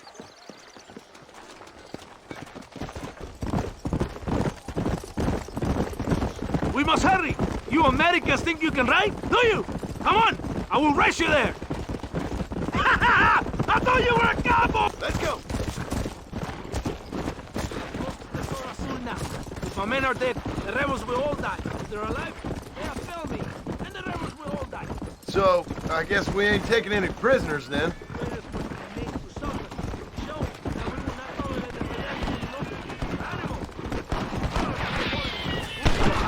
Slow down! ¡Idiota! ¿Pero qué haces? ¡Acepta! ¿Por qué tardaste tanto? ¿Y quién es este gringo? Usted, por favor.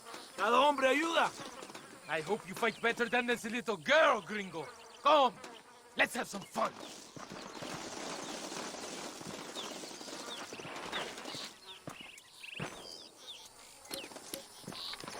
Apártate ahora mismo.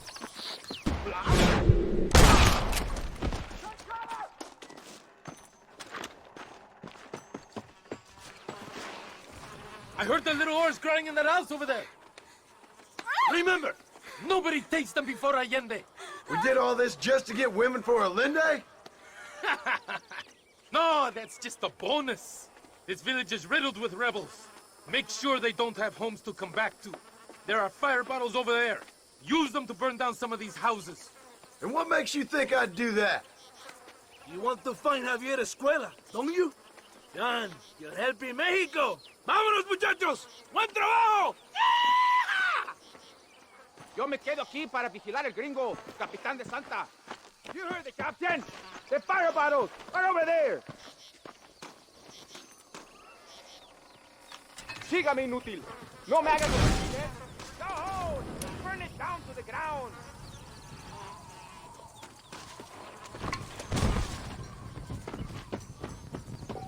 Hurry! I do not want to eat this.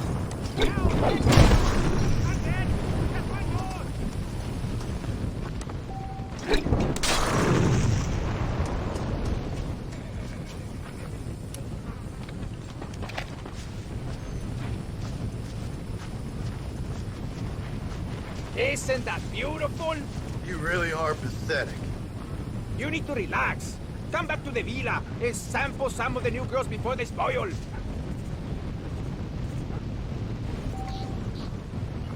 Hola.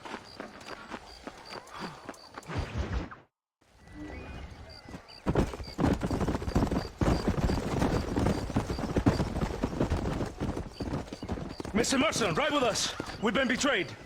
What's happened? There's no time. Ride with us. Then we'll find the men you seek. Come. There's a convoy waiting for us. Come, we must hurry.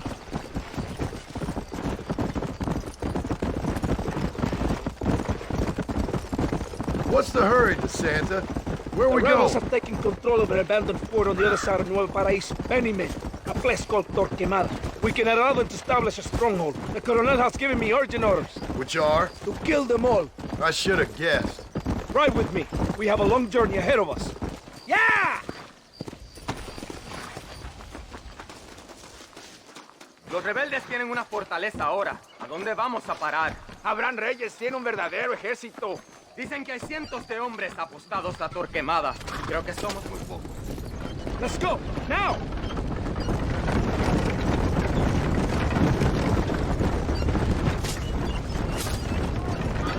We're safe now. They won't follow us into the camp. Good work, my friend. Now let's see what mess that idiot Espinosa has made. Was he that deranged captain at Tesoro Azul? Is he leading this attack? Follow me. We will leave the wagon here.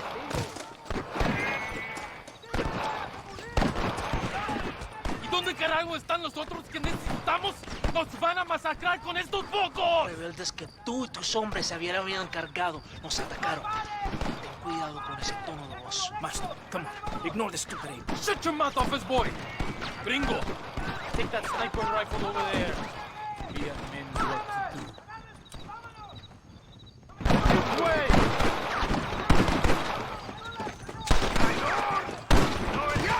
¡De mi puntería! Who wants this now?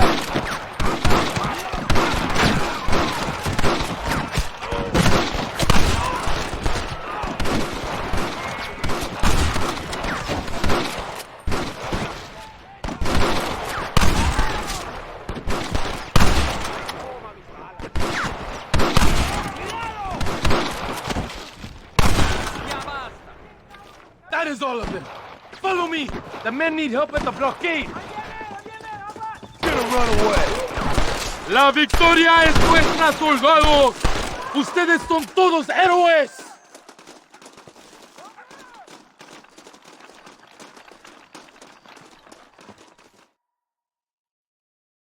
Tengo hambre, lo que sea, mujer. Amigo, ¿qué pasa? A killer like you deserves fine women and wine. The best pleasures Earth can give a man. I need some information, DeSanta. All in good time. My man and I will finish our business here and we can talk back at Escalera. The next time I see you, I need some answers, Captain. Go get drunk, go get a woman! Enjoy life! It's a beautiful struggle!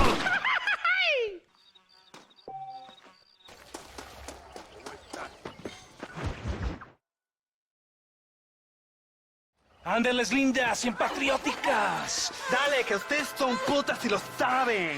Por favor, no me obligues. Oh, mi amor, nadie te está obligando a hacer nada. Solamente quiero que animes al hombre que va a salvar a tu padre.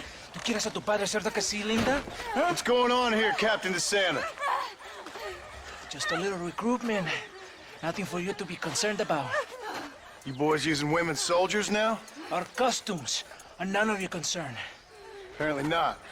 Santo mariconcito, ¿me encontraste algunas chicas? Ay, mamacita, ¿dónde has estado toda mi vida?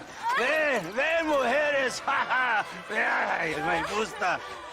These two patriots were keen to make your acquaintance, el coronel. Fantastic, I love patriots.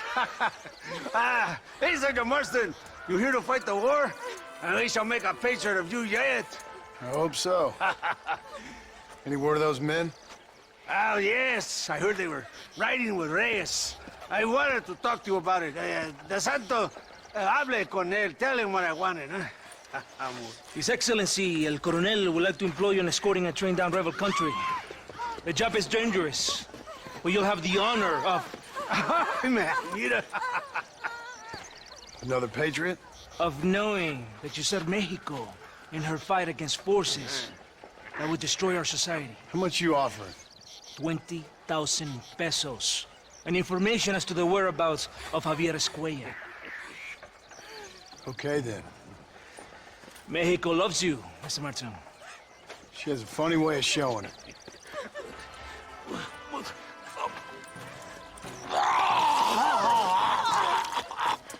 Hurry! We must go!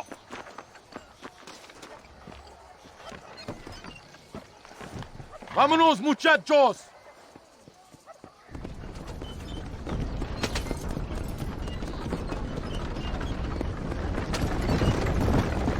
So it looks like it is me and you again, gringo. And there was me, thinking my dance card was full. What do you mean? Just that it's a pleasure to see such a noble patriot at work. Your sarcasm is childish and pathetic. This is an important assignment. Our orders are to deliver these munitions to Chuparosa. They will help to finally crush the rebels. I hate to break it to you, Captain, but I think you're gonna need a lot more than this. I know. Most of the supplies are already in Chuparosa. We will deliver them all by train to our base camp in Diez Coronas.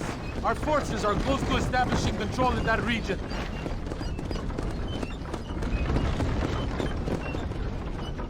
Why didn't DeSanta come with us? Why do you think? because he is hardly a soldier. I'm sure he has other important business, like mailing letters and sweeping floors and flirting with barmen. He fought with you Are at you Torquemada. defending that pathetic little errand boy? I did not see him fight. Without me, we would have lost the battle. He knows less than nothing on how to lead men. Yet he's the colonel's second in command. That is a good job. You are a funny man, gringo. A Santa licks the colonel's boots and plays with his waiter friend. That is all. I am Allende's brazo derecho, his right arm. I am one of the few men he respects. Is that right? You and him have something special, do you? The colonel needs a maid, a woman he cannot fuck. De Santa is that woman.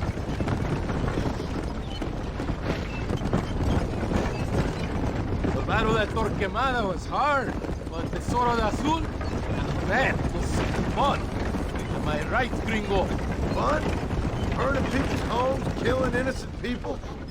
That's your idea of fun? The woman picks up a rifle, the child picks up a rifle, they become soldiers. Those are the rules of war. They ain't my rules.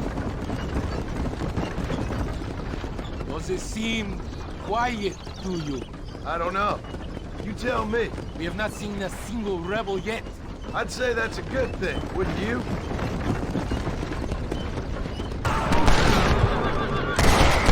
¡Tenemos que proteger los pertrechos!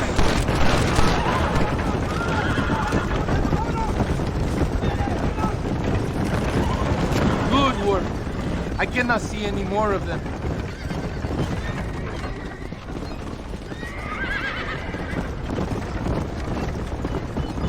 That was close. I don't know. This doesn't feel right to me. We're on our way to escort a train through rebel-held country. An ambush feels about right to me. ¡Soldado! ¿Quién eres? ¿Cuál escuadrón? Somos nuevos reclutas, capitán. Es nuestra primera asignación. I knew I had not seen these men before. They are new recruits. De Escalera. People have been talking about the rebels planning a large attack. If these supplies are so important, why have we been given so few soldiers? Don't ask me. You're the captain. I thought you were supposed to be fearless. I am fearless, but not brainless. There is something wrong. I feel it. Maybe you just need to take a piss or something. The colonel told me that the Santa had praised my actions at Torquemada and called me a hero. He asked for me to be given this important assignment. Why would he do that? The cabrón! ¡Precaución! ¡Cuidado! ¡Ambush!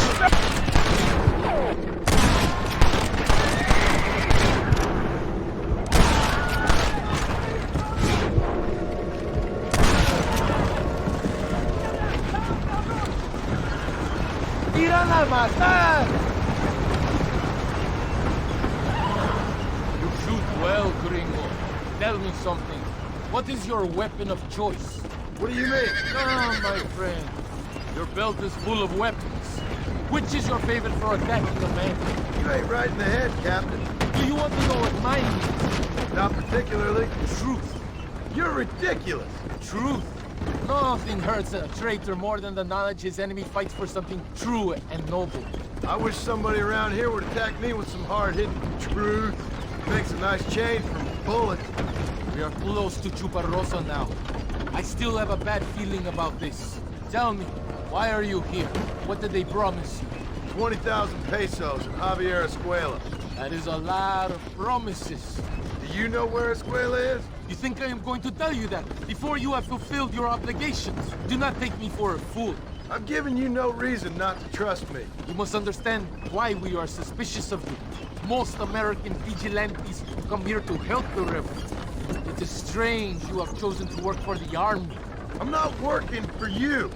How many times do I have to say this? Call it what you want, gringo. We are exchanging favors then.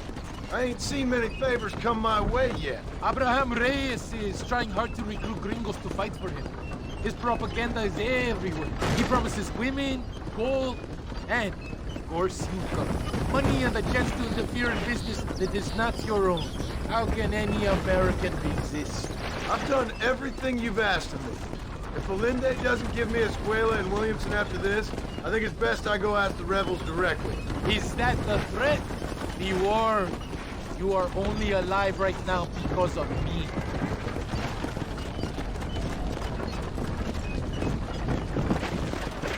Here we are, at last. Soldados, abordamos el tren.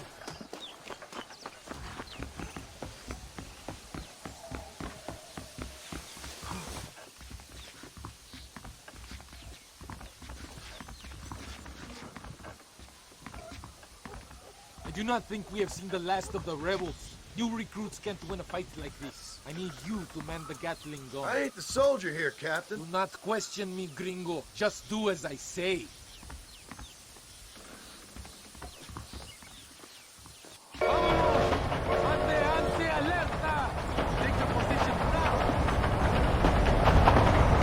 This seems like real fun. I hope you know how to use that gun. Can't be that hard. Just point and pull the trigger. Por Dios! We will all be killed! Don't worry, Captain. Why are you I've used one of aiming these at me? before. For a cold-hearted killer, you're an anxious son of a bitch, ain't you? We have already been ambushed. Our squad is made up of new recruits and the two men that Santa hates the most. I think it is right to be anxious. Yeah, well, I wasn't exactly expecting a pleasant picnic by the seaside myself.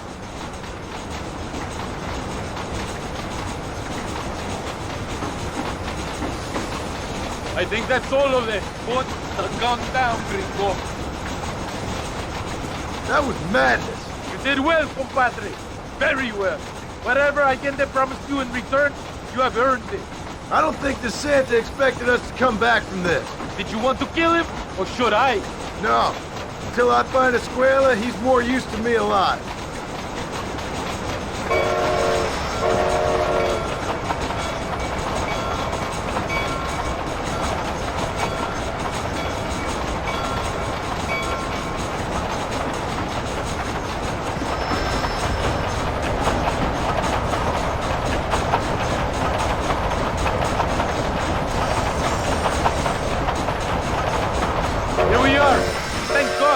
We are lucky to be alive. Go to the camp. The base commander will want to speak to you. Dios mío! ¡Sobrevivieron! Senor Marston, thank you for your efforts. The escort was a success.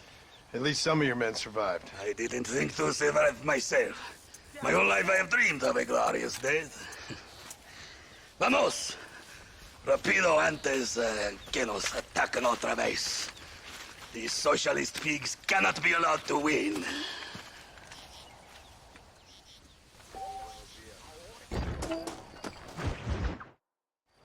Your Marston! Good news, good news. The Coronel himself wants to speak to you. Come. Dámelo! Dámelo! Besito! Besito! Don't be so conventional. Look at that ass, huh? Magnificent. I'll save her for later. Or I'll kill her and all her family. They're probably rebels anyway, huh? Anyways, it's good to see you, amigo. Good to see you. You know, you are a rare find. A gringo who is also a friend of our country. Bienvenido. We welcome you. Okay. Relax, relax. I have some wonderful news for you. Quite wonderful, in fact. You know the men you hunt? They have been captured in Chuparosa. I want you and the Santa to ride out there, and then you can take possession of them. It is my gift to you for all your help, senor. Although part of me wishes that you would remain here and enjoy more of our hospitality, huh? Thank you. If it's all the same, I'd like to collect them in. I have a wife and son at home whom I miss. Don't we all, amigo? Don't we all? The Santa, I want you to take care of Senor Marston. Vámonos, cabrón, go! Adelante! Mi amor! Mi amor! Follow me. A wagon has already been prepared.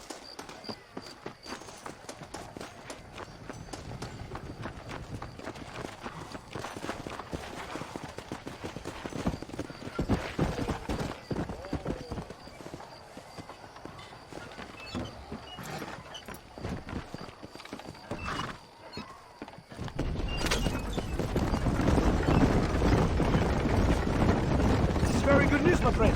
And I say the Colonel will find these men for you. For your sake, you best be telling the truth. Have my word.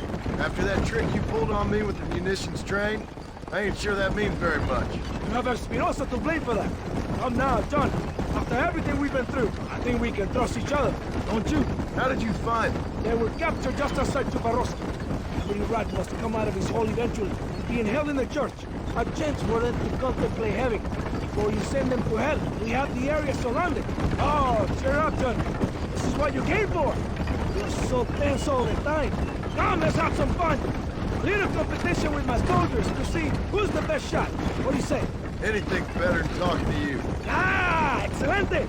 Okay, each man gets 5 shots at the local wildlife. Whoever kills the most, I will give $25. Carlitos, tú primero. No tienes ninguna posibilidad. Soy el mejor tirador en todo Nuevo Paraíso. Never did tell me why you're hunting this outlaw. I guess it beats getting a real job. You know, if you were less secretive, people might be more inclined to trust you. Are you married? Or do you rape young girls like your colonel? No, I could never touch a woman like that. It's not my way. For them, it's an honor to please their leader. My wife and child have been taken from me. That's why I have to find these men. I can sympathize with you, Senor Marston. I am married to my country. These rebel traitors, they're trying to take it from me. No, I never took a wife. A woman can be a powerful force. Like my mother, or a destructive one. Like my mother, I find it better to avoid them. Too many strong men become weak by giving in to temptations of the flesh. Here we are. Hey, my friend. We're in the church.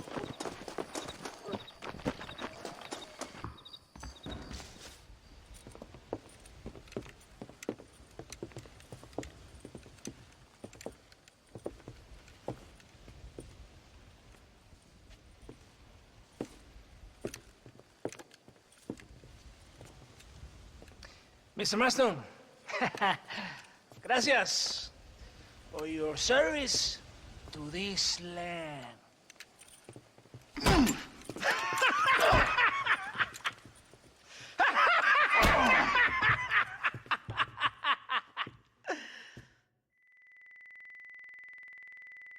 ¡Levanten esta pizza, mierda! ¡Levántenlo! Marston, hey. Marston, you have betrayed this land enough. I hope you have a clear conscience, because you're about to meet God.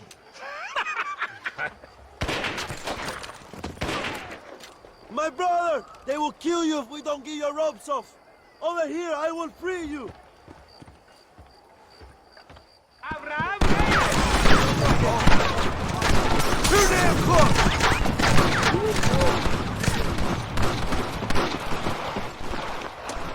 There are more coming, John. It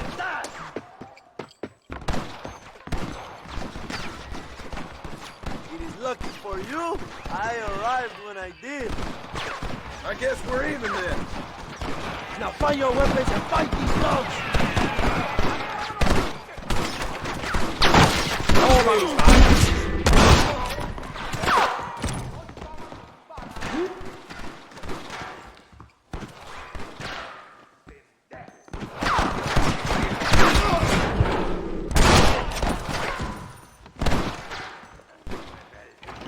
Are you getting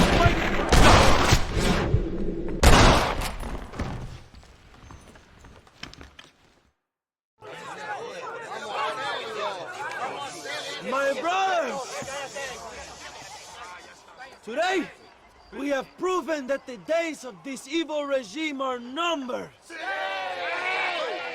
Soon, we shall be free, living together in a noble republic, justly ruled by fine men. But, el trabajo, the job is not done. Our struggle is not over. We will fight all day and night until local tyrants like Allende are no more. And him and all his dogs are brought to the sword, we shall be free. This time things shall be different for every man and woman in this land. And one day soon, Allende will know justice. My brothers, fight on! In our hearts, we are all free! Let us make it so! ¡Viva la revolución! ¡Viva México! ¡México! ¡México! ¡México! ¡México! ¡México!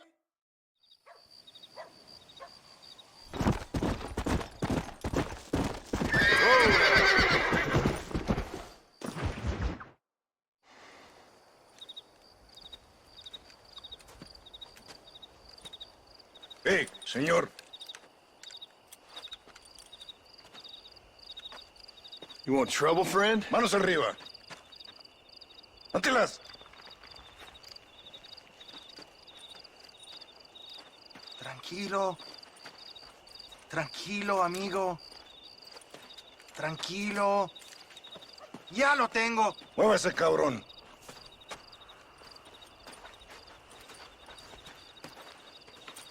Muévase.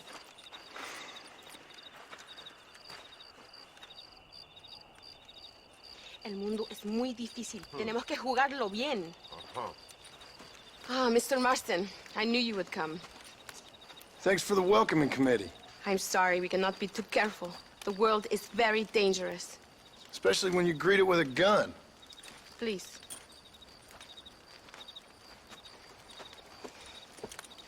Mr. Marston, my father was killed yesterday. The army found him and accused him of treason. They cut out his heart and fed it to their dogs. Allende did this. Then he took the honor of 2 young girls. I'm sorry to hear that, Luisa. My father must not die in vain. His death must mean something. It'll mean that war is brutal and unnecessary and good people die. And that's all it will mean. That is not enough. Well, you know I'll do whatever I can, but I have problems of my own. We all have problems. This is about the people. My father died for his people. For these men and for millions like them, that they may be free. While there are guns and money, there won't be any freedom, Luisa. Mr. Marston, the movement is on the brink of great victory. Allende knows this and has sent for reinforcements. Abraham Reyes asked personally that you stop them reaching Escalera. They are coming by the old trail. You must ambush them. I have my own family to worry about. Mr. Marston, I have lost my father. My mother is in the United States. My sister has fled. I have no family. Just because. Please. Good actions make you a good man. Then I'm doomed. But I will help you, out of respect for your loss. Thank you, Mr. Marston. Thank you. Come on! The army convoy is already on its way.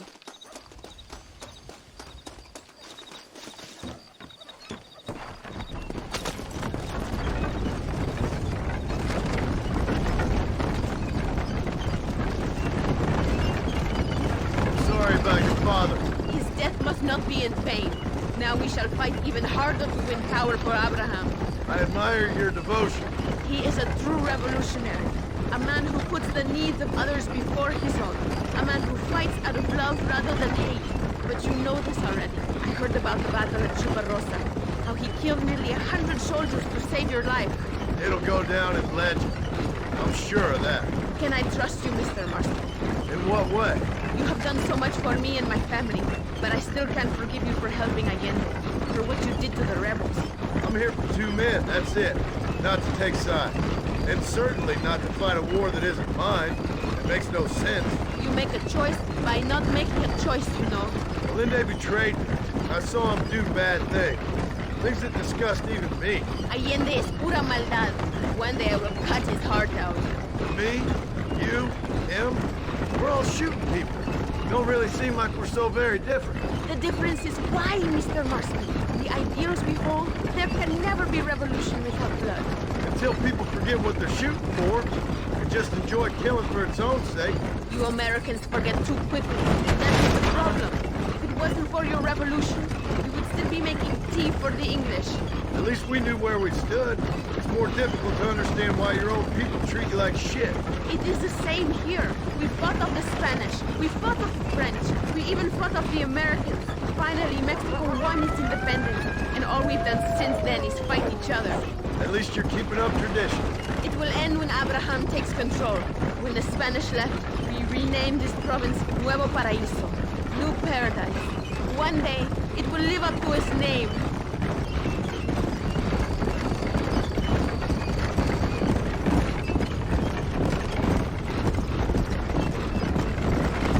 Why do you doubt our revolution so much, Mr. Marston? I guess I can't pretend to understand your country's politics. But you think we are fighting for nothing? Take no notice of me. I ain't got much faith in power just now. That is exactly why we must continue to fight for change. Nothing ever really changes. You are a man who has lost his spirit. No doubt. I once believed it was possible to make a difference. The men I'm chasing, they did too.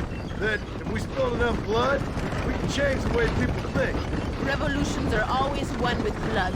And after the fighting's done? Freedom. We ain't never free. Be honest with yourself, and you will be free.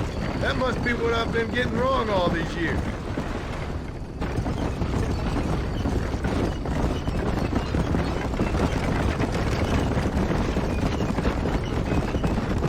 Thank you again for helping my mother and Miranda to escape. If only I'd sent my father as well. You did everything you could. They know nothing of my father's death. They feel terrible. But it isn't safe for them here anymore. After we win, they can return to a new Mexico. What about you? I will stay and fight. I am ready to die if necessary. Emilio too. We are a close family. Do you have children, Mr. Marston? I have a son at home and a daughter in heaven. Is he looking after your wife? I hope so. He's not much younger than you, but I don't know. He's still young. We tried to protect him, give him a gentler childhood than what we had. Guess I failed at that. What is his name? Jack. Jack Marston. I ain't been much of a father. We tried to hide the bad from him growing up, but he saw things he shouldn't.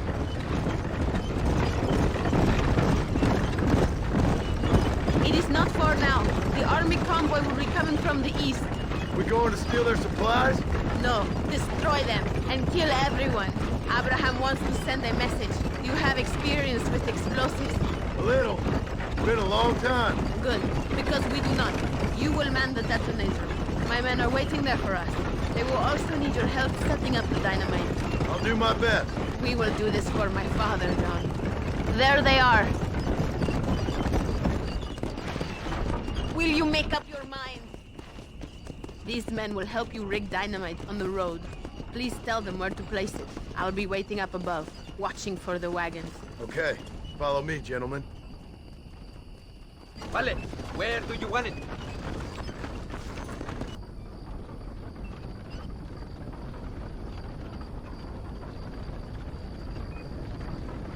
No!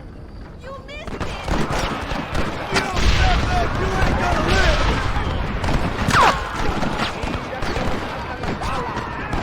Do it now! You are doing well! Mataron a mi padre! Cabrones! Come on, let's finish them! Come on!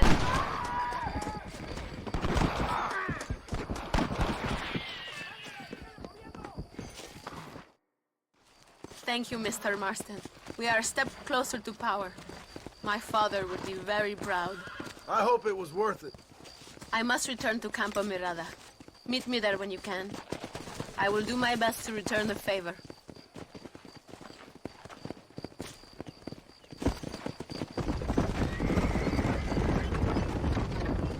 Imbécil!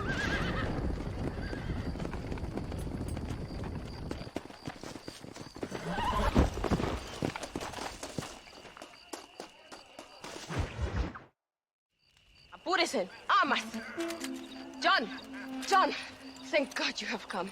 That wretched animal de Santa has been sent to oversee a massacre in El Sepulcro. Come. We must stop him and finally kill that vermin and all of Allende's other followers. Go now. My men will show you the way. I will stay with the camp.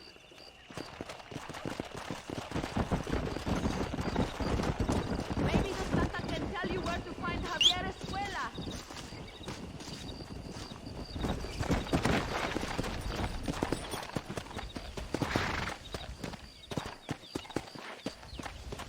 Come on! What are you doing? This is your chance at revenge.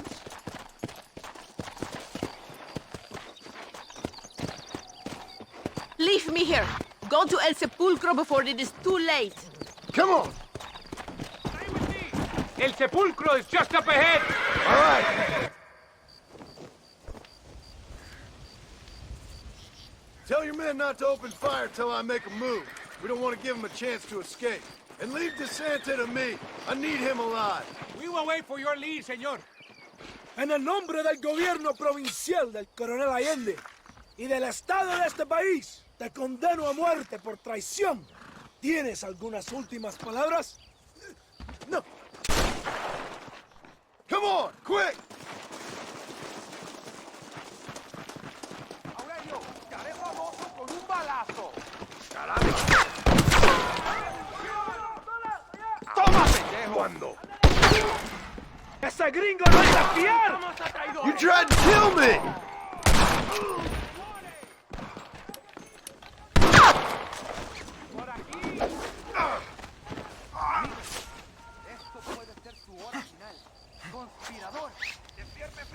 If you kill me, I'll have the entire Mexican army after you. You fight like chicas! Please, come to an agreement.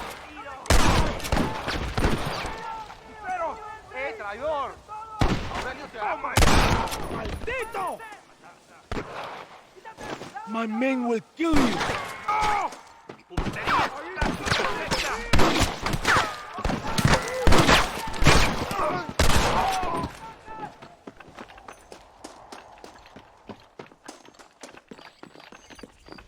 Think about what you are doing.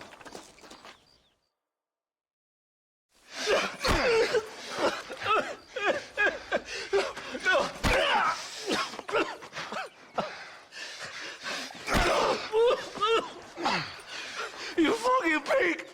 Go back to your country! Where is Javier Escuela? Wait. Okay, all right. Shit. All right. Casa Madrugada. It's hold up there.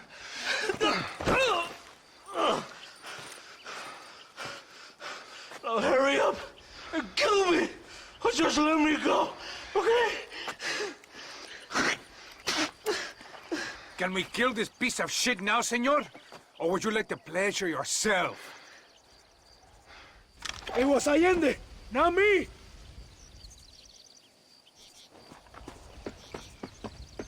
He's all yours, fellas. I got what I need. Esto es para México! It is done. Come on, now we find your friends.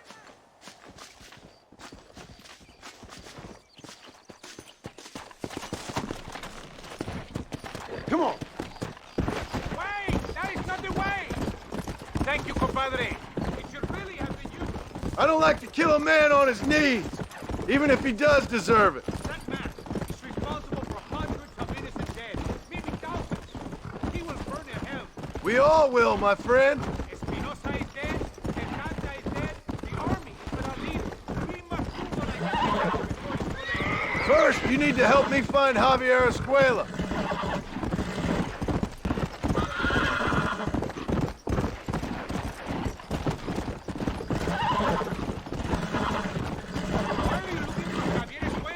We was friends once, long time ago, but not anymore. Old friends make the worst enemies. You're telling me. Escuela is known in this province. He was a revolutionary one, and then he was before country. Now they think anybody could pay. You're the wrong way! Are you crazy? We cannot stop now! This place is deserted. Is it always this quiet?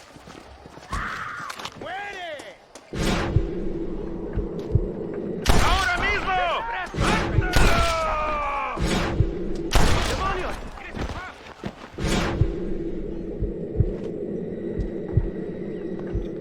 ¡No! ¿Dónde vas tan engañado? Te tengo en mi vista, cabrón. ¡Me das disgusto!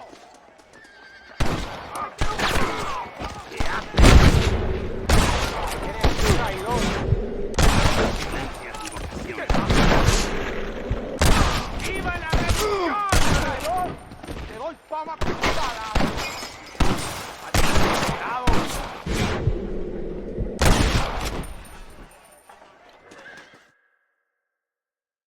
Hey, you lady. Where's Javier Escuela?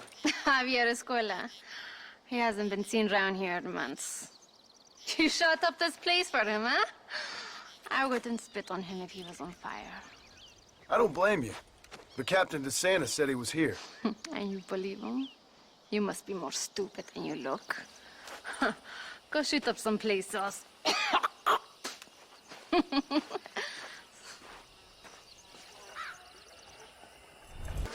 Capitán de Santa está muerto. ¿Qué me dice?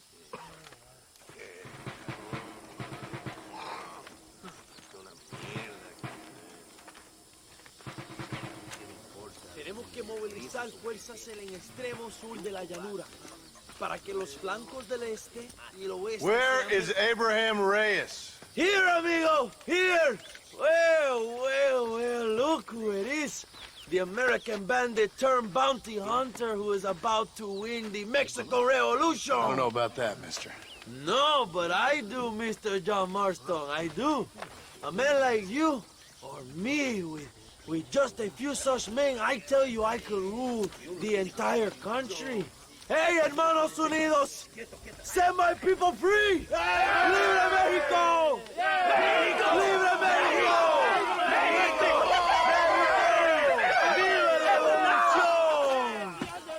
Their energy is like food to me. I feel I was sent for them and they were sent to me. Good for you.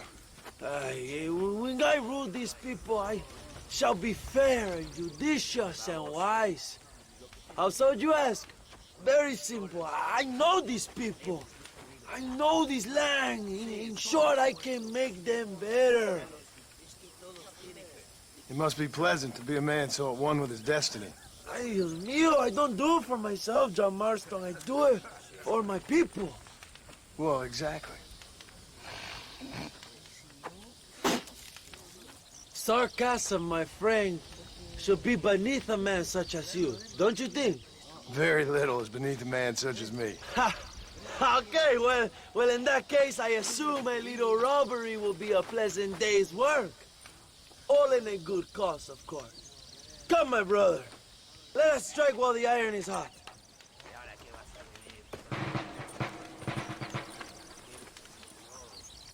Vámonos, mis hermanos. ¡Basta!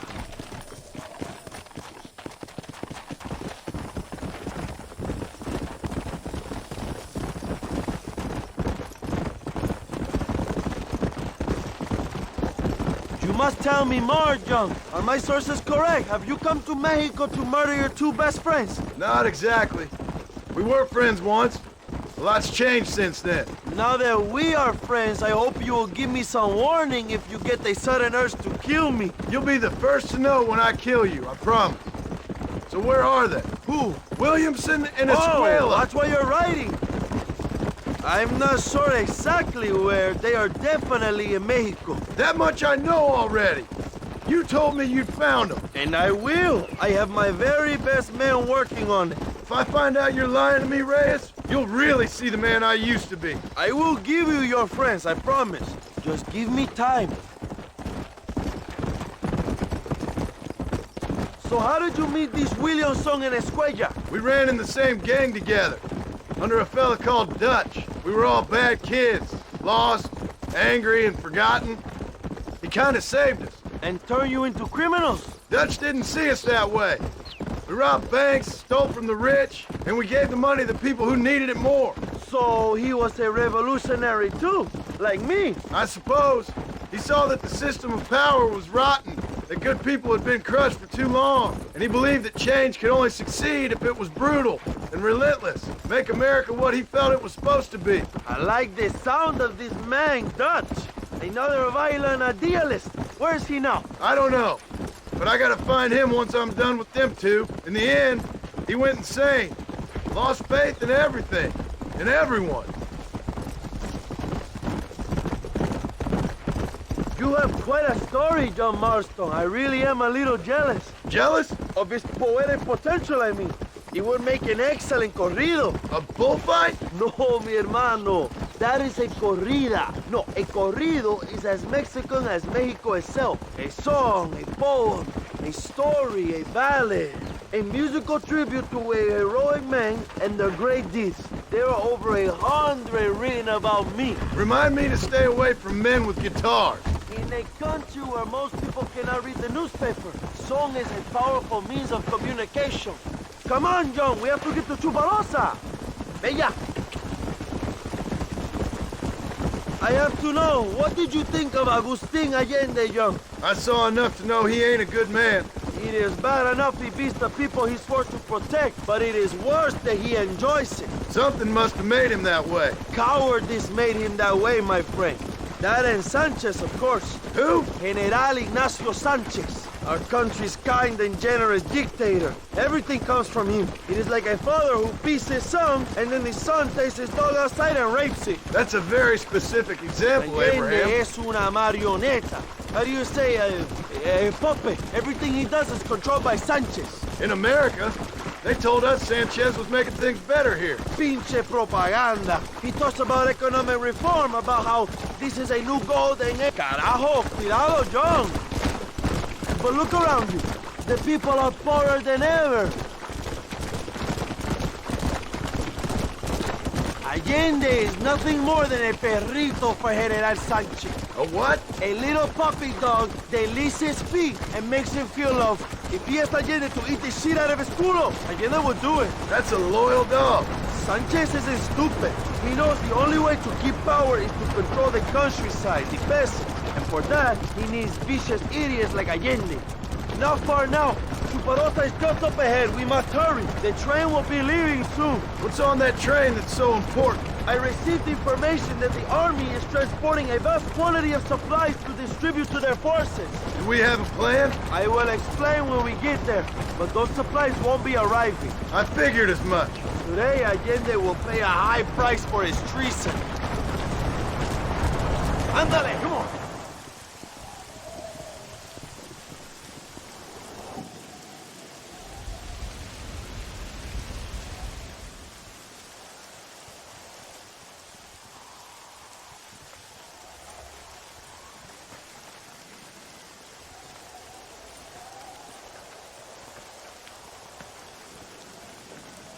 So listen, this train is filled with valuable supplies we need, but it's also filled with government troops.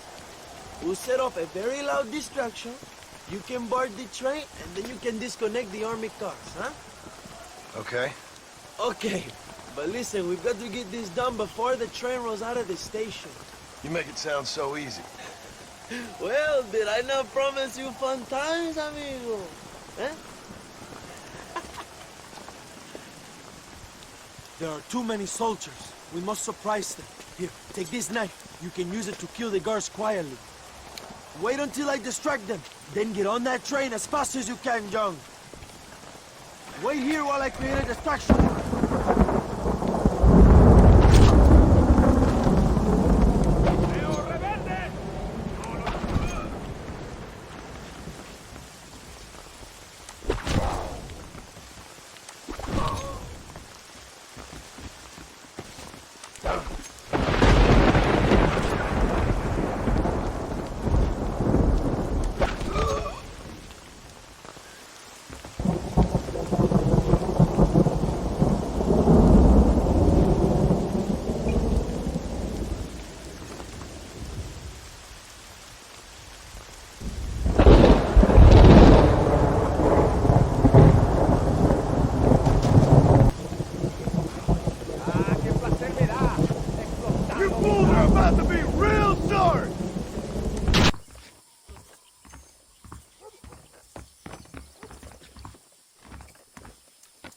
te veo, imbécil. No te puedes esconder. Voy a hacer profanaciones con tu cuerpo, pendejo.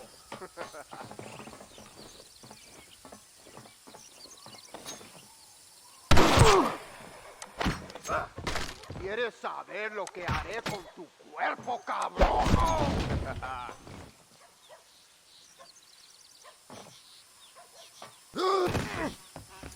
¡Toma, pelado! ¡Muere, cabrón! ¡Te mato, cabrón! Pero mi policía, pendejo, es perfecto.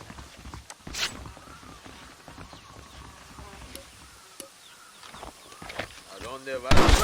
¡Otro peladito! Estás aquí para llevarme al...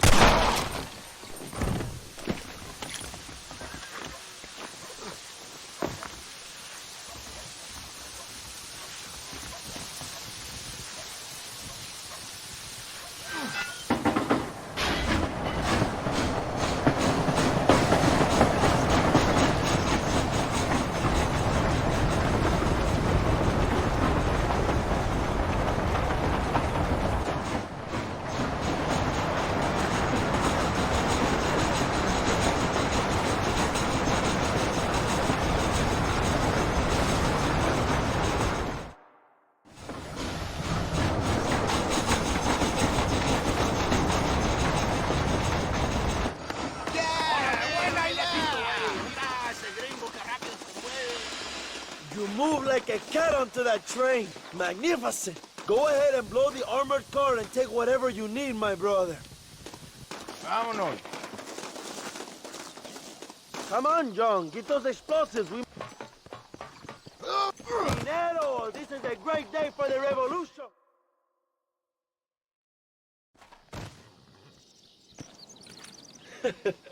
Not a bad day of robbing the establishment to give to the poor, eh, Mr. Marston? Very noble, I'm sure, but I need to know where Williamson and Escuela are holed up. All in good time, amigo. I'm off to deliver these goods. I'll see you back at the ranch. Oh, my spies tell me they soon will have the information you need.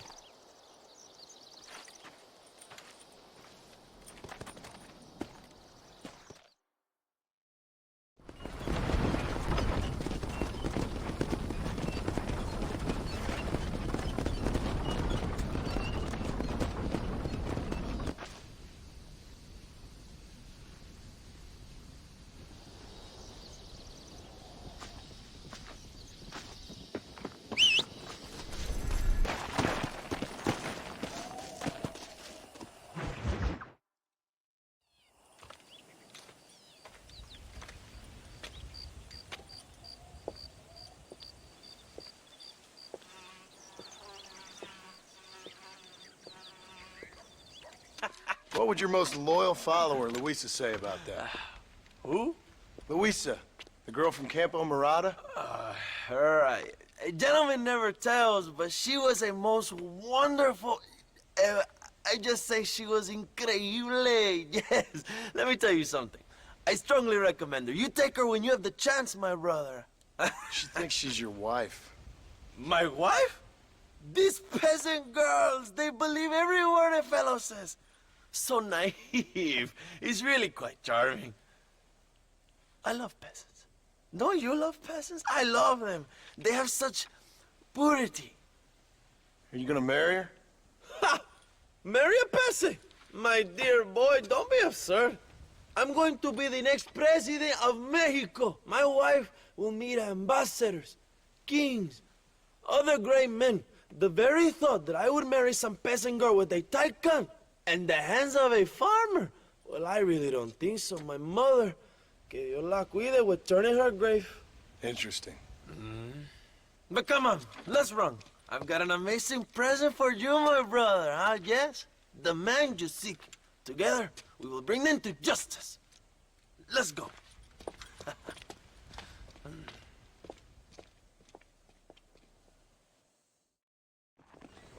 Come on, mi hermano. This is the day we have both been waiting for.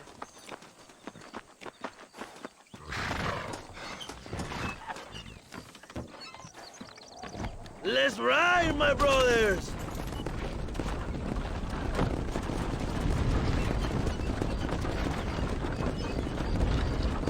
Brother, I just received word of your fight with Allende's men at El Sepulcro. Finally, the Santa is dead. But why did you not kill him yourself when my men gave you the chance? I could see they wanted it more than I did. The Santa had given me what I needed. Or I thought he had. A lot of young boys will sleep safer in their beds now. The Santa was only following orders. He was dumb and loyal to his awful master. But that's all he was.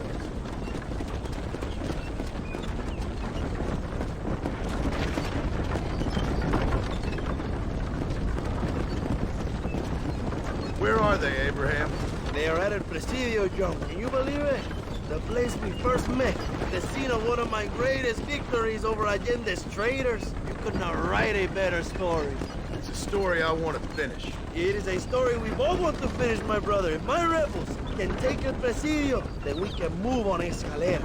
The revolution is happening, John. Are you sure they're there? Escuela and Williamson? Javier Escuella is there. That much I am sure of. I don't know about Williamson. Escuela will do for now.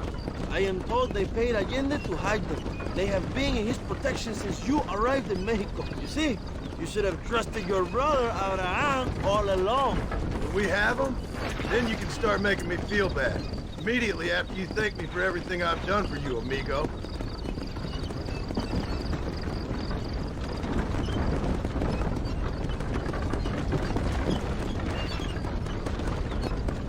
I knew I had heard the name Javier Escuella before. He is from this province. They tell me he was once a notorious bounty hunter and also one of the early revolutionaries. That sounds about right. All before my rebellious urges took hold, of course.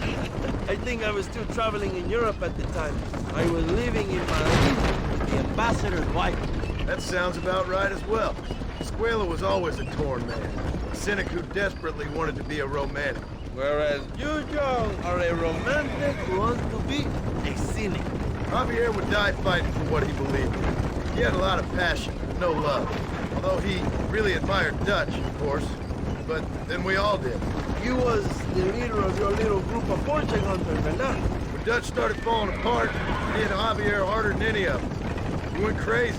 It was like the one thing he'd ever believed in turned out to be a fraud. You talk about him fondly. It ain't exactly fondness. We was close once, but he never cared for me or anybody else. Not any of his so-called brothers. He left me to die. He had the chance to save me. Didn't he teach you any Spanish during all this time you were together? I remember cabron being used a lot. Well, now you get to pay that cabron a surprise visit. I ain't here for revenge. I just need him and Williamson.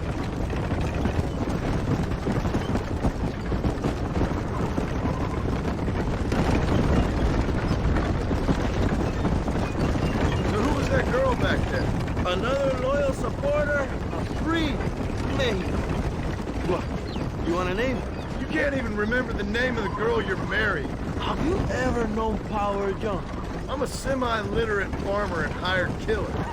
I ain't in the power game. And you will never have the knowledge that any woman will bear your child. And for her, it will be an honor.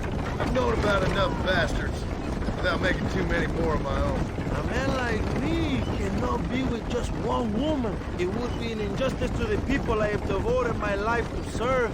You have an interesting way of serving the people. Kind of like a national gigolo. I owe it to the future of Mexico to breed, my brother. If I can get noble blood flowing through the veins of peasants, can you imagine how great this country can be? An army of players, of kings. I wish I'd never asked.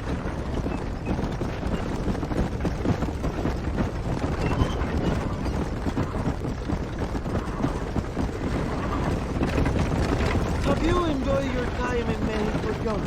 It ain't exactly been a vacation. Why are you talking like this is already over? I don't know. One way or another, this might be the end. What do you think of the Mexican people? I ain't sure. Some of them been kind, but a lot of them tried to kill me. Come, my brother. I know what you Americans call us. Greasers, sun greeners, pepper guts. For a land of immigrants, you don't like foreigners very much. I don't care who a man is, what he does or where he's from. If he treats me right, I'll do the same. It's that simple for you, isn't it? You would make a fine socialist. What about the Chinese workers here? I hear you ain't exactly made them very welcome. That is different. They are an inferior race. You have all the makings of a great leader, Abraham.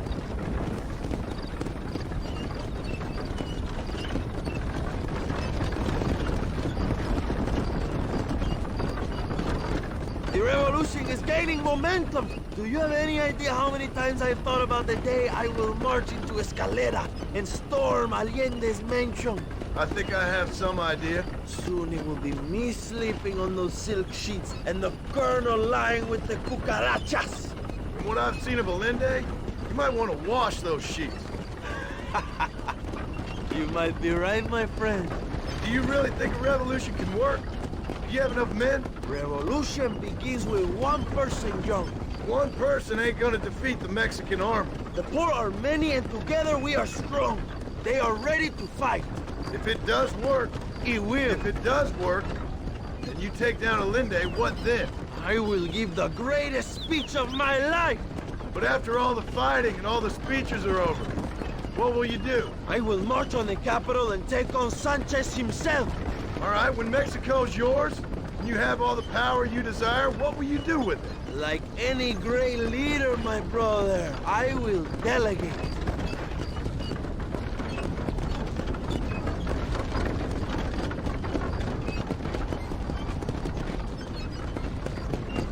I have to say, I am not usually in favor of American interference, but it will be sad to see you go.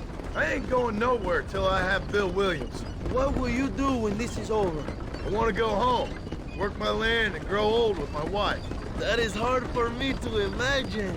It's hard for me too, but I've pulled this trigger too many times now. I'm getting tired.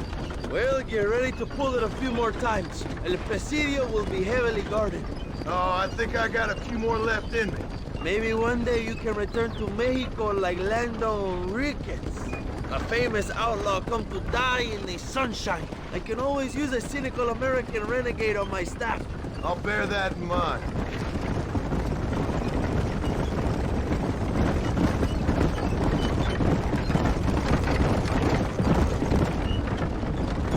Let us just enjoy the silence, John. It is so rare that we have it.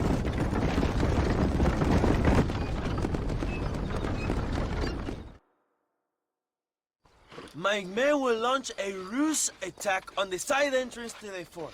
Meanwhile, you, my American friend, will drive this wagon at the front gate and jump off when you're close. It's been packed with 5 crates of TNT. That sounds crazy. How long's the fuse? Yes, like I say, fun times. It's plenty long enough, I think. I see you in there, amigo. We will keep the army occupied, John. You go after Escuella.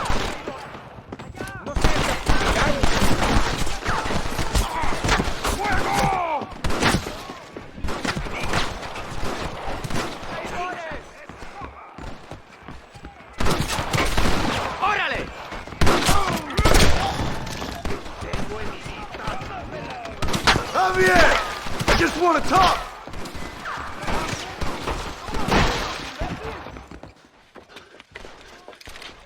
Hello, old friend. It's been a long time. Hello, brother. It's good to see you.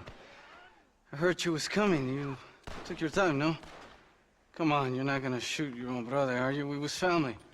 Yeah, we were. Then you and Dutch went crazy and family didn't mean so much. So now you do the government's work. And what do? You just work for a different government. Come on, brother. I think we should go our separate ways, huh? What you and Dutch did was wrong.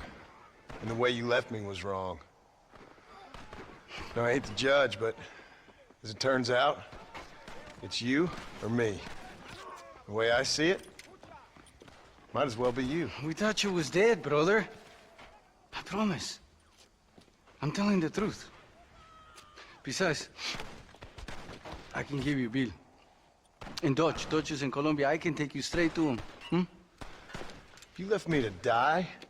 Whoa. To save your own skin, and now you expect me to care about you? You got it all wrong, brother. I've always loved you. Even now.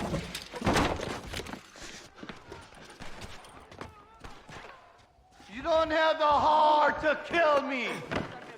How'd that one get through?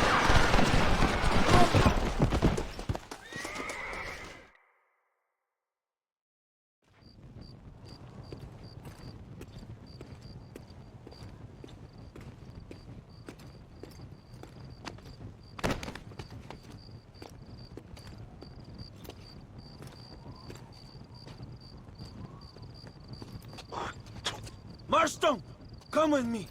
The army sent reinforcements. Come. We have to hold the fort, John. Use one of the cannons.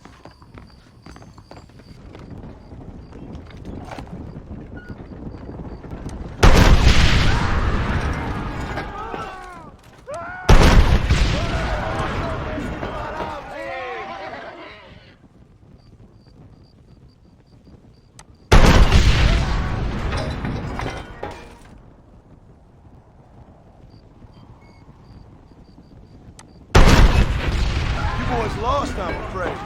We did it, my brother! El Presidio is ours!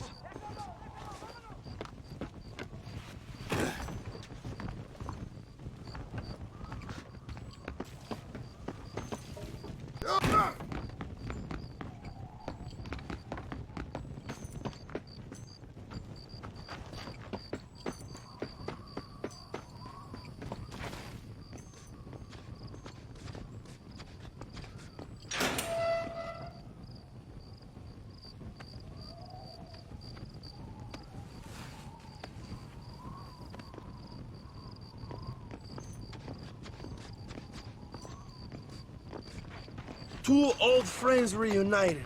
It is a beautiful thing.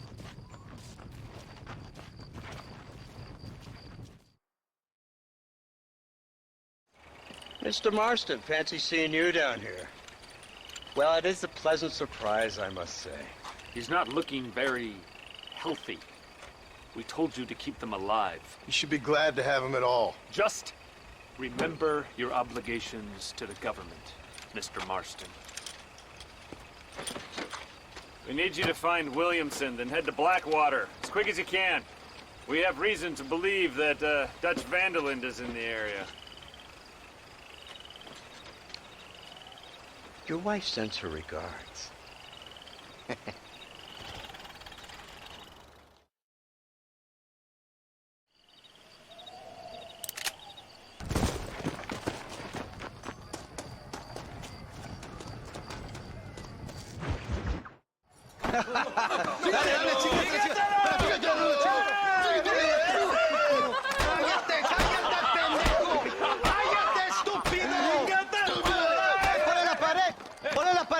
¡Voltealo! ¡Quítate, estúpido! ¡Le voy a dar un balazo! ¡Quítate! ¡Quítate, pendejo! ¡Quítate! ¡Una, dos, tres! ¡Ven! ¡Todo por la revolución! ¡Vamos! ¡Ándale! ¡No, no! ¡Para atrás, para atrás!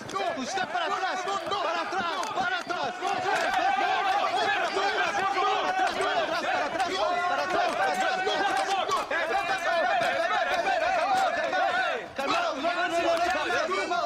¡Rebeldes!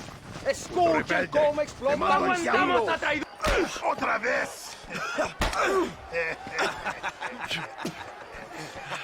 Welcome to Mexico! My brothers and I are just discussing the future of our country. Okay, let this man go. And who are you, gringo? I'm no one. But unless you want this town to tear you and your boys to shreds, I suggest you let him go. And you think you could tell me what to do, friend? Oh, you should listen to him, friend. Look at that. You want to risk it? The American is a drunk. If I were you, I would pull that trigger. Put the gun down, Americano. Ya, mátalo. ¡Dejen mi hombre! ¡Mierda! ¡Ay, Dios mío! ¡Puta Santa María! So you want to settle this now, friend? Or you want me to shoot you in the head right now for that poor girl? Okay, but we fight like men, not like dogs.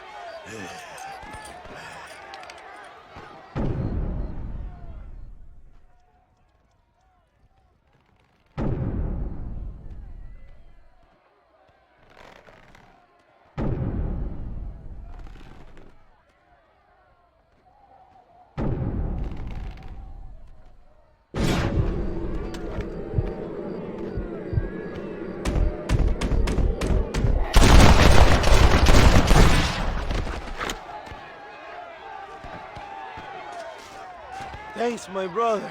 Now the people are finally ready. Today we overthrow the Coronel. Senor, there are prisoners in jail who will fight on our side. Can you save them? Leave the speeches to me, John. You release the prisoners.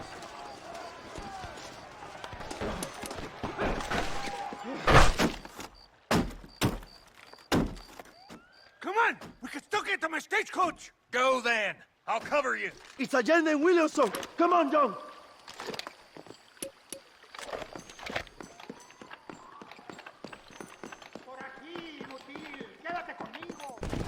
¡Vámonos! ¡Date prisa, cabrón!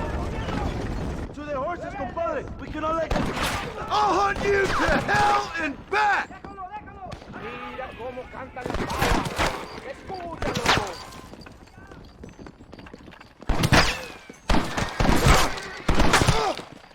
You're gonna be muertos! Out of my way!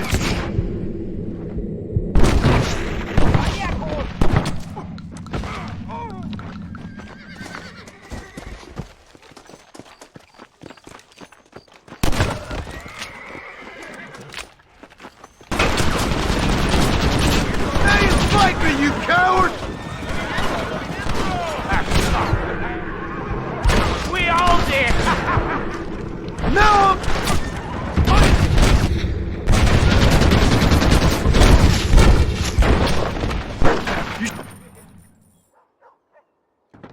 What the hell are you doing?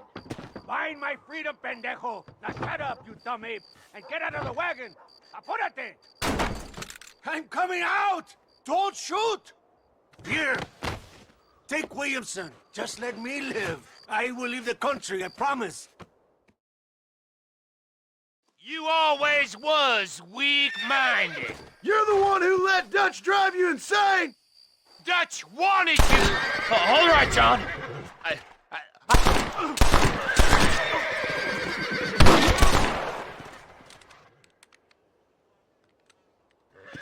Allende is dead! Mexico is mine!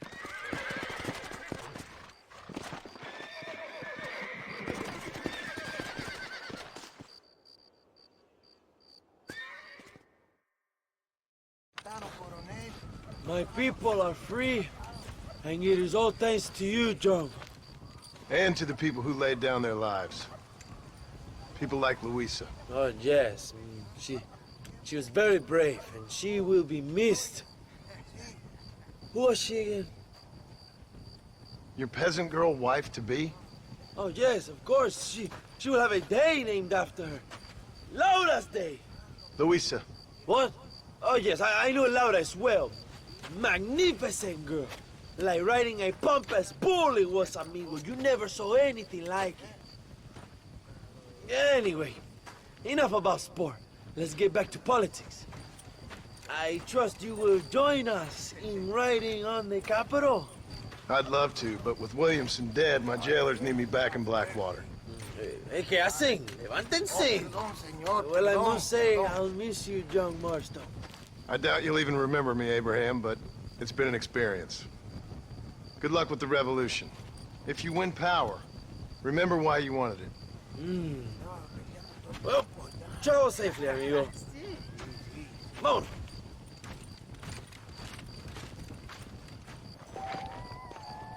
Some of those damn cowboys refuse to accept it's the 20th century.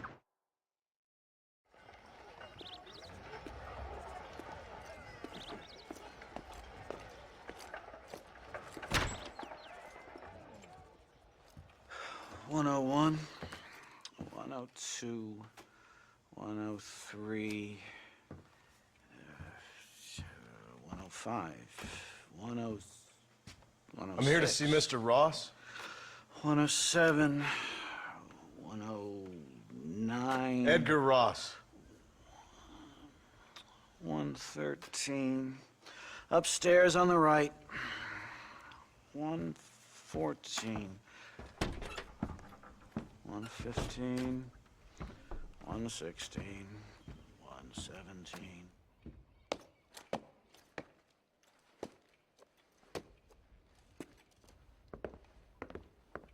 Mr. Marston, so glad to see you. How was your journey? Where's my wife and son? Being well looked after. Well looked after. I want to see him. Mr. Ross wants to speak with you.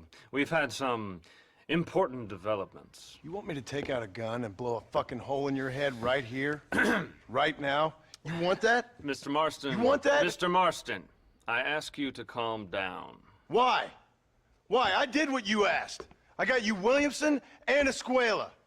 It's over. Stop playing games with me. No one's playing games with you, Mr. Marston.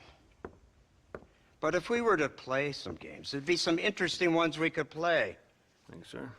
Like hanging you for murder, or confiscating all your property, like that little farm of yours, or having you put in an electric chair. Those are the sort of games we could play. But we choose to play a different game. So calm down and play along with us. Where's my wife? You know, I forget, but I hear it's very nice this time of year. Mr. Marston, please, I've never insulted your meager intelligence. Do not insult mine. We've done this little deal for your freedom in exchange for all your men from your old gang. You gave us Williamson and Escuela. We still don't have Vanderlyn, but now we know where he is. Then go and shoot him. No, sir. I want you to shoot him for me. And then I'll let you be.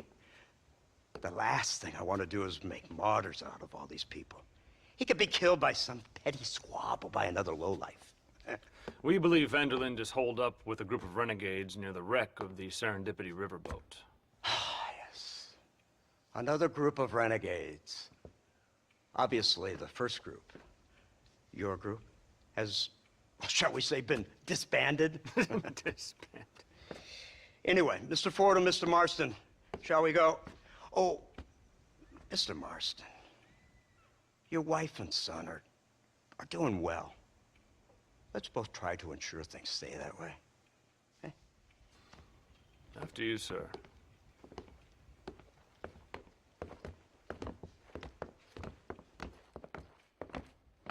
Oh, Mr. Marston, one more thing. This is for you. You're too kind. See, I have nothing but your best interest at heart. Let's hope it doesn't go off by mistake. 343. I have a patent for that, sir. This is an outrage. Ah, Mr. Marston. You're alive. Hello, Wes Dickens. Thought you were headed to Peking. So did I. So did I. A long story. But now it seems I'm being put under arrest and charged with narcotic possession or some other such nonsense. Ross, have him release this man. Why? Because he's a harmless old fraud, the kind of man that built this country. And because he helped me get Williamson. Did you hear that, officer? The man's a hero. Let him go. Come on, Marston. Moral degeneracy waits for no man. Let's hurry along. 344. 345. 347. 348. 3...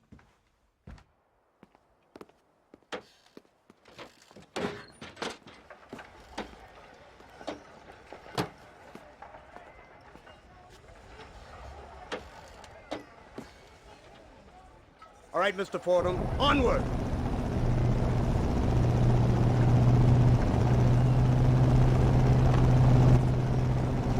Isn't this something? Lawmakers and lawbreakers working together for the good of civilization. Like you always say, sir, the higher the stakes, the smarter you have to play the game. I can't imagine I ever said anything quite so trite. In any case, I'm not sure Mr. Marston would agree with us. Unfortunately, Mr. Marston isn't broad-minded enough to appreciate the unique opportunity we're offering him. Son of a whore. You best watch your damn mouth! And it's strange you should say that, Mr. Marston, because according to my files, you are the whore's son. Now, what else can I recall from the files? Ooh, let's see. You killed hundreds of innocent people. You've robbed at least 40 banks that we're aware of. They told us there was a prize when you got to 50. I'm glad this is all such a joke to you. I want my family. And I'm sure all the men you murdered wanted their families too. Come now, you're stupid, but you're not that stupid. We both know how this has to be, and it could be all over today. As as soon as we find Dutch Vanderlyn, you can go back home and play being a farmer again, or whatever else you've been pretending to do for the last few years. First it was Bill, now it's Dutch. After Dutch, it'll be somebody else. Where does it end? It ends when we say it ends. You're in no position to make demands. Like you will. You don't just walk away from that. Buy a few chickens and make it all disappear. You should be dead or rotting in a jail cell by now. We are giving you a chance at new life. A chance at redemption. You can't erase your past, Mr. Marston. But we can.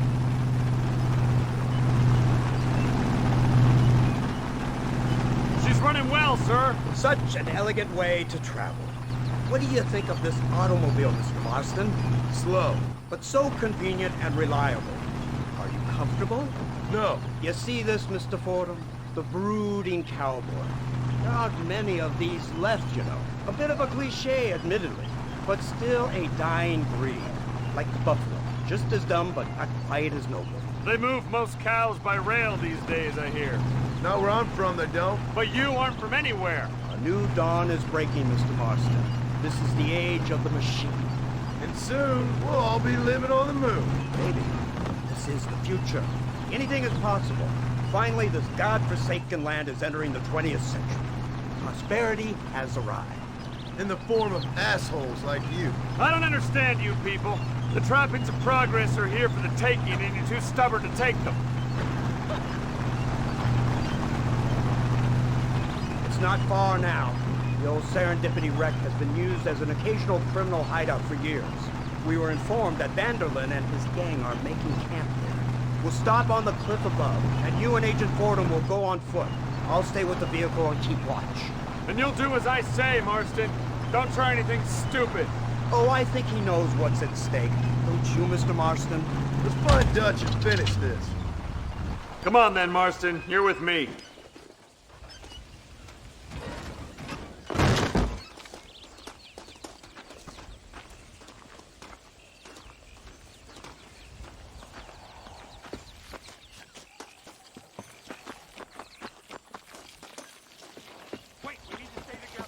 Quiet and stay close. Yes, sir. Vanderlyn is the priority. We go in, take him down, get the hell out of here. Quick and clean. You leave Dutch to me. We don't want you getting that suit dirty. You step out of line. Where are you going?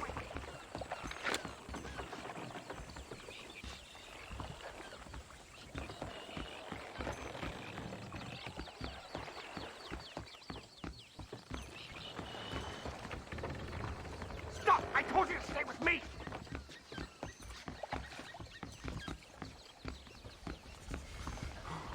Seems real quiet, don't you think?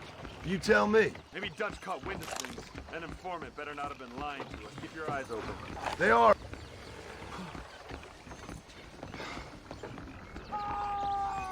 There's someone up there. You go investigate. I'll keep watch here.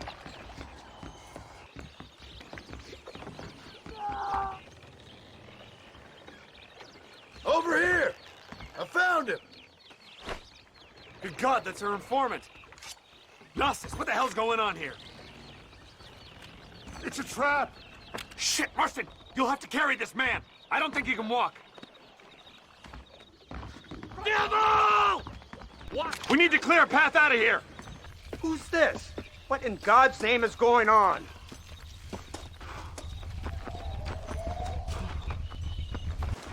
Marston, lift this fellow into the back seat.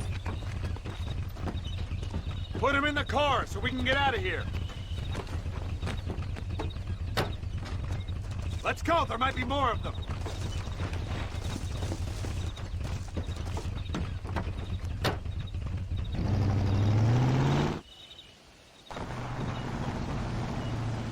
Christ alive! What the hell happened down there?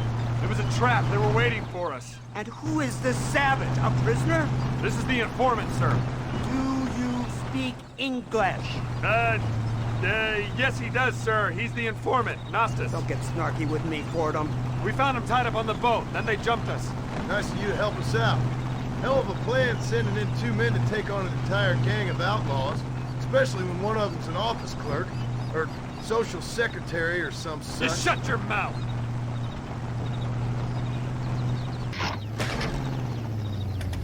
Come on, not now! What's wrong? I don't know. The motor just gave out. Well, fix it, you fool. We need to get this man to a doctor. Of course, sir. It's Dutch's men. Marston, we'll hold them off. Fordham, he'll fix that damn engine.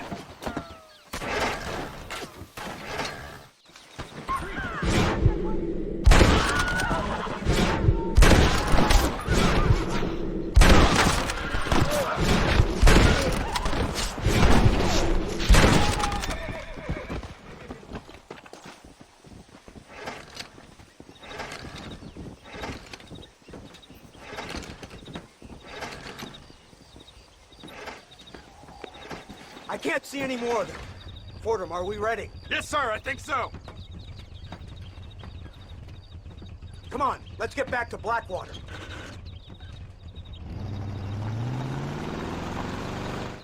Damn, that was close. We're lucky to be alive. I'm beginning to see why Mr. Marston here has made it to such a ripe old age. You'll make me blush with all these kind words. So much for this automobile of yours. If this is the future, God help us all. It's not the automobile. The bad workman shouldn't blame his tools. Perhaps if Mr. Fordham maneuvered it with a little more finesse... I was trying to escape an ambush, sir. Even if it was running fine, they'd still have caught us.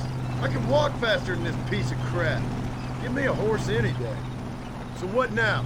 Do I get to see my family? Where is Dutch Vanderlyn? I don't know. In that case, old boy, no, you don't get to see your family. It's a fairly simple agreement, Mr. Marston, even for a man as devoid of intellect as yourself. If you'd like me to explain it to you again, I'd be more than willing. No, you've said enough. We'll find Vanderlyn soon enough. For now, however, I suggest we call it a day. So how does it feel, taking a man's wife and child from him? Does it make you feel good? How does it feel to kill hundreds of men in cold blood? You're a coward. You're a murderer. Actions have consequences, Mr. Marston.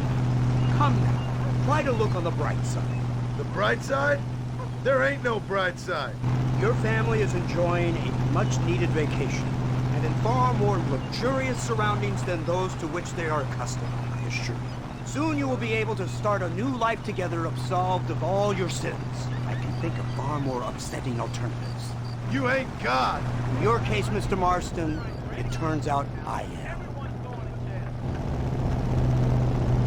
We should take the Indian to Professor McDougal, see what he can get out of him. Good idea, sir. I just can't communicate with them. Here we are. Thank God for that. So, this is the office of an anthropologist named McDougal. He was thrown out of Yale for degeneracy. We should tell you something. Indeed, but he's been helping us deal with the natives in this area. They see him and they presume we're all idiot academics. Huh? Give me a hand here, Marston. Ah, Mr. Ross, Mr. Fordham. Good day, good day. What on earth's going on here? Kid got shot in the leg. Beat up pretty good. We'll send a doctor. Now, McDougal, we need information from this fellow about Dutch Vanderlyn. Can you see what you can find out for us? Do my best, sir. Make sure you do. Professor McDougal has been a good friend of the U.S. government, Mr. Marston, just like you. Why don't you see if you can help him in his study of the native problem in this county? That's a good fellow.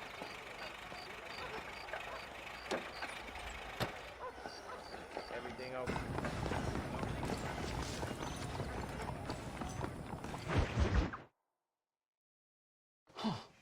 Incredible. Simply incredible. Hello, Professor. Oh, hello, sir. Oh, Mr. Marston, sir. Good day, good day. How are you? Well, my family's health and well-being are being threatened by some unscrupulous government agents, and my own hard-won freedom is under duress. But these problems aside, I suppose I'm fair. Yes, the problems of civilizing nomads. Tell me, sir, are you from Norse stock? Not as far as I know. I was raised in an orphanage. My father was Scottish. Unfortunate. You'd make an interesting case for my theory of natural population characteristics. Really? Well, yes, a white man, obviously, but with a savage spirit. Trust me, sir, I mean savage in the best possible sense. Natural nobility, but also simple, pure. I've been looking at some blood samples through my microscope, and you know what? No. Well, of course you don't. It's a remarkable breakthrough. I've been looking at the blood of both natives and white men of corresponding height, weight, and age, and you know what? Again, no. They're exactly the same. It's remarkable. It completely refutes my last book. But I'll tell you what, sir. This sabbatical in the field may have been somewhat forced upon me by circumstance, but my scholarship has benefited enormously. Would you like to partake of a syringe of cocaine? I've quite enough for two. Not right this minute, no. So it's a remarkable drug. It entirely restores the ego. It takes one back to a primal state. It helps my thinking enormously. Nastas, come on. Come in, sir. Would you like to take off your slippers? Or skin a rabbit? I know we cannot see the stars. But still, my heart is pure, and we meet as equals. These savages must be spoken to simply in metaphors. No, sir. I grew up on a reservation and attended school. Oh, lovely. But I can show you what you want to see. I know where the group of bandits you seek are hiding. Both of you. Vanderlyn has attracted a following of young men on the reservation. They are turning to bad things. The savage heart cannot be conventionally civilized. I was right all along. Where's Dutch Vanderlyn based? In the hills, in Cochene. Let's go. I know a way there that is not guarded. Marvelous. It's simply marvelous.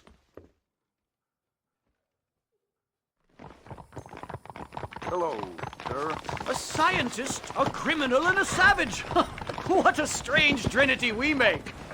Follow me. Come on. So, I understand we have a mutual interest in Mr. Vanderlyn? You gonna kill him too? Kill him? Good God, no! What is it with you people out here? No, Vanderlyn fascinates me. A white man living among natives. A civilized mind turned savage. It's reverse integration or regressive acculturation. I don't know. I haven't found a name I like yet. He was never that civilized. But of course. Edgar Ross mentioned your unique history with the man. Although I was away with the fairies at the time, I must admit. Surfing great waves of euphoria. But anyway, yes, some kind of Robin Hood, Oedipus, communist tale of naivete and betrayal, if I remember correctly. We ran in a gang together, Professor. I wouldn't try to read too much into it. It's my job to read too much into everything, dear boy. These trees are quite foreboding, Nastas. Are you sure this is the right way? Yes, sir. It's rather dark. Ain't you never seen trees before? I thought you were a brave cultural explorer. It's this way, mister. Good Lord, no. I rarely leave my room. I explore with the mind, Mr. Marston. Enjoy it while you still can. Soon you will have cut down all of these trees. Me? Or are you making a sweeping statement about the white man in general? There is no respect for the land anymore. I'm sensing some hostility, Nastas. Some anger. Talk me through this primal emotion, where it's coming from. Don't worry about it, Professor. There's the cliffs. We'll leave the horses here and climb the rest of the way.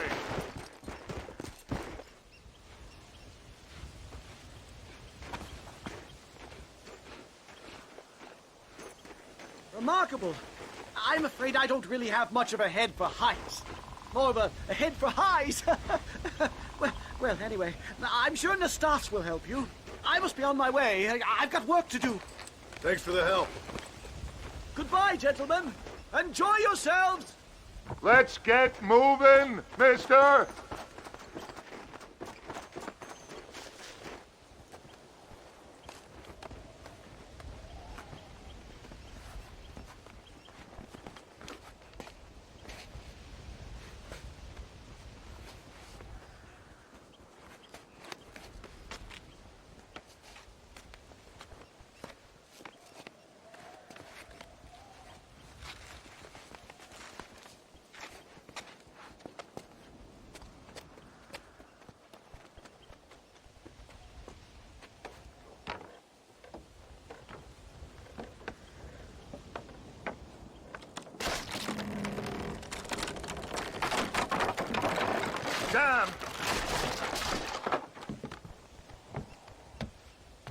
See if you can find another route, Mr. Marston.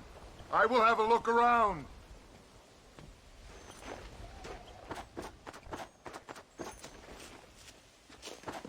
There's a cave over here. Might go through or up the mountain. No harm done.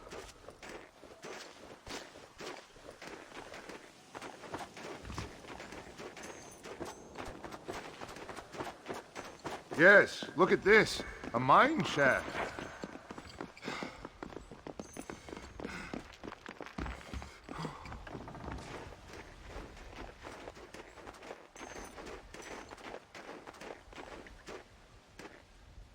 This way!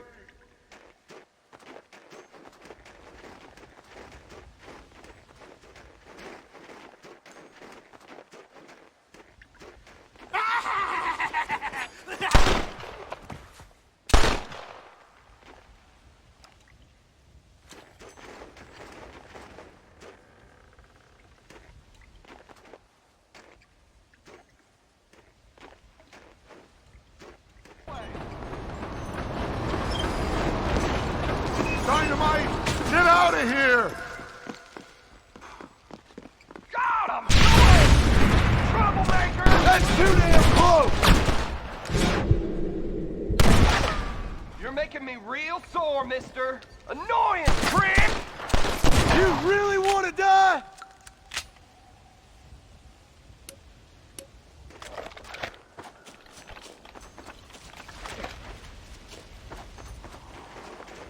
I'm hurt pretty bad. I don't think you should go any further. I'll be fine. But you go ahead. I don't want to slow you down. You sure you're all right? Just need to take it slow. Go on. I'll catch up, or see you on the way down. Don't worry about me. Go look for Vanderlind. Good luck.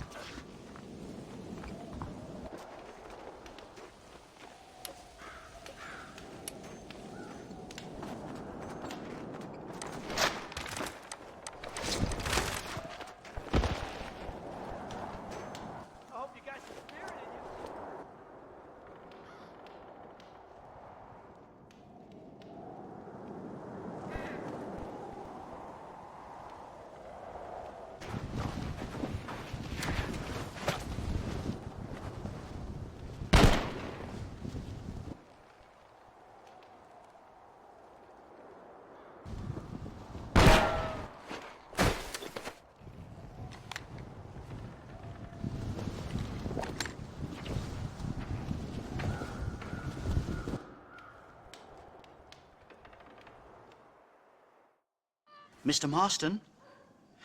Mr. Marston! Mr. Marston! Here you go, Mr. Marston. Put that stuff away.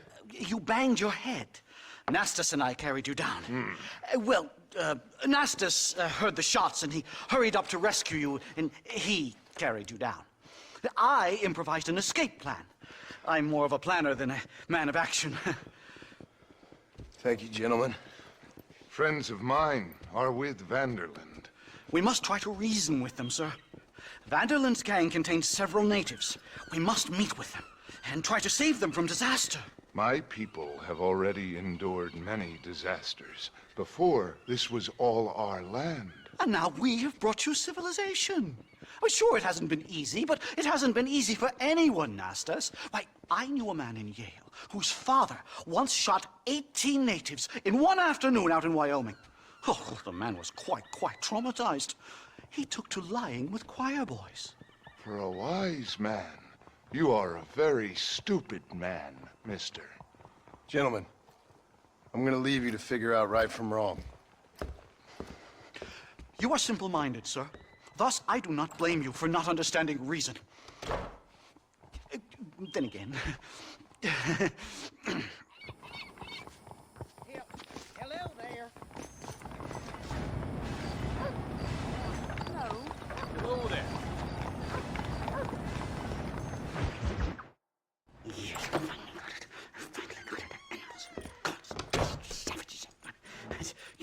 Marston, sir. It's good to see you, old bean. Good to see you. And you too, Professor. Forgive me. I am in a state of remarkable agitation, partly due to standard narcotic impulses, but also due to the fact that I have finally solved the riddle that has tormented my mind these past 8 years. What's that? The nature of the savage soul. What makes some societies great, like ours, and others, not worse. I would never use a pejorative such as worse, but lesser. Meaning. What makes these beings less human than us? Closer to beast on the continuum between animal and God. You know, I argued with Fortescue at Yale about this. It caused a minor scandal. But I shall be proven right, sir. I shall. Mark my words. I shall show them all what civilization is all about. The redskins and the nubs at Yale. Come, sir. I have a way to sate both our desires. I will bring you, Vanderlyn, and me, the evidence of savages reverting to type. Come, sir!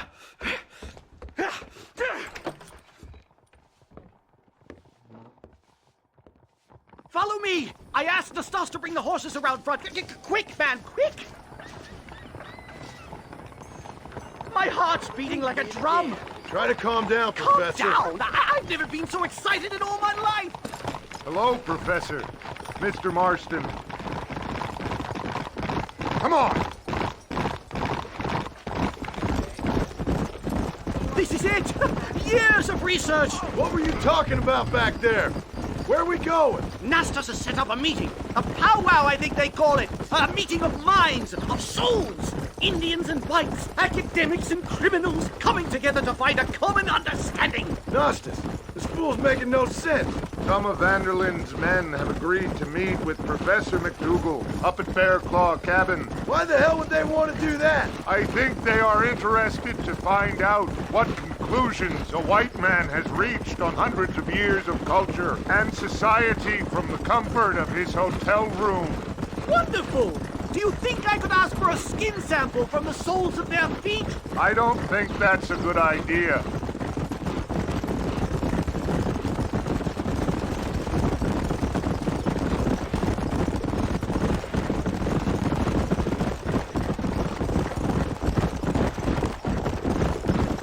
I'm actually a little nervous, I have to say. A touch of the old jitters. No kid. It's no small relief to have the two of you along with. Shoot it! You angered her. Now we have no choice.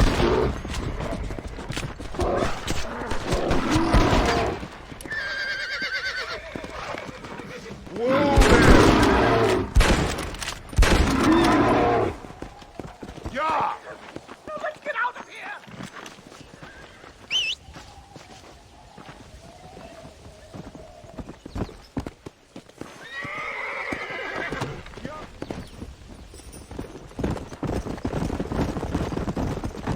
My goodness, I'm still shaking! What a ferocious animal! That bear showed no signs of aggression.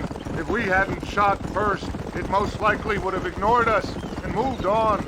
All very well for you to say. Perhaps you have some kind of primal bond with these animals, but I, sir... Here we are.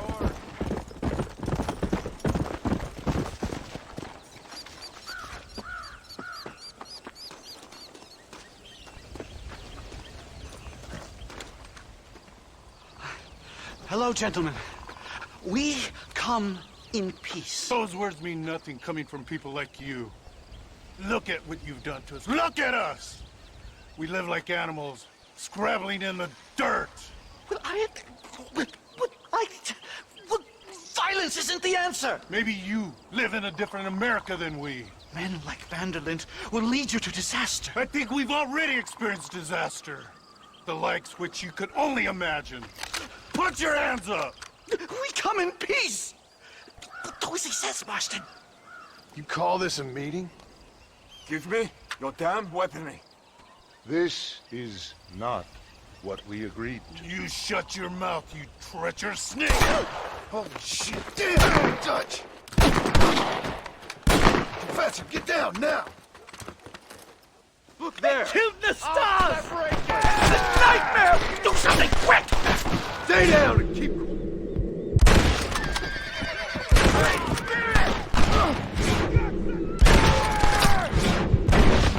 Whatever you do, please don't... Here!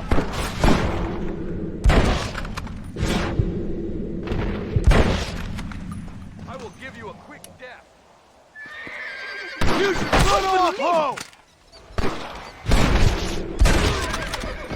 Your time has come. I've had about enough of field work for today. Time to return home, sir. Right. Let's go now while we got the chance.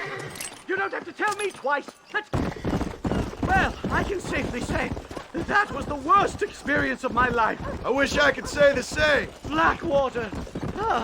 I will never talk ill of you again. Civilization in all its glory, Mr. McDougal. And am I glad to be back? I'm in dire need of a syringe. Something to clear the mind, restore the spirit. So you ain't planning on sleeping then? Sleep?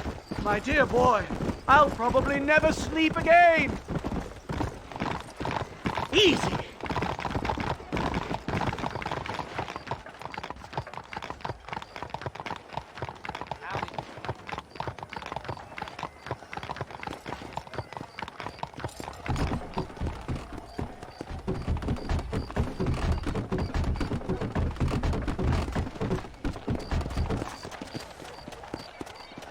Safe and sound. Thank the Lord. So much for a meeting of minds. Thank you, Mr. Marston. I could be boiling in a pot right now if it wasn't for you. Get some rest, Professor.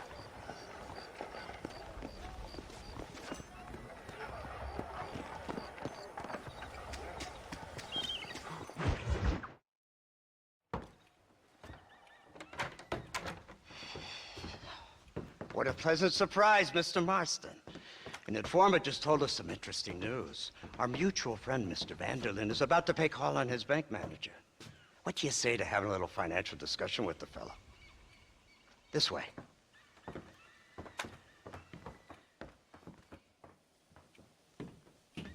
Let's get up on the roof. We'll have a clear shot at them from there.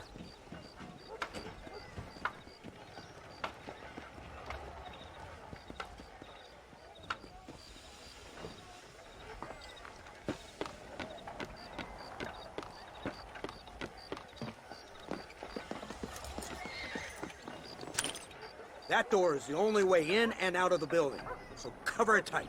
Do you see those horses to the left by the building across the street? Dutch's boys hitched them there. They'll have to run that way to make their escape. Don't start shooting until they're out in the open. If we spook them, they might retreat back and hole up inside. Don't shoot till I give you the signal. Keep your sights trained on that bank door. I hope you know who you're dealing with, Don't mister. shoot till I give you the signal. Someone's coming out. He's unarmed. Hold your fire.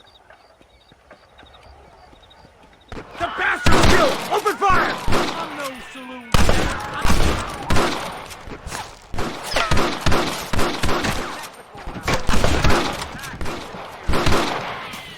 Marston, headed to the bank with Hopkins and Manning. Get Dutch. Be careful. There may be some innocent people there.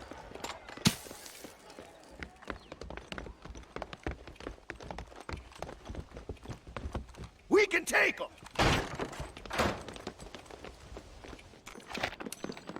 Shoot the lock off that door! Let's go! Watch out, Ross! Indian, Mr. Please don't kill me! No! I ain't gonna tell you. I'll give you some lynching. Oh my God! Help me! I ain't no medicine Indian. You're dead.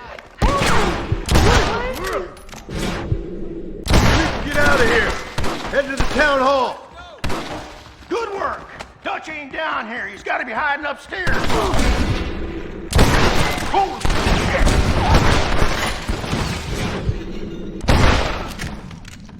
Heretic! They must be in here. Let's go. This way.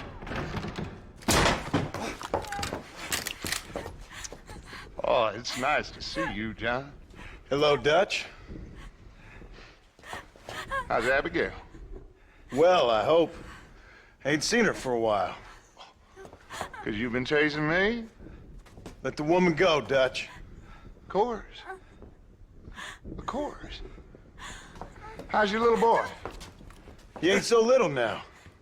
No, he must be what? 15? 16?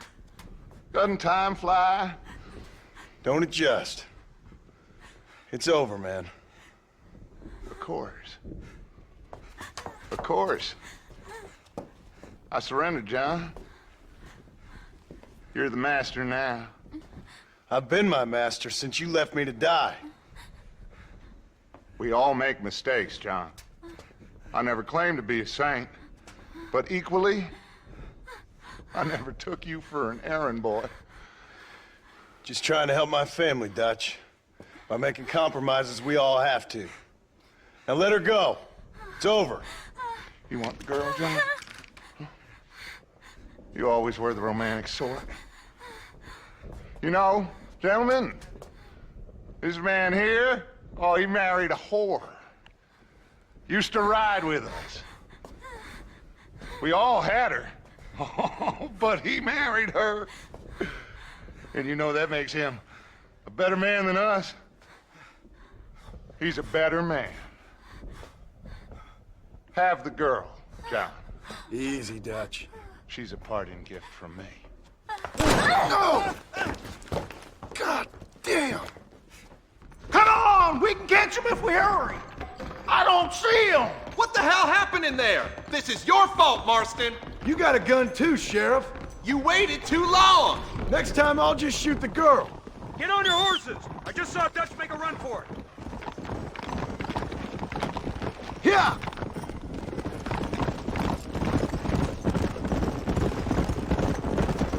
Hey, what happened in there? We saw Vanderlyn escaping from some men. He stole off with the bank manager in an automobile. Let's just say, Dutch ain't gone and got himself saved. He killed some poor woman. There's an old logging camp further down this road. It's been abandoned for years. My guess is that's where they're headed. Come on, follow me.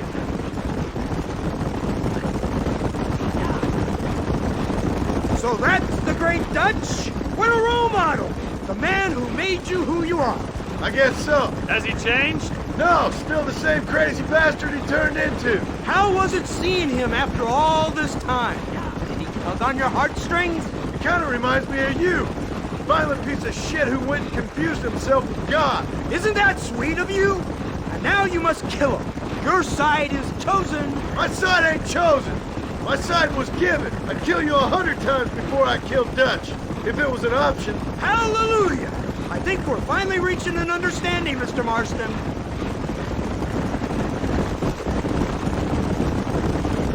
Who the hell are you fellers anyway? Lawmen or army? We are neither, Mr. Marston. But I have the authority over both. You bastards can't ever give a straight answer, can you? Look, that's Dutch's car. Hurry, can't have got far. Move. Come on, you...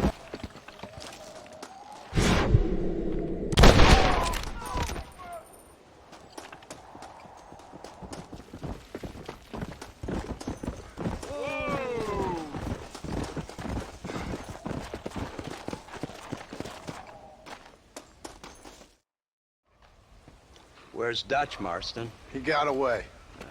Scared to shoot him? Too much to handle? When the opportunity presents itself, I'll put a bullet in him, don't you worry. Won't like myself for doing it, but I'll do it. Ah, good man, good man. You know, at the end of this, you'll probably get a medal. I know I shall.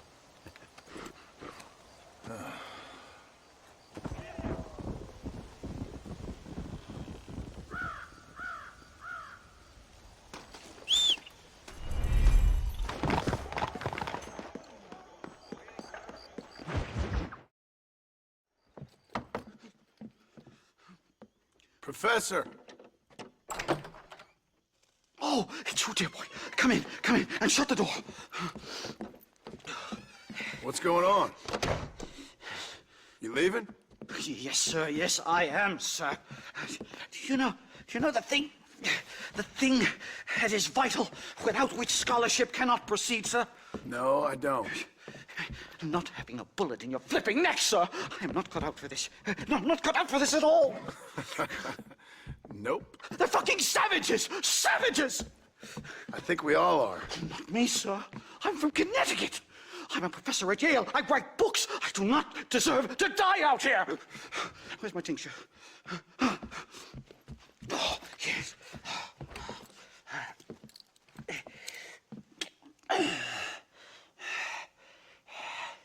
You okay, Professor? Oh, dandy, sir. Just dandy. Oh, great heavens above! Is that you, John? Hello, Dutch. I think that's what they call two for the price of one out here in this wonderful place. Maybe so, Dutch. You and your friend there, the professor, we're gonna kill the both of you. Why you want to do a thing like that? I don't know. Sport, I guess.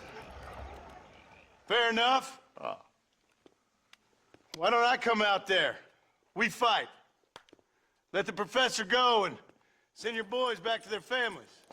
Well, that sounds like a beautiful plan, John. Only problem is, my boys here, they already lost their families a long time ago. We aren't thieves, John. We're fighting for something a bit like you. Only we're fighting for an idea, not just for ourselves. That's beautiful, Dutch. You always were a fine speaker. I was. Now, would you kindly send that academic out here so we can show him what we really think about the art of anthropology? Lisa, what are we going to do? I'm gonna hand you over to him and watch him tear you limb from limb. What? I'm just kidding. We're gonna run across the rooftops. Get you back to your ivory tower. Oh, thank you. Thank you, sir. Thank me, we're still here. Come on.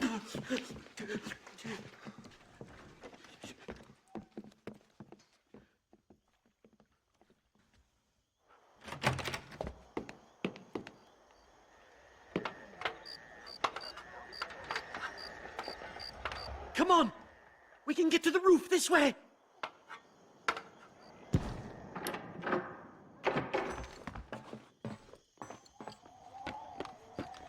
John! Help me, John! Stay back, or the teacher gets it! You have reached... My God, you took your sweet time! Christ alive, how many are there? We're completely surrounded! Is that the best you can do? See who's the real man now.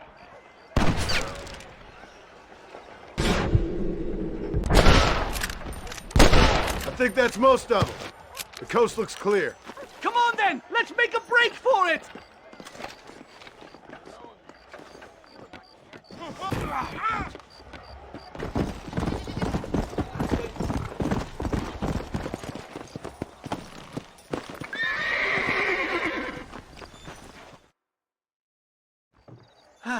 My research is complete. Much as I thought. There's no civilizing this savage land. I could have told you that for nothing. Ah, but they'll give me a prize in New Haven for this. Well, they bloody better. Well, goodbye, Mr. Marston.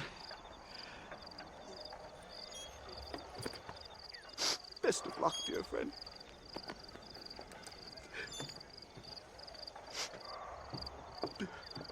So long, Professor. So long, sir.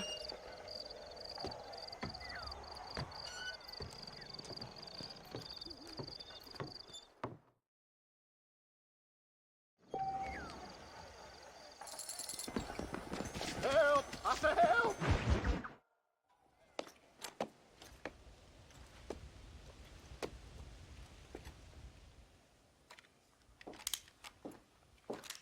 What do you want, Marston? My family. I've done what you asked. No, you haven't. This is the land of opportunity, and I gave you the opportunity to save your family, and you failed. How could I possibly reward you? Marston, you're a public menace. We should have had you killed. I wish you had. But since you didn't, where's my family? Oh, spare me the noble savage fall in the sword tripe, will you, old boy? It's nauseating. You don't wish to be dead. You're an insignificant creature desperately clinging on to life like the rest of the scum in this town. Yeah, I know it's tough. You like Dutch. He's a charming fellow. He makes sense. He's like one of those nature writers from back east. Only he takes things a tiny little step too far. Rather than just loving the flowers and the animals and the harmony between man and beast, he shoots people in the head for money and disagreeing with them. He's a goddamn killer. Now, I'm not a great intellect, but the metaphysical leap from admiring the flower to shooting a man in the head because he doesn't like the flower is a leap too far. So, I know it's easy. You see, me and Archer, we're the bad guys. We enforce the rules. Now, while the rules may not be perfect, they're really not so bad. Exactly. What's the alternative? Yeah. See, I'll tell you what the alternative is. It's not complicated. It's about one man and his gun versus another man. Sure, civilization may be dull, but the alternative, Mr. Marston, is hell. And the way you enforce this civilization, this freedom for men to like or not like flowers, or whatever in God's name you were just talking about, is to kidnap a man's wife and son? Well, I know there's contradictions. I'm not going to lie to you. Yeah, as I said, I'm not a great intellect. Now, after the debacle with the army and the bank, we have to put Mr. Vanderlyn to rest ourselves. Will you help us? Do I have any choice? Now that you mention it, no. Then what was that pretty speech in aid of? I don't rightly know, but it sure felt good saying it. Shall we, Mr. Marston? Let's go.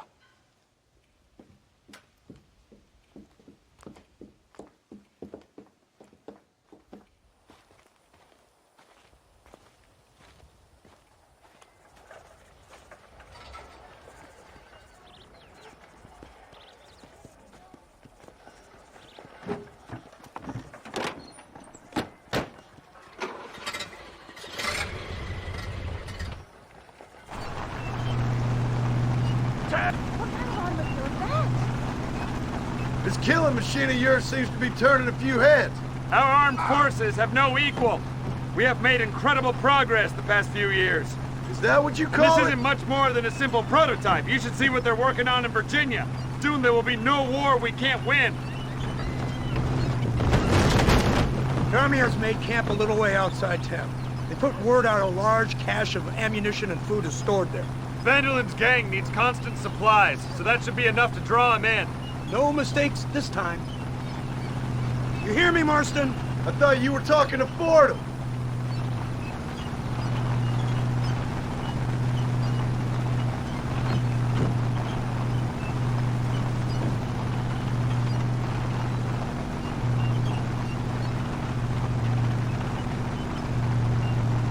Hear the cow! Look, they brought the machine gun!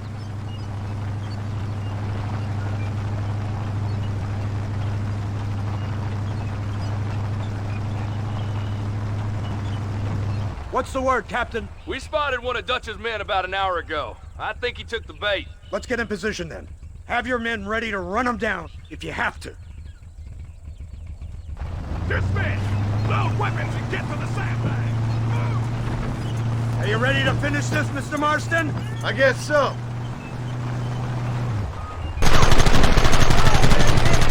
This is great!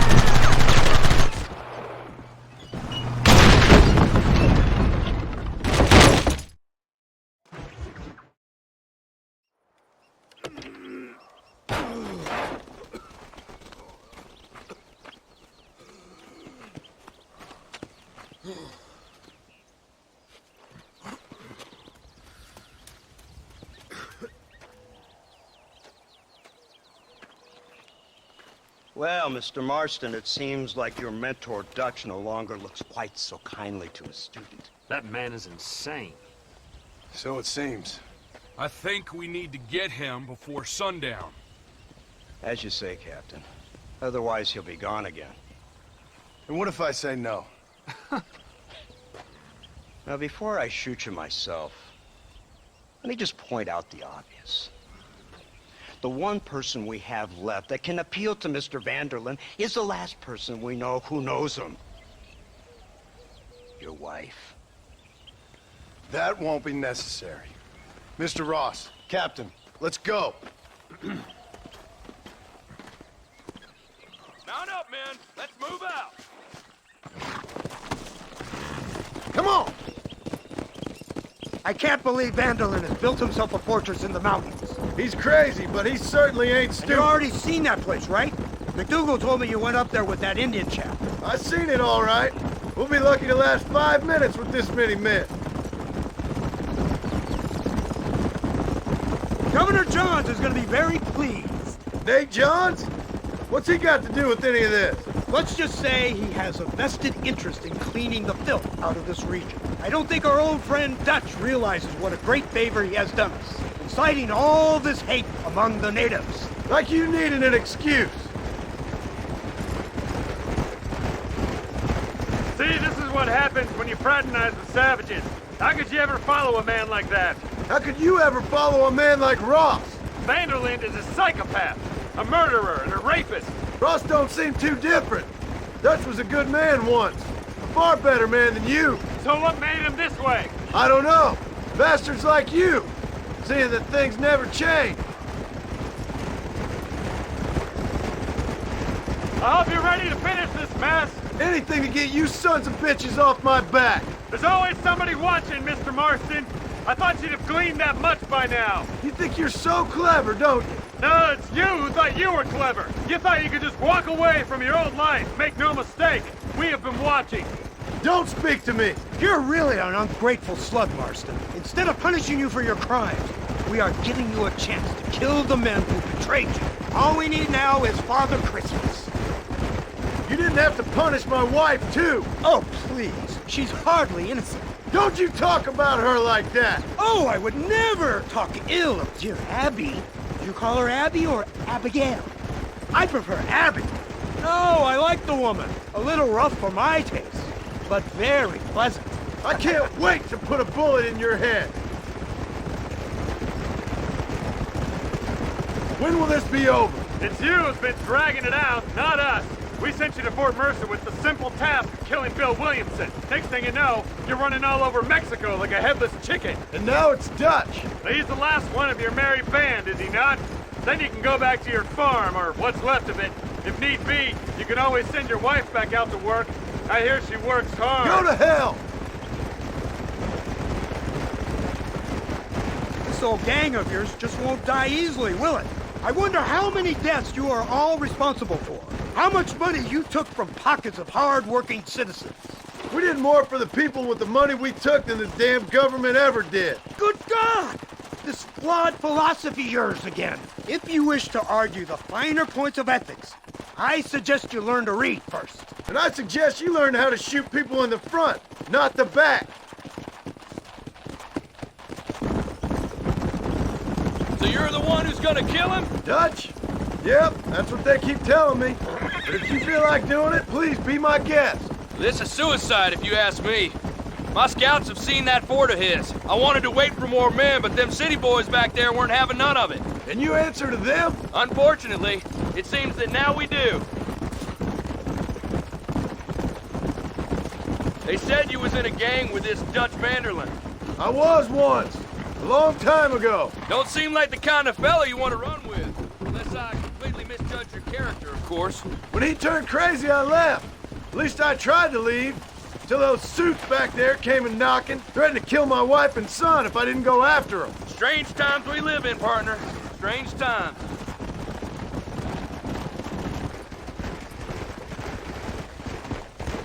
It's a funny business. Army, government men. You, blow that gate open. Move, soldier.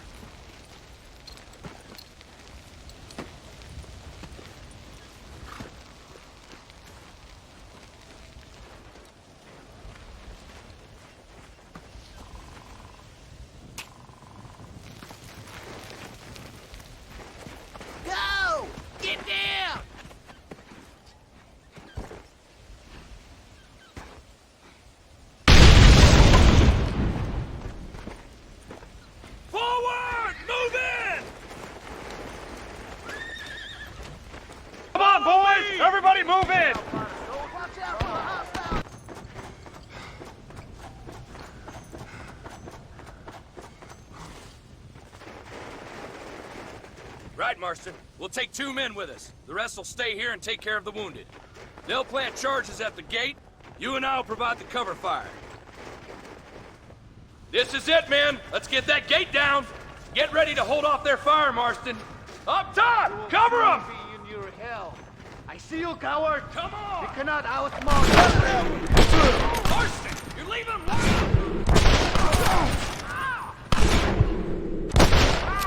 Over there! What in the world?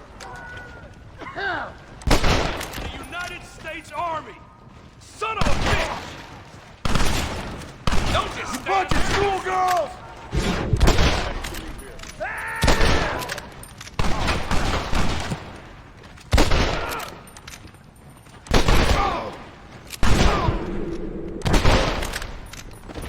Everyone get back! Here it comes! You tend to your wounded. I gotta face Dutch alone. Looks like it's me and you, John. You should have stayed at home. You better follow me. You damn...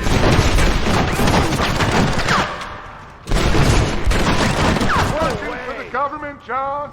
After all I taught you, I don't have a choice! There's always a choice. You're just too blind to see. They got my family. Your family? And there, keep another horse. Just like you. Son of a bitch! God damn it! You'll never take me alive, John.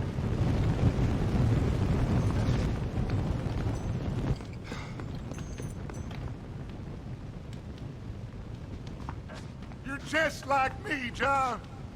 You can't change who you are. I ain't like you.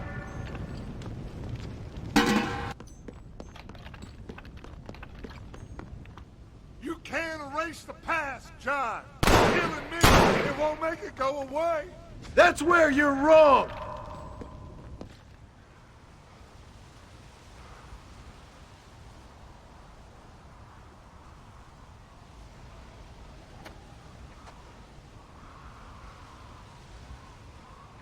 Hello again, John.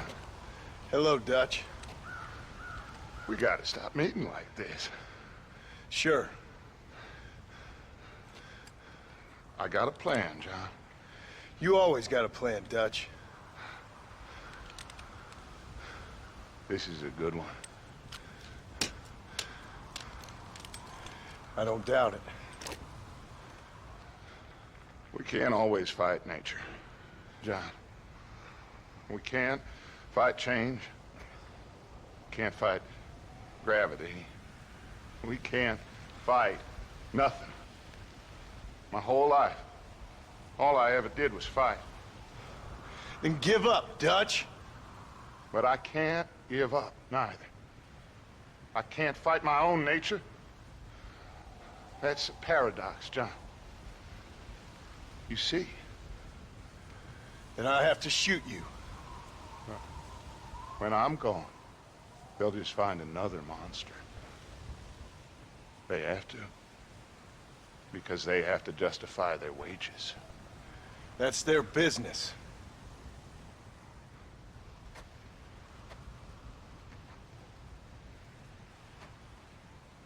Our time has passed, John.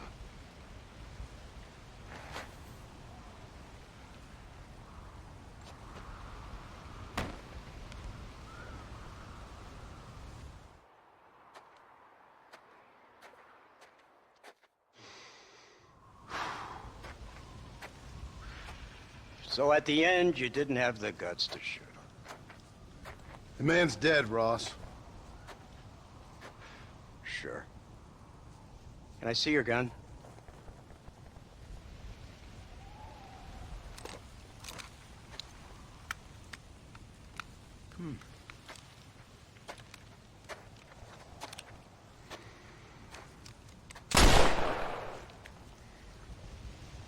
Trust me. It looks better in the report that way. Where's my family? Your wife was killed in a prison riot last week. So, I'm only joking, dear boy. They were sent back to that Scrabble ranch of yours in Beecher's Hope. They're quite safe and sound. They better be. Thank you, Mr. Marston, for everything. I know this wasn't easy for you, but I have to say, you've done your country proud. Yeah, exactly. See you around, John. Try to stay out of trouble. Come on, Archer. Let's go find somebody else we can annoy.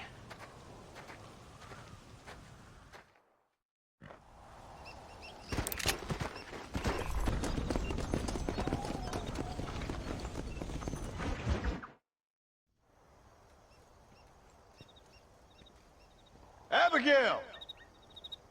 Jack! Anyone here?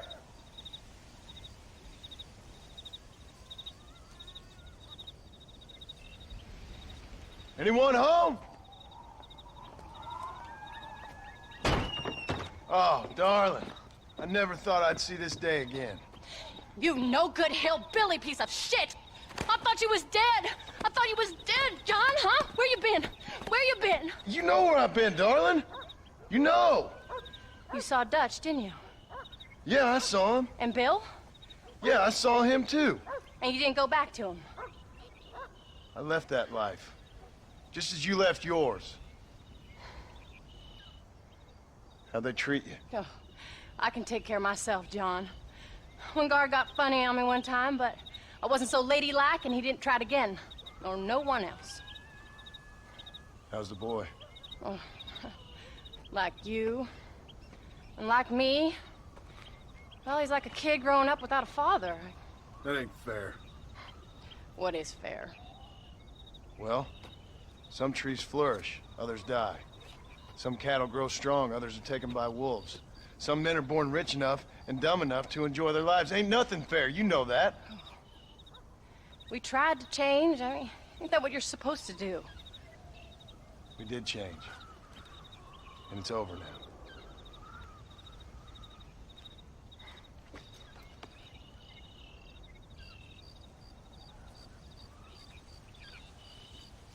Jack! Jack, come here, boy. Hello, sir. Come here. How you been? Coyotes ate all the chickens and poachers took the cattle. I tried, Father. I tried. I know you did, son. I know. And don't you go blaming me, boy. Don't you go blaming me. I ain't blaming no one, old man, but since you're still alive, there's 4 mouths to feed. And no cattle. That's a nice way to greet somebody. Why don't I get the warm and tender embrace? Consider the fact I ain't put a bullet in your embrace, old man. You were supposed to look after the place. I did. Well, I did my best. Thing is, there was too many of them. I thought you was dead. I wasn't drinking. Hold your excuses until you figured out which one to use. Jack, go get your bags packed, boy. We got work to do. We leave in the morning. Go on. Yes, sir. Where are you going? Well, it's getting kind of dark now, but in the morning we've got to go get ourselves some more cattle. I've got friends at McFarland's ranch. It's over in Hennigan's stead who can sell us some. Now, Abigail, I hope you learned to cook. Yes. Didn't I say, rather than some prison, they actually kept me incarcerated in a cooking school for young ladies.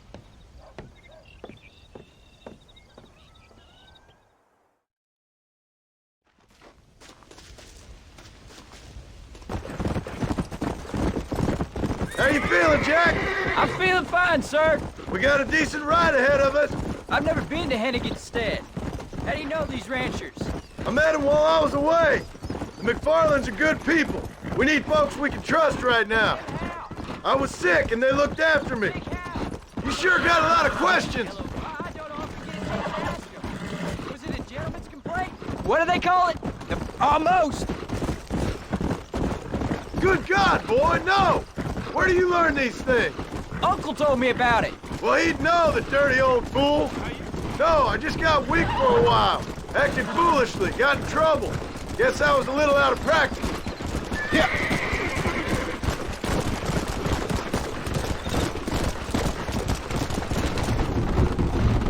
Hey, Pa! What? Where were you all that time? Where'd you go? What'd your mother tell you? She said it was some kind of important government business. That's about right. Some people thought I owed them some favors. Why did they take us away? They thought it wasn't safe for you here by yourself. Those men harm you? No, they're okay. Some of them even told me stories. I think I'd like to be a government man one day. I'd rather you chose an honest profession. Like you mean? I know I ain't been the best father, Jack. I made some bad choices. But all that life, it's over now. Go.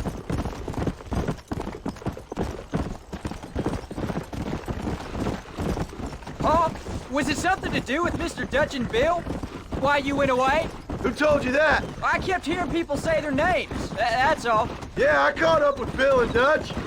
We had some old business needed settling. There's the ranch. Come on, let's see if we can find Mr. McFarland. John Marston. Now, there's a face I thought I'd never see again.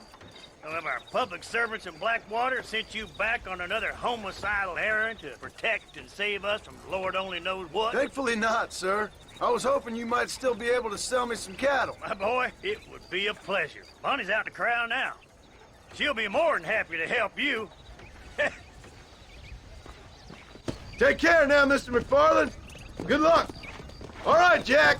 You're gonna have an important job. I want you to lead the herd while I drive them from the back. Keep us all moving in the right direction. Sure, Paul. I can do that, no problem. And if you see cows straying off, can you help me round them up? I'll do my best, sir.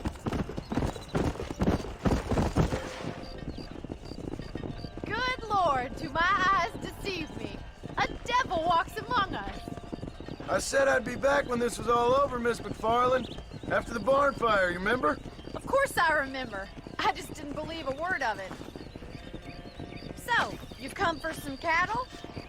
Yeah, I'm finally starting up my farm again. Or trying to, at least. You'll be fine. You've been taught well. Come on, then.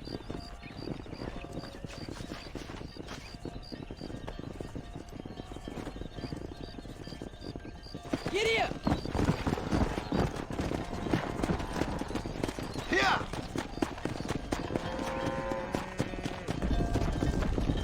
I'll give you a hand to get them moving. Good luck, John! Come back and see us sometime.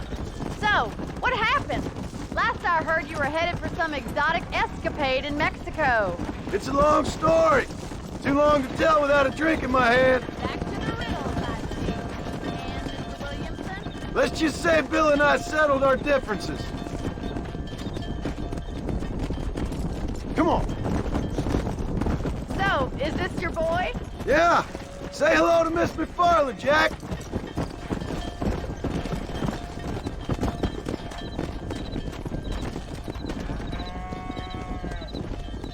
How's your wife? She's well, I think. We haven't had much time to talk yet. Well, I'm glad you're back together again. It's gonna take some time. We've all been through a lot.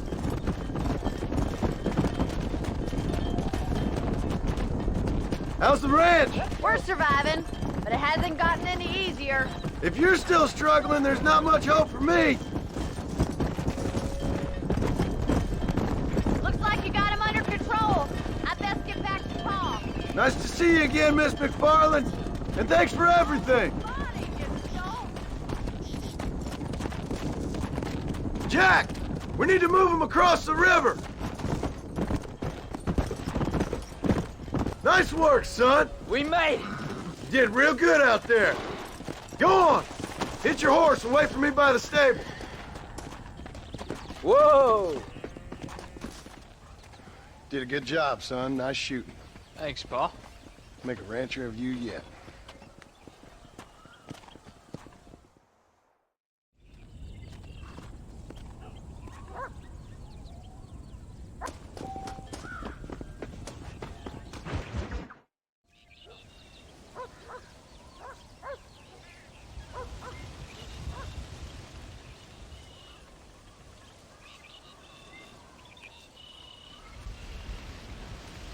What's the book, boy?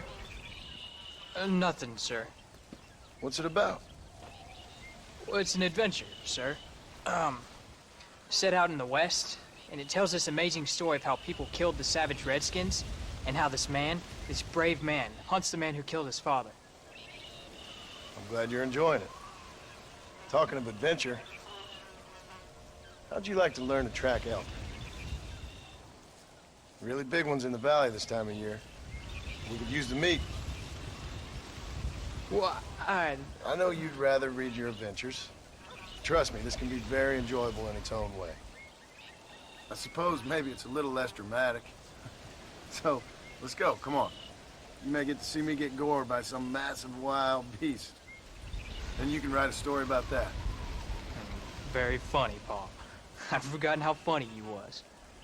Grab your things.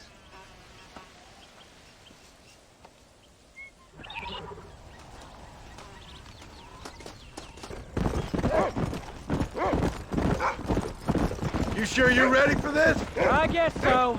Now, the trick to hunting is calm and patience. You gotta think and move like an animal to catch an animal. A rifle helps, doesn't it?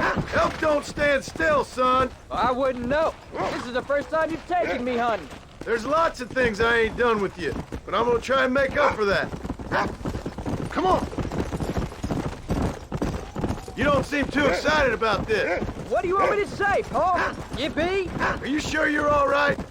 I mean, I know all that business must have been hard on you. It wasn't nothing. I'm not a kid anymore. Well, it won't happen again.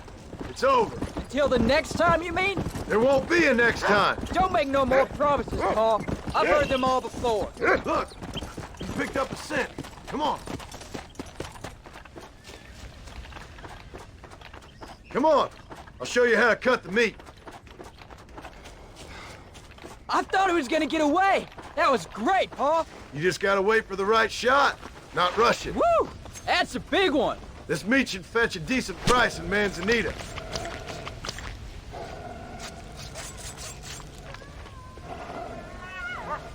Hope you were watching. It'll be your turn next. All right, come on. Let's get this meat over to the trading post at Manzanita. That's what I've got for sale. Los patriotas son estimables. Los otros son inútiles. All done. Let's head home.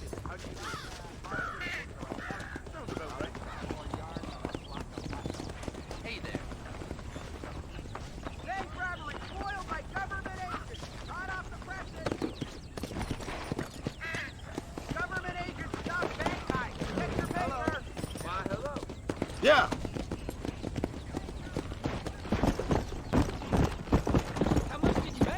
Never you mind. Enough to keep Rufus out of the stewing pot for a couple of days. And what about me? What do I get? You get to eat, son. But I did half the work. That isn't fair. What can I say? I'm another corrupt landowner. I'll be rich one day, then you'll see. I sure hope so. Then you can look after us when we get old. What do you mean, get old? You are old. We ain't old. Uncle's old. Well, he should be in a museum. Yeah, preserved in whiskey for the next 1,000 years. Whoa. So, you enjoy your first hunting trip? It was great, Paul. Herding cows, hunting elk. You're growing up. Proud of you. I always told you I wanted to help. You know, you and me, if we work hard, we can make something of this farm.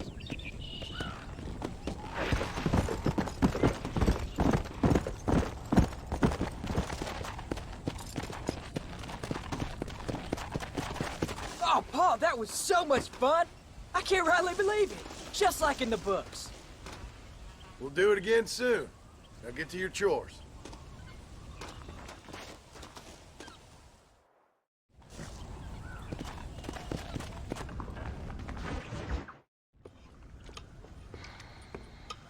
What you cooking?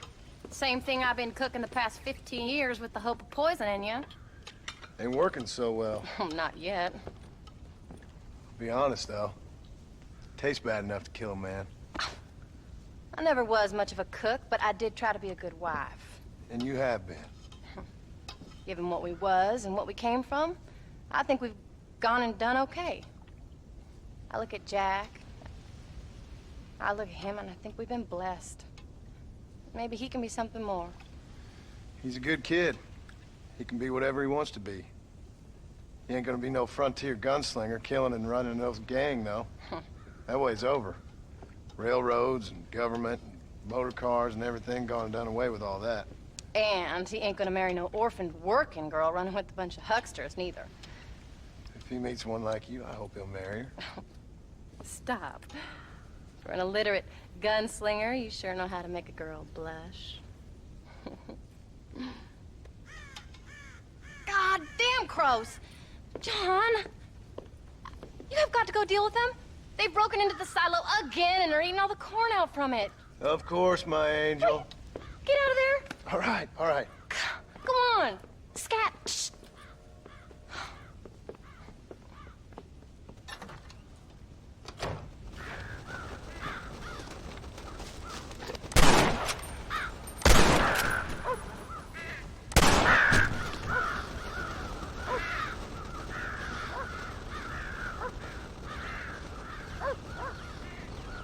Finally.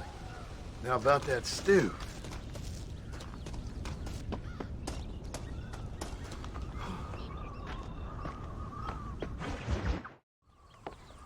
John, we got a telegram from some lady friend of yours, a Bonnie something or other. Something you ain't telling me? Bonnie McFarland. She's a friend. Saved my life when I went after Bill and nearly got myself killed again. Oh, and now you two's in the habit of sending each other letters. How very nice. It weren't nothing like that. What's it say? I don't know. I can't... Well, you know I can't read. Give it here. You read that thing out loud? I ain't hiding nothing. Dear Mr. Marston, stop. Need corn sacks. Stop. Emergency. Stop. Weevils and moths ate entire county supply. Stop.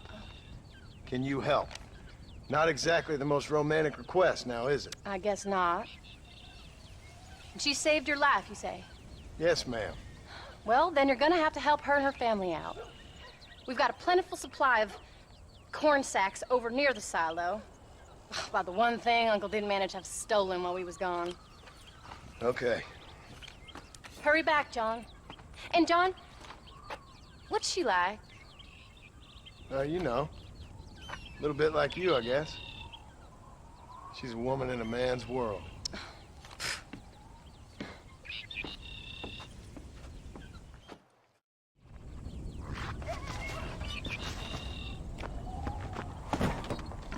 John, wait! Maybe I should meet this McFarland woman. What are you waiting for? We better hurry.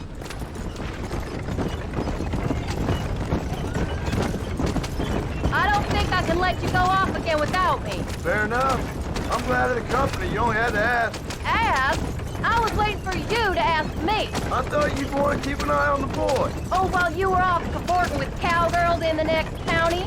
I don't think so, John Marston. You only just got home. That Jack's seen enough of me for a lifetime. So, is she married? This Bonnie McFarland? No. What does she look like? I don't know. Pretty normal, I suppose. Normal? What? Normal like me? No. Normal as in 2 eyes, mouth, nose, that kind of normal. Besides, ain't no woman fine as you. A little flattery. Now we're finally getting somewhere. If you find yourself in a hole, the first thing to do is stop digging. Another pearl of wisdom from John Marston. I sure do miss those. I never took you for the jealous type, Abigail. I ain't jealous so much as curious. You heard what she wrote. It's just some corn. She saved my life, and she was decent enough to me, so I owe her this much at least. How did she save your life anyway? She found me half dead on the side of the road and took me to the doctor. Most folks would have left me there. Half dead from what?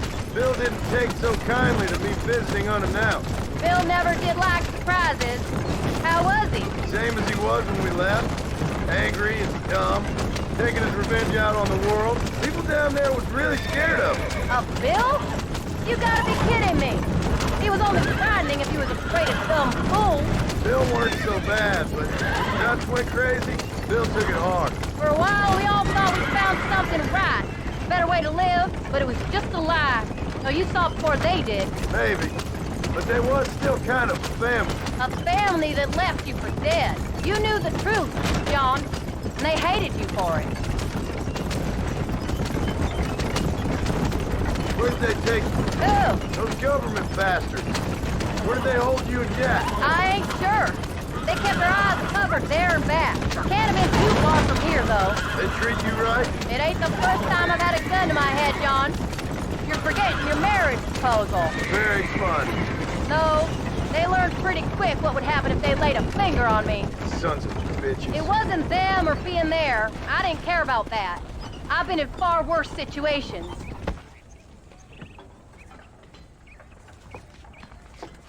You came. Thank you so much. We lost the entire harvest. Miss McFarland, I'd like you to meet my wife, Abigail. Oh, ain't you quite the gentleman all of a sudden? It's a pleasure to meet you, Mrs. Marston. Likewise. Thank you for saving my husband's life. And for teaching the miserable goat some manners, among other things. I didn't teach him anything. I know better than to try to change a man. You should meet my father. Oh, people can change, Miss McFarland. John and I have to believe that more than anybody. This is a decent first harvest for you, John. You should be proud. That's good land you got there. How are you feeling, Mrs. Marston? From what your husband told me, it must have been awful for you. I've been through worse, and I knew he'd be back before too long. He can't cook a meal to save his life.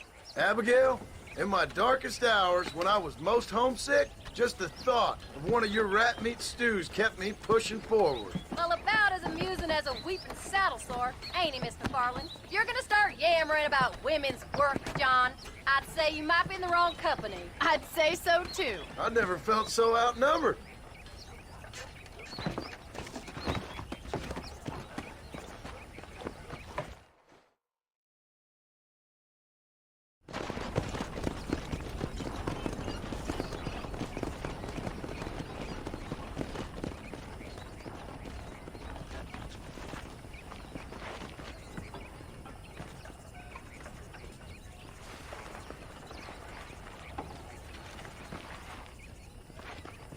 Ma'am?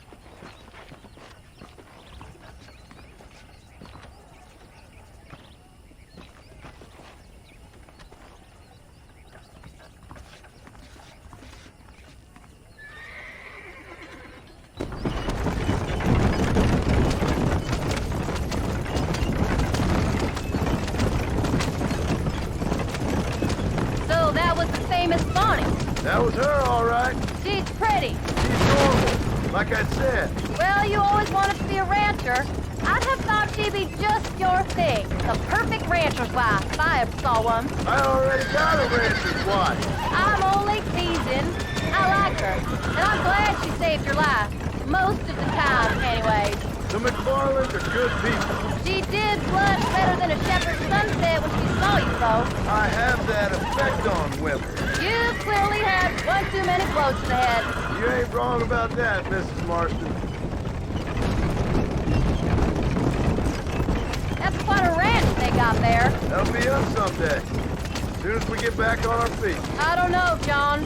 How many times can we start again? An outlaw and a working girl. We ain't exactly farmers. We are now. Forget that life. It's over. Do you really believe that? We have to. It's the only way we'll ever have a future. The life we led, that doesn't go away. It's never over. You think those government men are just gonna leave us alone now? The old gang's dead. I did what they asked. And that's it? A life of crime forgiven? We're back together, ain't we? Until they decide you owe them something else. Sometimes I think I was the stupid one for believing I could get out. Maybe Dutch, Bill, and Javier were just being honest with themselves. You ain't perfect, John, and I sure ain't. But you're better than they are. Than they were. Maybe we can't change. But we gotta try, for Jack's sake. Even if we have to start again 100 times. It's better than going back to what we were. How's Jack doing? Angry, upset.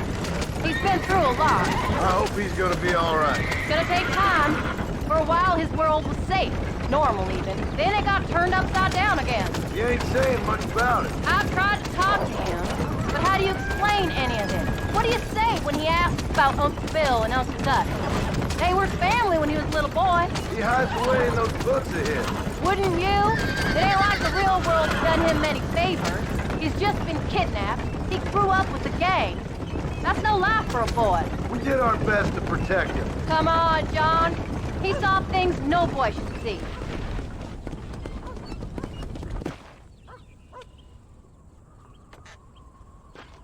We did good today, John. I guess I better go fix us something to eat.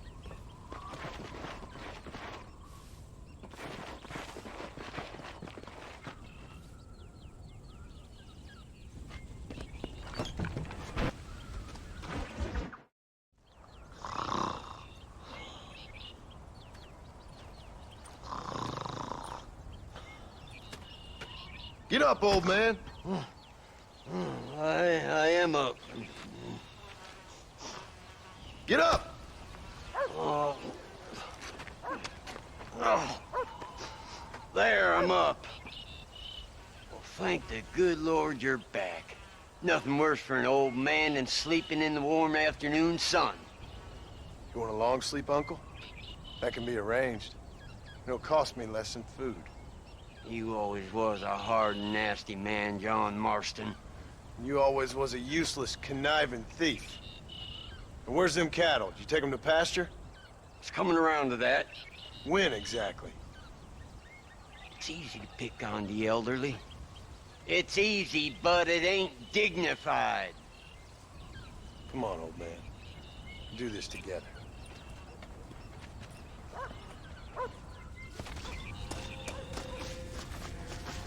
Come on, you dumb heifers!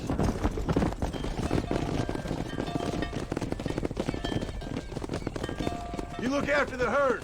I'll ride back. No thanks. You got your pound of flesh from me today.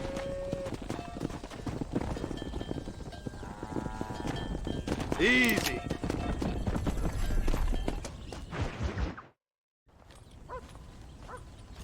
What are you looking at, old man? There's some Mustangs and some such out there beyond that ridge. Wondering if it was worth getting you and going around some of them up. Fair enough. We're nearly out of money. Ranch is in turmoil. We may not make it through the winter. What could we possibly want with some good quality horses? Come on. That tone of voice ain't so becoming on you. Makes you seem all pent up and angry like some Blackwater would-be business tycoon with a bad case of hemorrhoids. I'll give you a bad case of someone just shot me in the head if you don't hurry up. Are you gonna mount up, kid?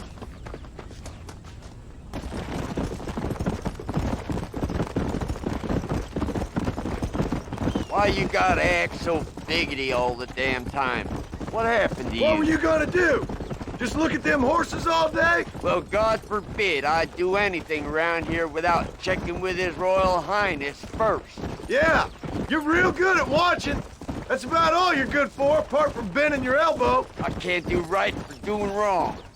You're an ungrateful bastard, you know. I did my best when you was gone. Your best is like anybody else's worst. Come on. I'm getting old. I gotta start taking things easy. You've been taking things easy for 40 years.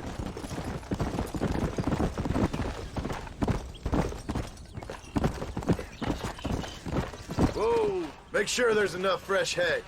We need to keep them strong. All right. Damn, a little gratitude wouldn't kill you.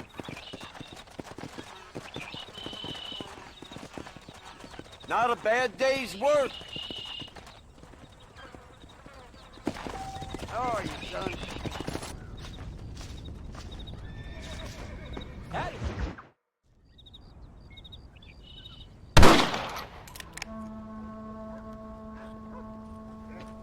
You're tensing up. I'm not. You are. Your back's tense and it's making the rifle jump. You're holding it wrong. Here, let me show you. I don't need you to show me, Paul. I guess not. Well, show me and you'll just run off again or something. It's better I teach myself. I ain't going nowhere. Whatever you say, Paul. Don't be like that. Sorry.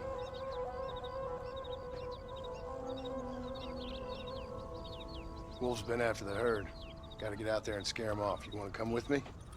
Safer with two. Okay.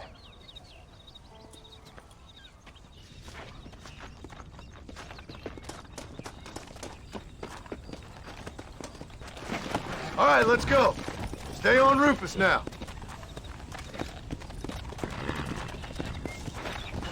Come on.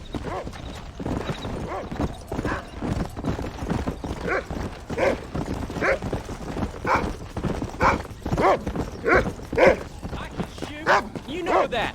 Why you gotta treat me like a kid? It's what fathers do.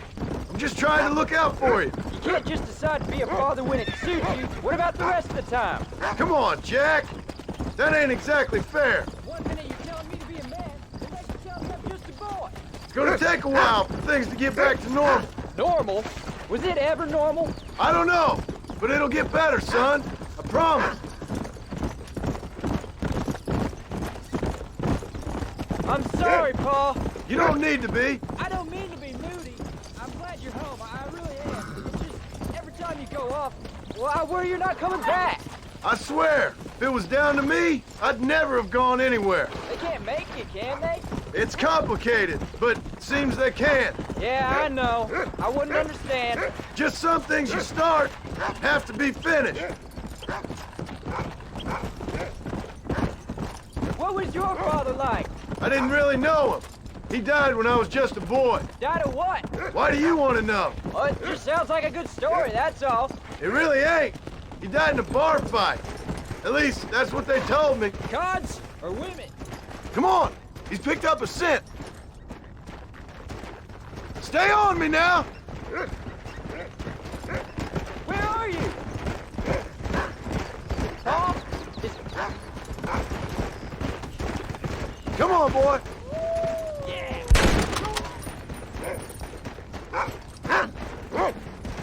All right, we should head back now. Paul, what are you doing? Come on. There you go. Come on, easy up now. How many did we kill? They won't be after our cattle for a while.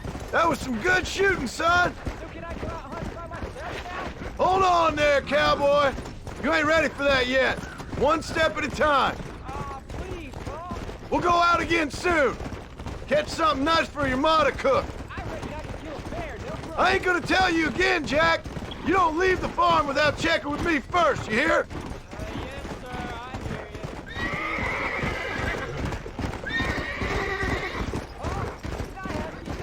you. Of course. Are you a murderer? What? That place where they held us. Pa shouted at a guard one time, and he thought that you were a murderer. Maybe. But I live my life believing there's a difference.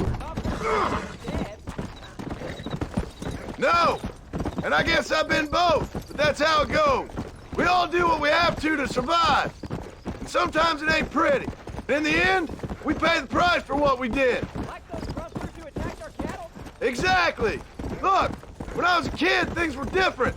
Rules were different, but that's over now.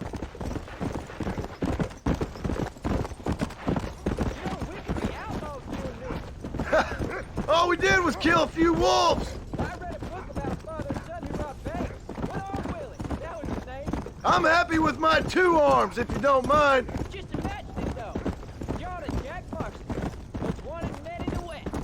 And what about your mom? Well, I mean, we still come home. You live in a dream world. It ain't like they tell it in books. And it ain't no way to live life.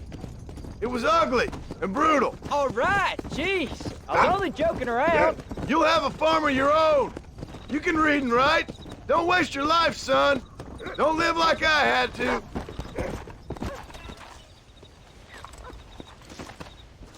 You're turned into a decent hunter, son. But try to stay out of trouble.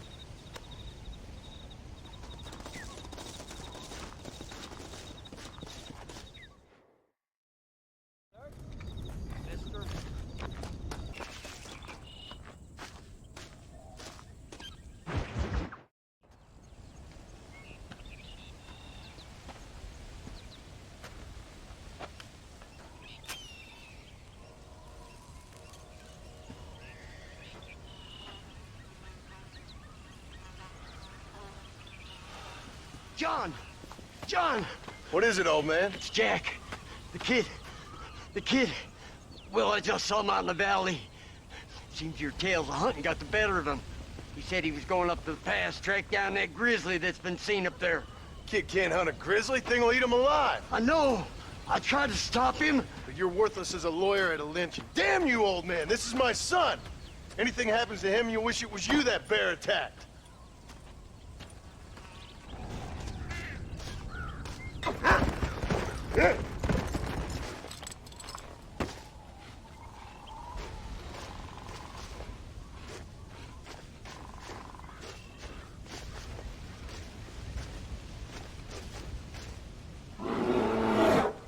Paul, help me! I'm hurt! Jack, stay down!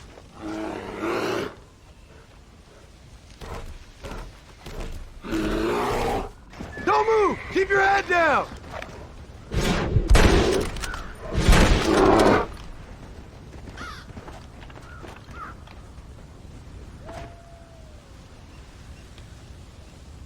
What the hell were you thinking going off on your own? You're just a boy. No, I'm not! I can skin an elk, break horses. Come on, let's get you home.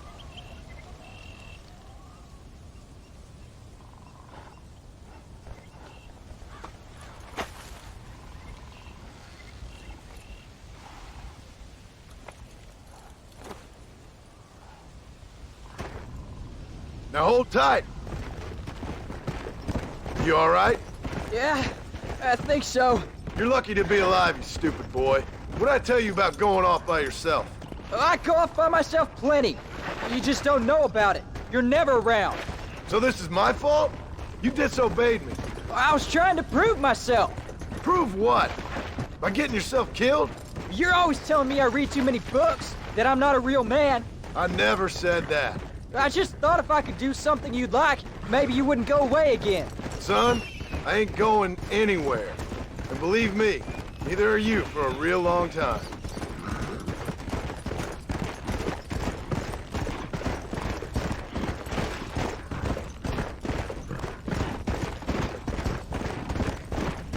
Come on! What's your mother gonna say? I'm sorry, Paul. Please don't be angry. I ain't angry. I'm disappointed. Don't you ever run off on your own like that again. All right. I told you I was sorry. What would have happened if I hadn't come along? I don't know. I'd probably be dead. You'd be a pile of bones right now. What would you care? I'm just a nuisance to you anyway. That ain't true, Jack. I'd do anything for you. You know that. I guess there's only room for one hero in this family. Trust me, son. I ain't no hero. I'm just glad you're safe. Go!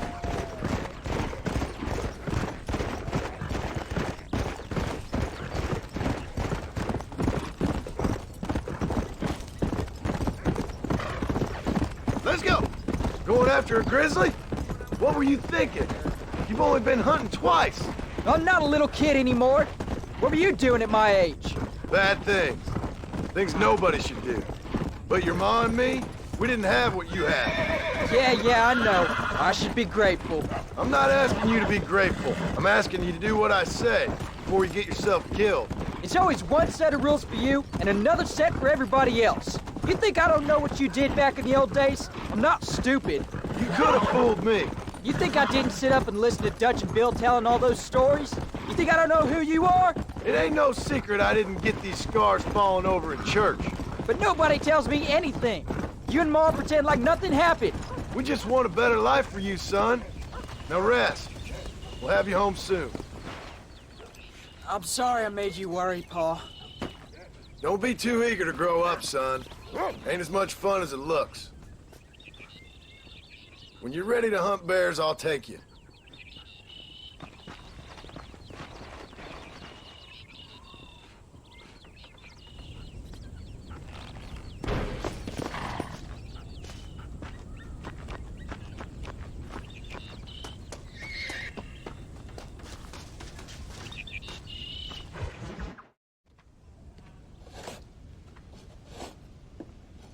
Hey, Jack. Hey, Paul. Need a hand with that? No, sir, I got it. Looks like you have. You know, you're real good with them tools. Thank you, Paul. We'll make this land real nice one day. Me and your mother will do our part. By the time your turn comes, hell, this could be the nicest farm in the county. Maybe, Paul.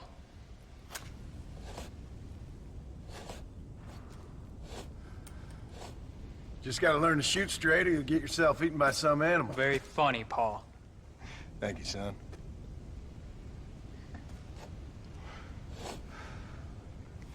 Soon it'll be quail season. We should have some fun then. Is there anything you don't like shooting, Paul? Well, I ain't met the thing yet, but as soon as I do, I'll let you know. You can even put it in one of them books you read. Yeah, maybe I'll do that. Today, John Marston stopped shooting. Now, I ain't no literary man, but I don't think that'll sell. People like shooting in them things. I think you may be right there, Paul. So, you ever hear talk about them machines that can make a man fly? Well, sure, Paul. Everybody knows about that. You know they're gonna be bringing one of those machines around the country next year for a demonstration? One of them machines can turn men into angels. One of them machines can turn men into angels. John, come here. John, come here, quick. Take a look at that. Jack, go into the house, lock all the doors. Whatever happens, don't come outside. You hear me? Whatever happens. Okay. Come here, son. Whatever happens, keep the doors locked and your mother inside. Promise me, son. Promise me. Who is it, Paul? It's just some old friends. Me and Uncle take care of it. Now you go inside and you keep the doors and the windows locked.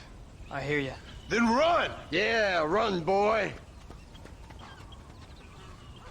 Well, old man, looks like things is about to get settled once and for all. So it seems. Still time for you to run, old man. I'll hold him here. I see you, son of a bitch. Get in there. There'll be more coming. What are we gonna do now? What's wrong? What's happened? Stay inside, you hear? Like I said, there'll be more coming. Paul, what do they want? I don't know, son. Whatever it is, it ends here. Oh, look how many there are. They're gonna kill us, aren't they? No, I ain't gonna let that happen. You ain't gonna take us. We haven't done anything wrong. No! Next time, you fools should run away. Hang in there, Uncle! I'm gonna get you out of here safe! Ain't time, John. I ain't gonna make it off this porch anyhow. You take Jack and Abby. Take them and... Don't worry about me. Just get him out of here. No! Uncle, please! Oh my God! They killed him! Come on, son! Ain't nothing we can do for him now!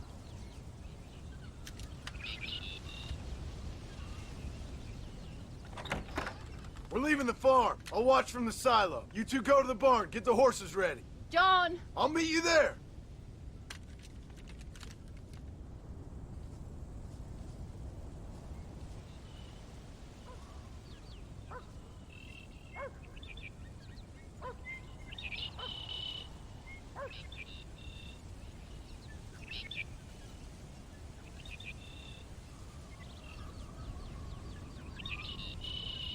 We'll make a run for the barn!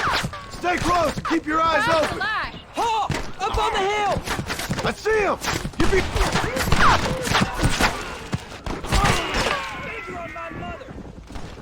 I ain't got no time for nonsense! Keep firing! Don't let him...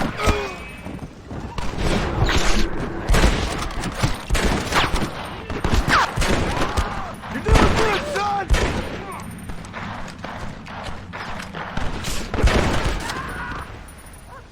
Stay down! Nobody moves till I say so!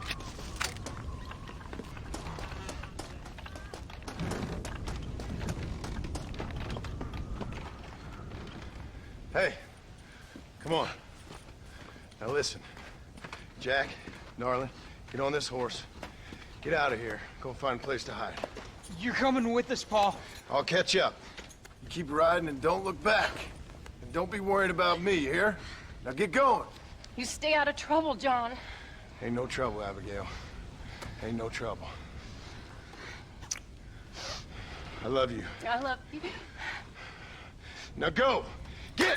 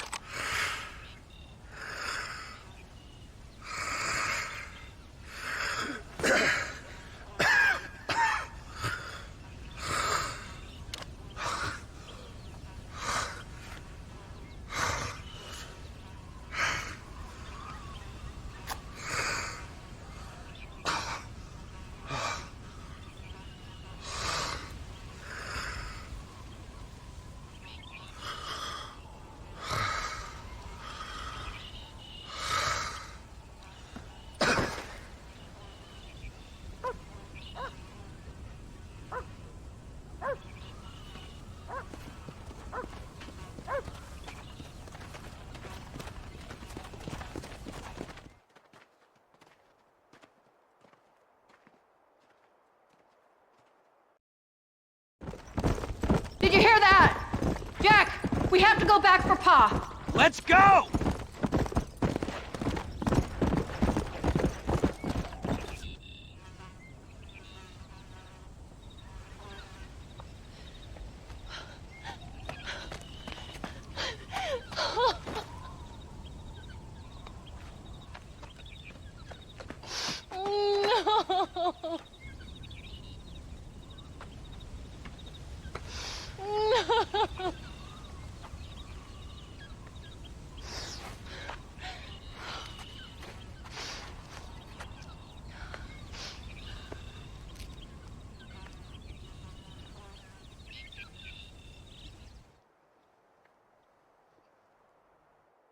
Oh, bury me not on the lone prairie where the coyotes wail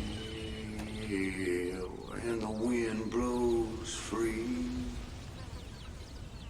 And when I die, don't bury me 'neath the western sky on the lone prairie.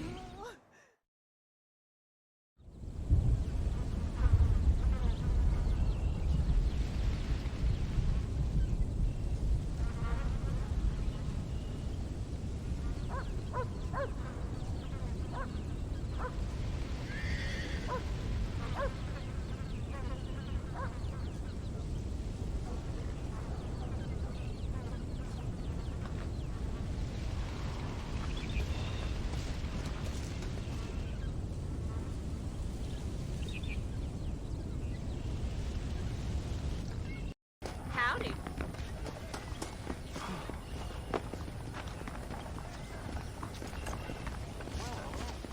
Hello, young man.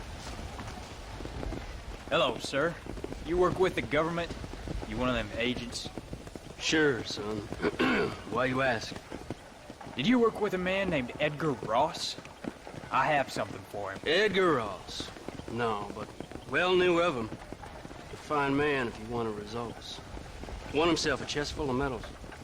I think he went and retired about a year ago. Last I heard, him and his wife moved out to a cabin on Lake Don Julio. Lucky guy, getting to take it easy. He's fighting crime in this dump, that's for sure. Well, thank you for the information, mister. Hey there. You still here? Chill, young man. Excuse me, ma'am. Hello, young man. Hi. What are you doing out here? Are you out visiting the lake with your family? No, ma'am. I was looking to deliver a letter to Edgar Ross. That husband of mine. That bureau just won't get its talons out of him, even though he's retired. Edgar gave them some of the best years of his life. They ought to let him retire in peace. They'll not rest till they've killed him with worry, and he's such a sensitive man. I'm sorry, I shouldn't get so angry. I don't suppose any of this is your fault. There's no need to worry about him nowadays. Well, where is he? He and his brother Philip went hunting on the south side of the San Luis River. Be careful crossing over. They were saying it was dangerous. I sure will, ma'am. And don't worry about a thing. I'm sure your husband will be just fine.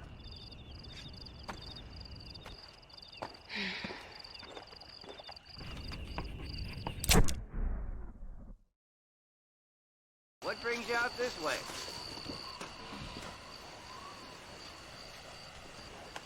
Hey there, mister. How's the hunting? Oh, pretty good, son. Got me a few rabbits, coyote, elk. Still looking for some trophies for the parlor. I've got a letter here for Edgar Ross. You know him? I heard he was down in these parts with his wife. Of course I know him. He's my brother. Gone down river, duck hunt. Must be a pretty important letter to have come all this way. Oh, yes, sir. Real important. I'll be on my way home as soon as I deliver this message. You best be off then. Just don't get on his bad side. He's got a filthy temper.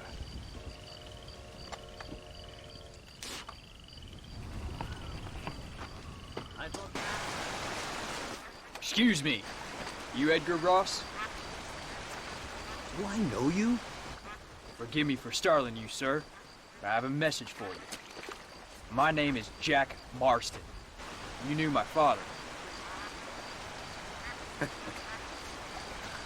I see. I remember your father. I've come for you, Ross. And you, boy, have sure as shit found me. You killed my father. Your father killed himself with the life he lived.